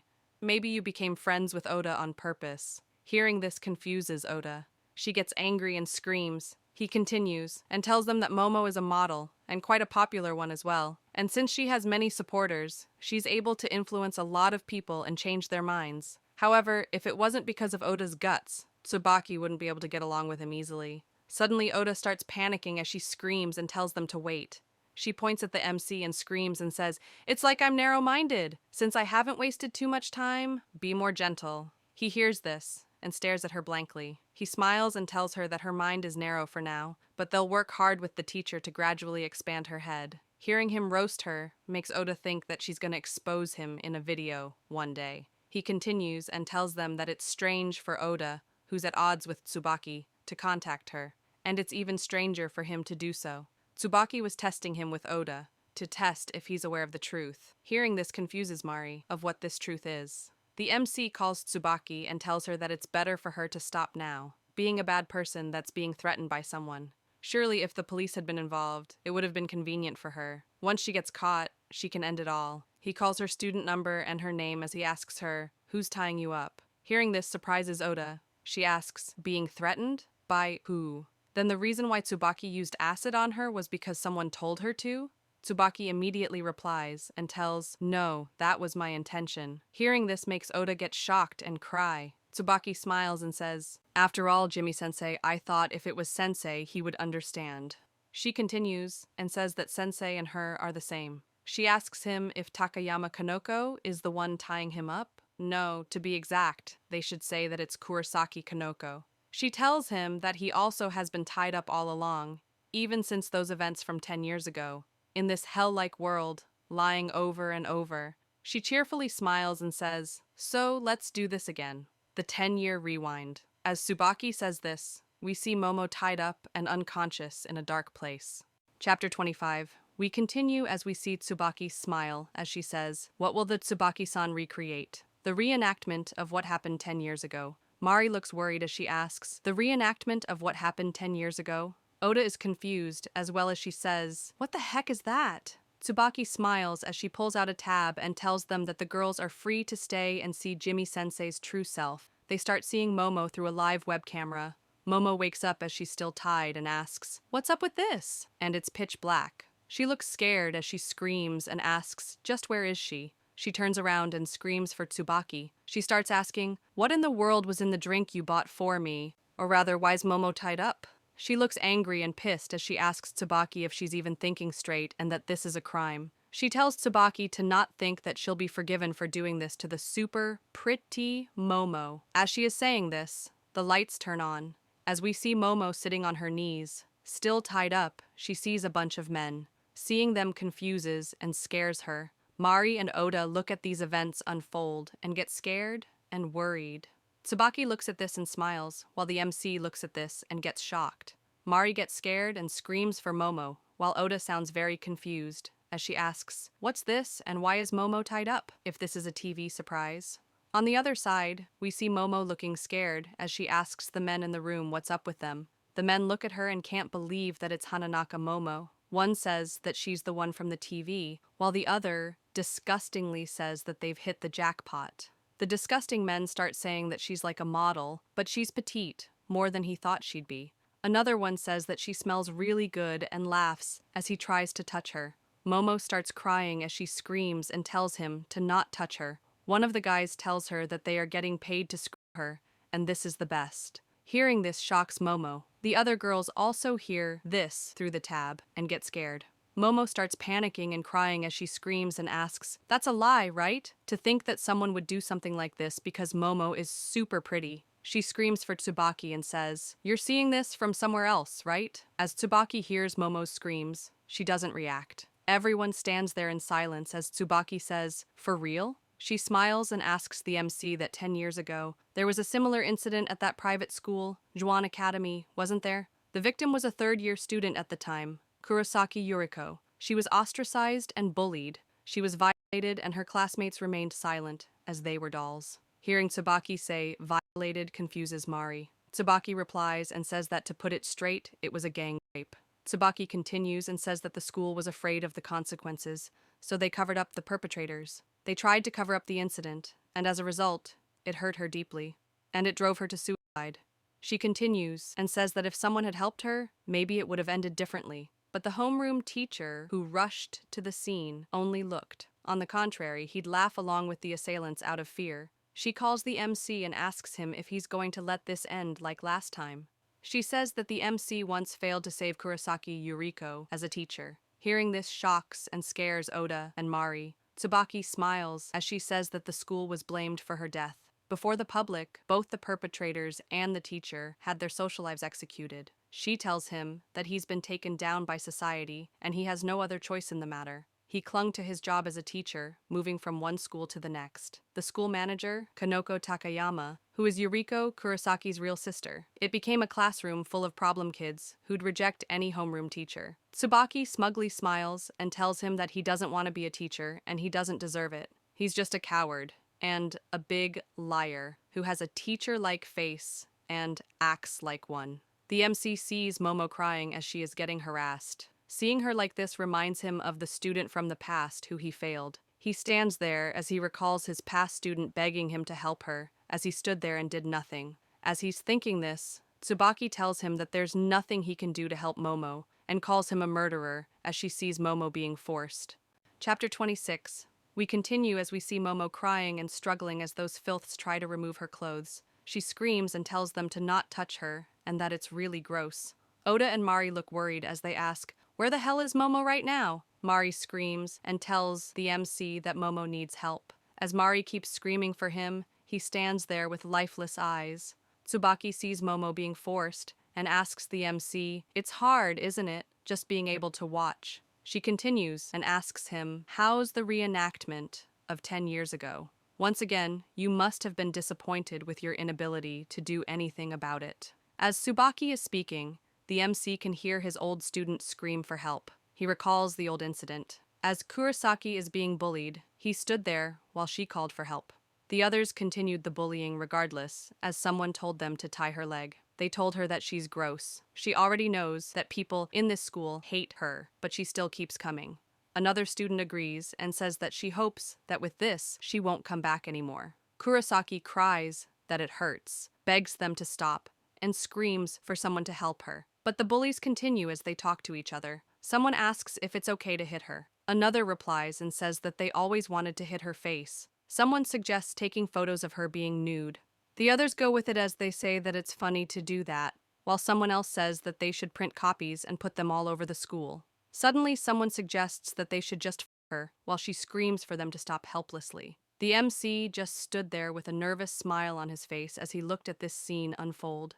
Now back in the present, he stands there without saying a word. Tsubaki laughs and says, "The celebrity is a victim. I'm sure it will be on the front page of the news. Or is it going to be distorted just like 10 years ago?" She continues and says that way would be better for Momo. No matter how stubborn she is, she'll still have a lot of scars, both on her mind and body. She asks him, "Someone dying again would be a problem, wouldn't it?" He hears her and says nothing as he just looks at her. She laughs and tells him to please not make a scary face like that, and she's really happy right now. She can understand how he feels better than anyone, and if it's him, he'll understand her too. She also used to be, but before she could finish, he calls her name and tells her to please tell that story to the police officers, because that's not his duty as a teacher. As he says this, he walks out of the room. As he's going, he asks Tsubaki, "Aren't you forgetting something important?" He pulls out his phone and tells her that she's not qualified to be his student anymore. As he walks away, Tsubaki looks confused and asks him if he's going to call the police. Even if he does that, Momo won't be saved. He turns around and replies that it's okay. While he's on the phone, he tells Tsubaki that Momo doesn't seem to need it anymore. Tsubaki hears some voices of pain from the tab. Now we see a stun gun sparking. We see Momo in a horrible condition, as her clothes are ripped and she's out of breath. She huffs as she says, "Thank God that I always carry a stun gun with me." As she says this, we see the disgusting men on the ground electrified. Momo finally gets out of the binds and asks if anyone is there. She looks pissed and angry as she says that she just scraped the skin of her wrist, and that's really unforgivable. As Oda and Mari are looking at the tab, Momo says that she's gonna put a few more rounds in those disgusting guys because she's pissed off. As she starts blasting them, the guys start screaming in pain. Mari and Oda see this and get scared of her. As they look at this, Mari says, "Come to think of it, Momo has one for self-defense." Oda adds in and says that she didn't know, and Momo seems to be doing better than she thought. The MC looks at the girls and tells them that they should hurry up, and the place where Momo is must be the storage room of the gymnastics club. Hearing this shocks Oda as she screams and tells him that if he already knew where it was, he should just hurry up and go, and asks him if he's a demon. Now at the storage room, we see Momo loosely tied up as she walks out of the storage room. She barely has the energy to walk and stand. She walks out of the room as she has tears in her eyes. Oda and Mari look at her and run towards her. Momo runs towards them too as she looks relieved. Momo cries as she runs towards them. Suddenly, she drop-kicks Tsubaki in the face as she looks pissed. Seeing Momo drop-kick Tsubaki in the face shocks everyone else. As Momo kicks Tsubaki, both of them fall down on the ground. While Momo is on the ground, she screams, "That was refreshing!" Mari looks very worried about Momo as she tries to remove the rope and asks her if she's okay. Momo looks traumatized as she cries and screams that she's not okay at all and her legs are still trembling. As the girls are helping Momo, we see Tsubaki still laying on the floor with nobody by her side. As Momo is freed from the rope, she stands up and looks at Tsubaki. She sees Tsubaki's nose bleeding and a huge print on her face, while she looks completely confused and shocked. Momo calls Tsubaki and screams, "I wish I didn't become friends with someone who's the worst of the worst, like you, idiot." Hearing this surprises Tsubaki. Momo clenches her fist and stands firm as she faces Tsubaki. Tsubaki slowly gets up as she asks Momo, "What do you think you know about me?" Tsubaki looks frustrated and angry as she tries to say that the kind of memories she has, but suddenly the MC cuts her short and calls her student number and name as the police have arrived at the scene. As she's still on the ground, he tells her that the classes are finished and asks her for how long is she going to keep on with that monologue of hers. Hearing this shocks her. The MC continues and says, "Was it, if it's you, you'll understand me too? Not even I can fully understand you, Tsubaki." He asks her if she gets it now. Tsubaki's matters are Tsubaki's matters and his matters are his. He smiles and tells her that being nosy about other people's matters, thinking that she knows everything, and sympathizing, all on her own. Could she please stop that? He looks at her like she's something disgusting and asks her, "Just who do you think you know about me?" Now we see a flashback where we see someone say, "That Jimmy-sensei killed someone before?" We see that it's Tsubaki and someone else in her house. The other girl says that the bullying at Juan Institute, that the homeroom teacher directly involved in that case is still working as a teacher. This other girl continues and says, "In 10 years, any tragedy can fade away, huh?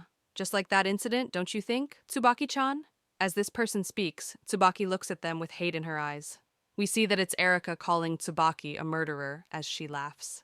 Chapter 27. We continue as we see Tsubaki in a police station being interrogated. As Tsubaki sits there looking defeated, the interrogator asks her if she would please tell her why she did all this. Tsubaki sounds confused and asks what does she mean by this. The interrogator tells her that she means pushing Mari off the cliff while they were at training camp, and how she hired homeless men to attack the talented Hananaka Momo. She continues and says that the homeless men confessed when they were caught. It seems that Mari's case is the same as Nobuko, from the same school from before. Hearing this surprises Tsubaki. She asks the interrogator if Nobuko got out of the ICU. The interrogator looks confused, but she replies and says that Nobuko woke up without any problem this morning. Hearing this makes Tsubaki say, "That's nice." She continues and asks if she will stay arrested here like this. Now we see Sakaede outside, as he looks at the police station symbol on the building. He looks at it and says, "What a surprise. I thought Tsubaki would be more stubborn."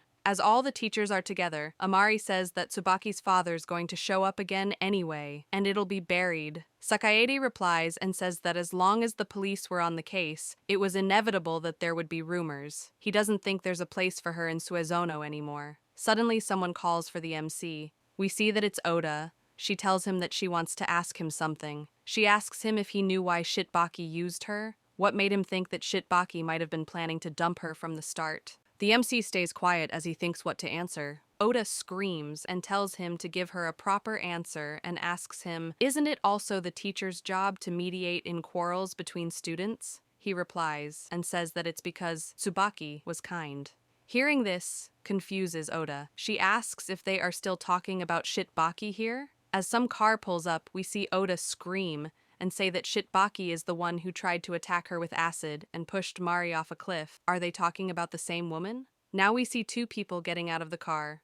The teachers look at them and say that it's Tsubaki's mother and her father's secretary. They are here for the cover-up course. The MC replies to Oda and says, "Everything," because it could have been made as if everything was Oda's fault, ignoring and pretending to not know anything. Hearing this confuses Oda. The MC continues and says that if Tsubaki was rotten to the core, Oda would have been handed something other than tepid, dilute solution of hydrochloric acid. For both of them, Tsubaki was holding back. She seems confused after hearing this, but immediately looks annoyed and asks if Tsubaki held back because they were friends, at least for a while. Oda screams and says, "I mean, I've lied about some things, but..." As she says this, we see the past where someone is looking at Oda's Twitter and says that her SNS sure are funny. We see that it's Tsubaki saying this in the past. Oda hears this and gets really excited as she asks, "Really?" Tsubaki looks at more tweets and says that Oda knows how to attract people, and she has great charm.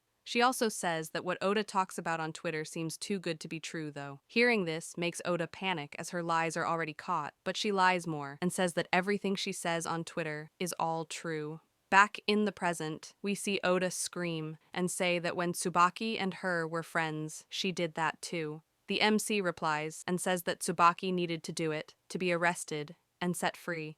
After saying this, he tells them that he's finished his business here today and heads out. Seeing him be his usual self doesn't surprise the teachers. After he heads out, we see Tenjiku saying, "It's strange." Hearing this makes Akashi ask her what happened. She replies and says, "Just now, Jimmy-sensei said set free. If you're arrested, I think you'd become the opposite of that, no matter how you see it." As she's saying this, we see Oda looking at her phone. Now we see someone playing a voice recording. We see Tsubaki back in the interrogation room telling the interrogator to please arrest her. We see Tsubaki's mom also in the room, as she tells Tsubaki that they should go back home for now. The mom screams and says that Tsubaki didn't do anything bad. She's sure there's a problem with the homeroom teacher, as Tsubaki recalls the words, "You want to stop, don't you? Someone threatened you to be a bad person." She starts sweating and says that she's truly a bad person. Now somewhere else, we see Nagisa and Erika drinking tea together. Nagisa looks worried as she says that Tsubaki did really go with the police in the end. A rumor spread that Nobuko already woke up.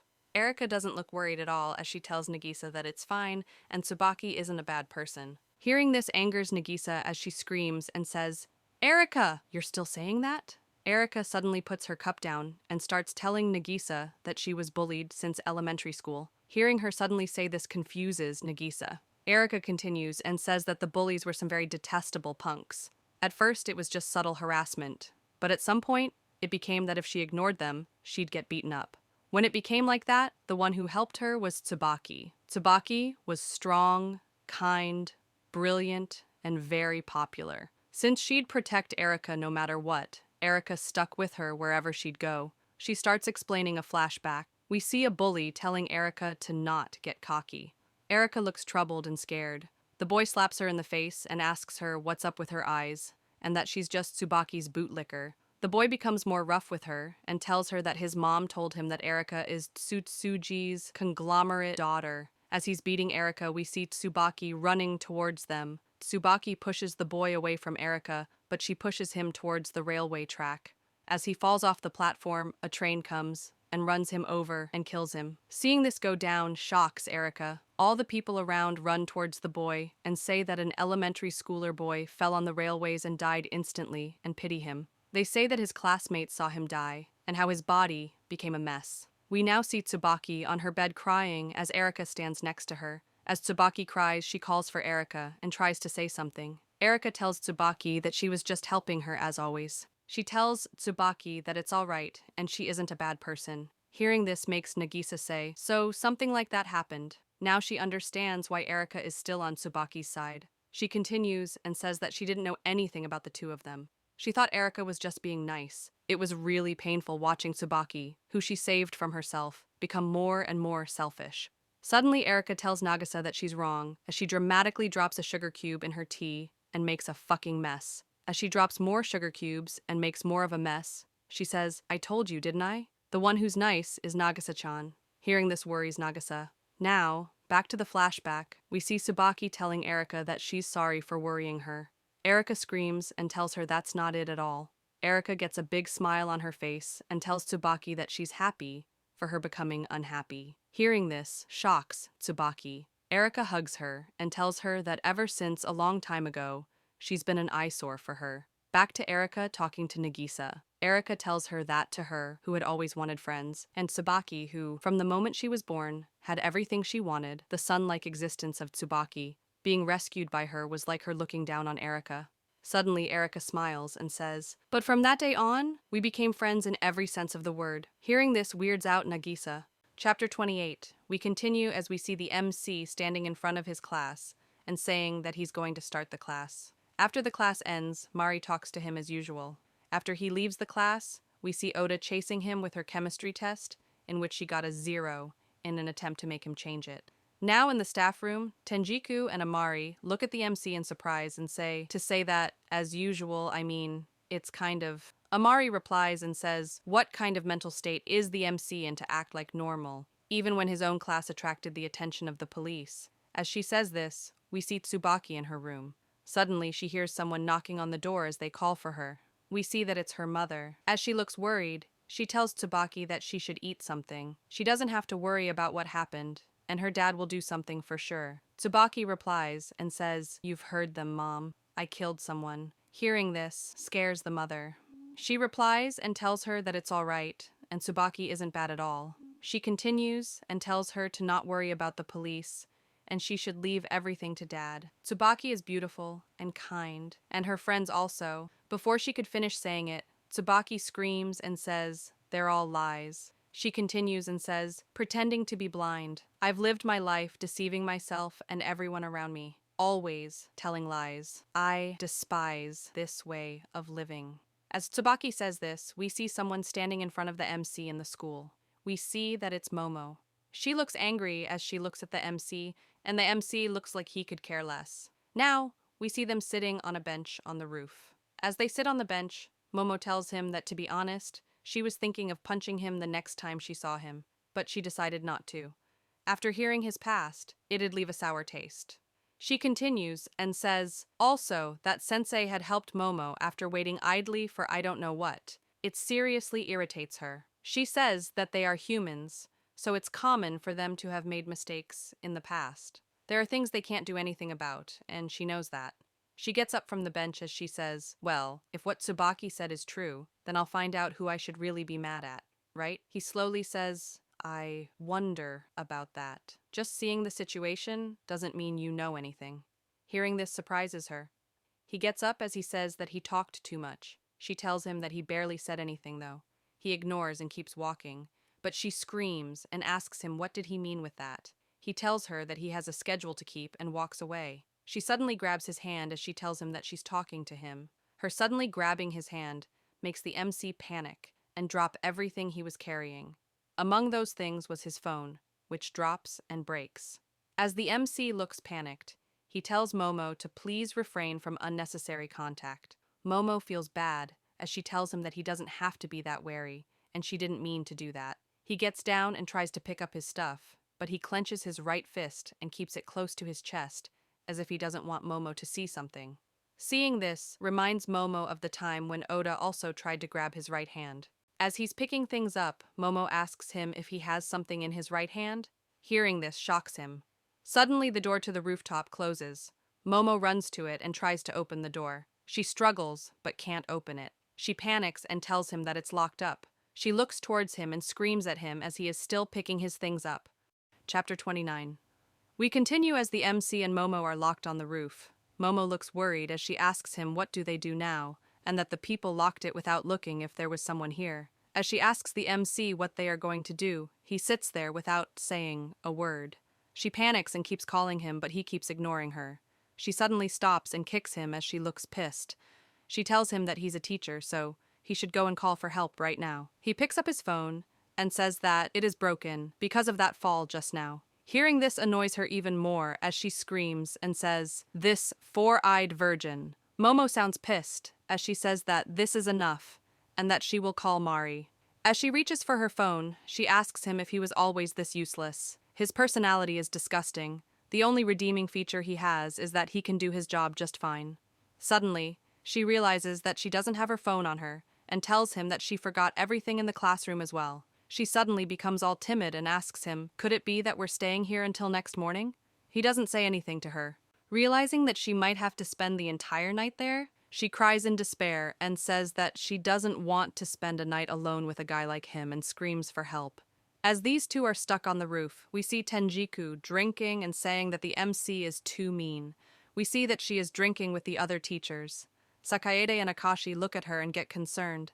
Amari tells Tenjiku that she's drunk too much, but Tenjiku screams and says, "A student was taken to the police station, you know? One of his own students, too." She continues and says that Tsubaki is a problem child, and it's a trouble to deal with her and all, but to stay in that fresh attitude, he's a failure of a teacher. Sakaede tries to tell her something, but she suddenly turns to him and says, "Sakaede-sensei properly paid a visit to Nobuko, right?" He awkwardly tells her that he hasn't visited her. She gets shocked and screams at him, asking why. He replies and says, "Why, you ask? Every day is just so hectic." She immediately asks him, "Even though you're here drinking?" Like a wimp, he tries to make up a reason and tells her that the accident wasn't directly related to the school, and he sent at least a message. Hearing this irresponsible reply makes her angry. She suddenly gets serious and tells them that they all are the worst. Hearing her say this surprises the teachers. Tenjiku continues and says that Nobuko has been mentally unstable because she was threatened. Oda was bullied, Momo was attacked by unknown men, and Mari, who had suffered a lot with her parents. Also, Tenjiku doesn't know the details, but it seems that Tsubaki was behind this as well. She screams and asks them, "Don't they worry you? This is not the time to say that the school has nothing to do with it. And even more, if you're their homeroom teacher, you should care about them. If you don't have the will to do that, then it's better for you to quit being a teacher." Hearing this hits a nerve with Sakaede. He immediately gets repulsed by her and says, "So noisy." Hearing this shocks Amari and Tenjiku goes in shock. Sakaede turns around and hides his face as he apologizes and tells them that he just spoke up his mind. Amari tries to calm the situation by telling Tenjiku to not mind his words as he's getting drunk as well. As she says this, she notices Oda walking outside the bar and gets surprised. She looks at her and says, "That girl's from the A class, isn't she? What is she doing alone at this hour?" Tenjiku looks at her and says, "I'm pretty sure that direction is Tsubaki's house," and immediately throws up in her mouth. Amari tells Tenjiku that it'll be bad if she throws up here, but as she's saying it, Tenjiku throws up. Seeing her do this makes Amari say that all the teachers in the school are a handful. As this scene goes down in the back, we see Oda looking serious as she walks away. Now, at Tsubaki's house, we see her mom tell her that a friend from the school has come. We see that it's Oda. Tsubaki looks at her and smiles. She turns away as she tells Oda that they are not friends though. Oda calls Tsubaki a criminal and tells her to speak up.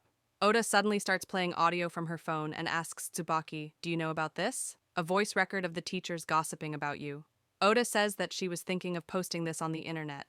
She continues and says that it sounds like Tsubaki is trying to get away with it by using her dad's influence. But if it sparks suspicion, her escape route could be blocked. At first, Tsubaki looks surprised, but she smiles and tells Oda to go ahead and do it. She continues and says, "Plain Sensei said it, didn't he? That I really want to stop being a bad person."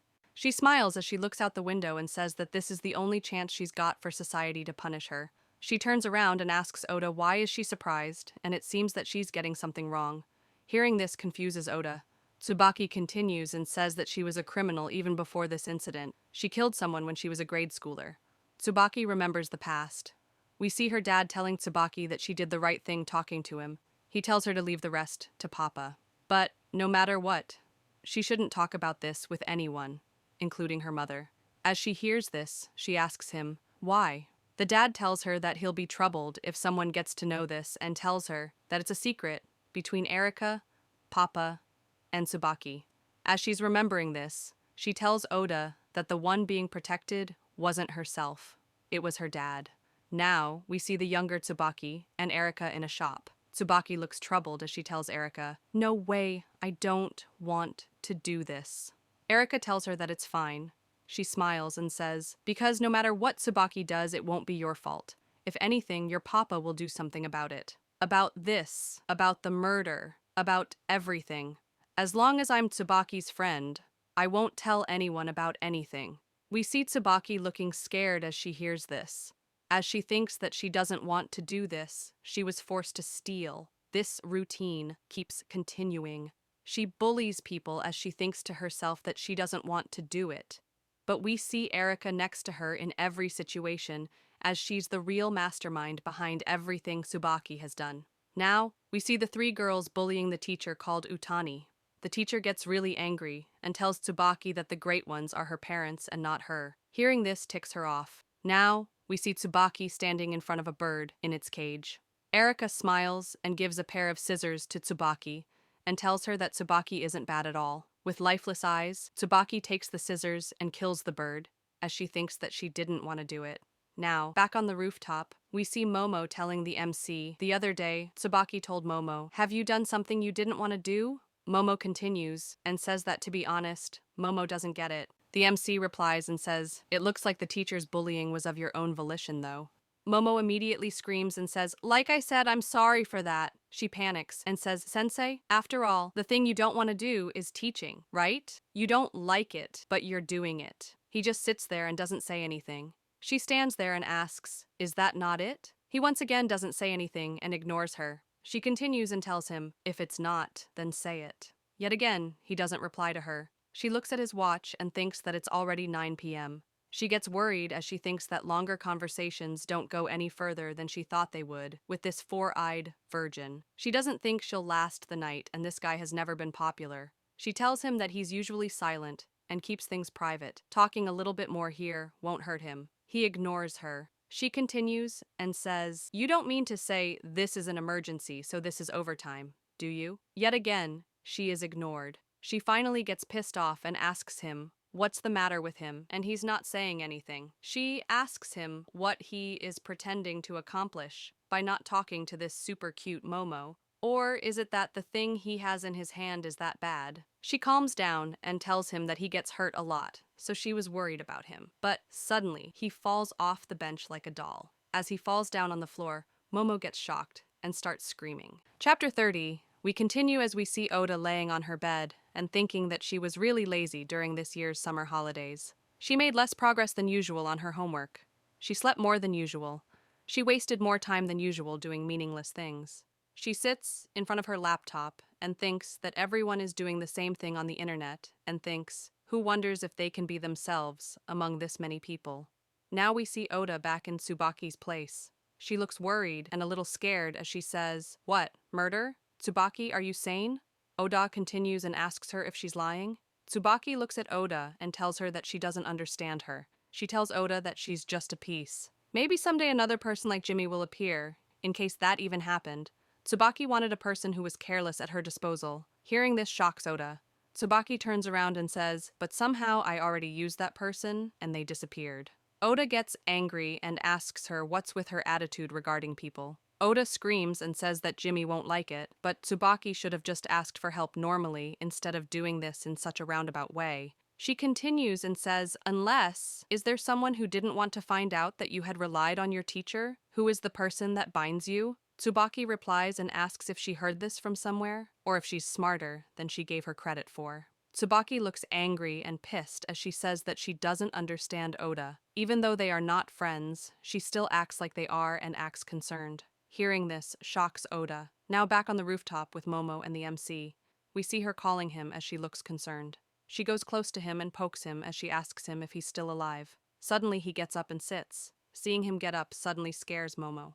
As he sits there without saying anything, Momo calls him. As he sits, he says, "Excuse me, I passed out for a moment." Momo looks scared as she screams, "Scary." He replies and tells her that it's fairly normal. Momo once again screams and tells him that's definitely not normal and asks him just how weak his body is. He doesn't reply to her and suddenly yawns. As he looks like he's dead, he tells her that he has insomnia. Around this time, he always feels a little drowsy, and he begins to lose consciousness at irregular intervals. As he says this, he goes to sleep.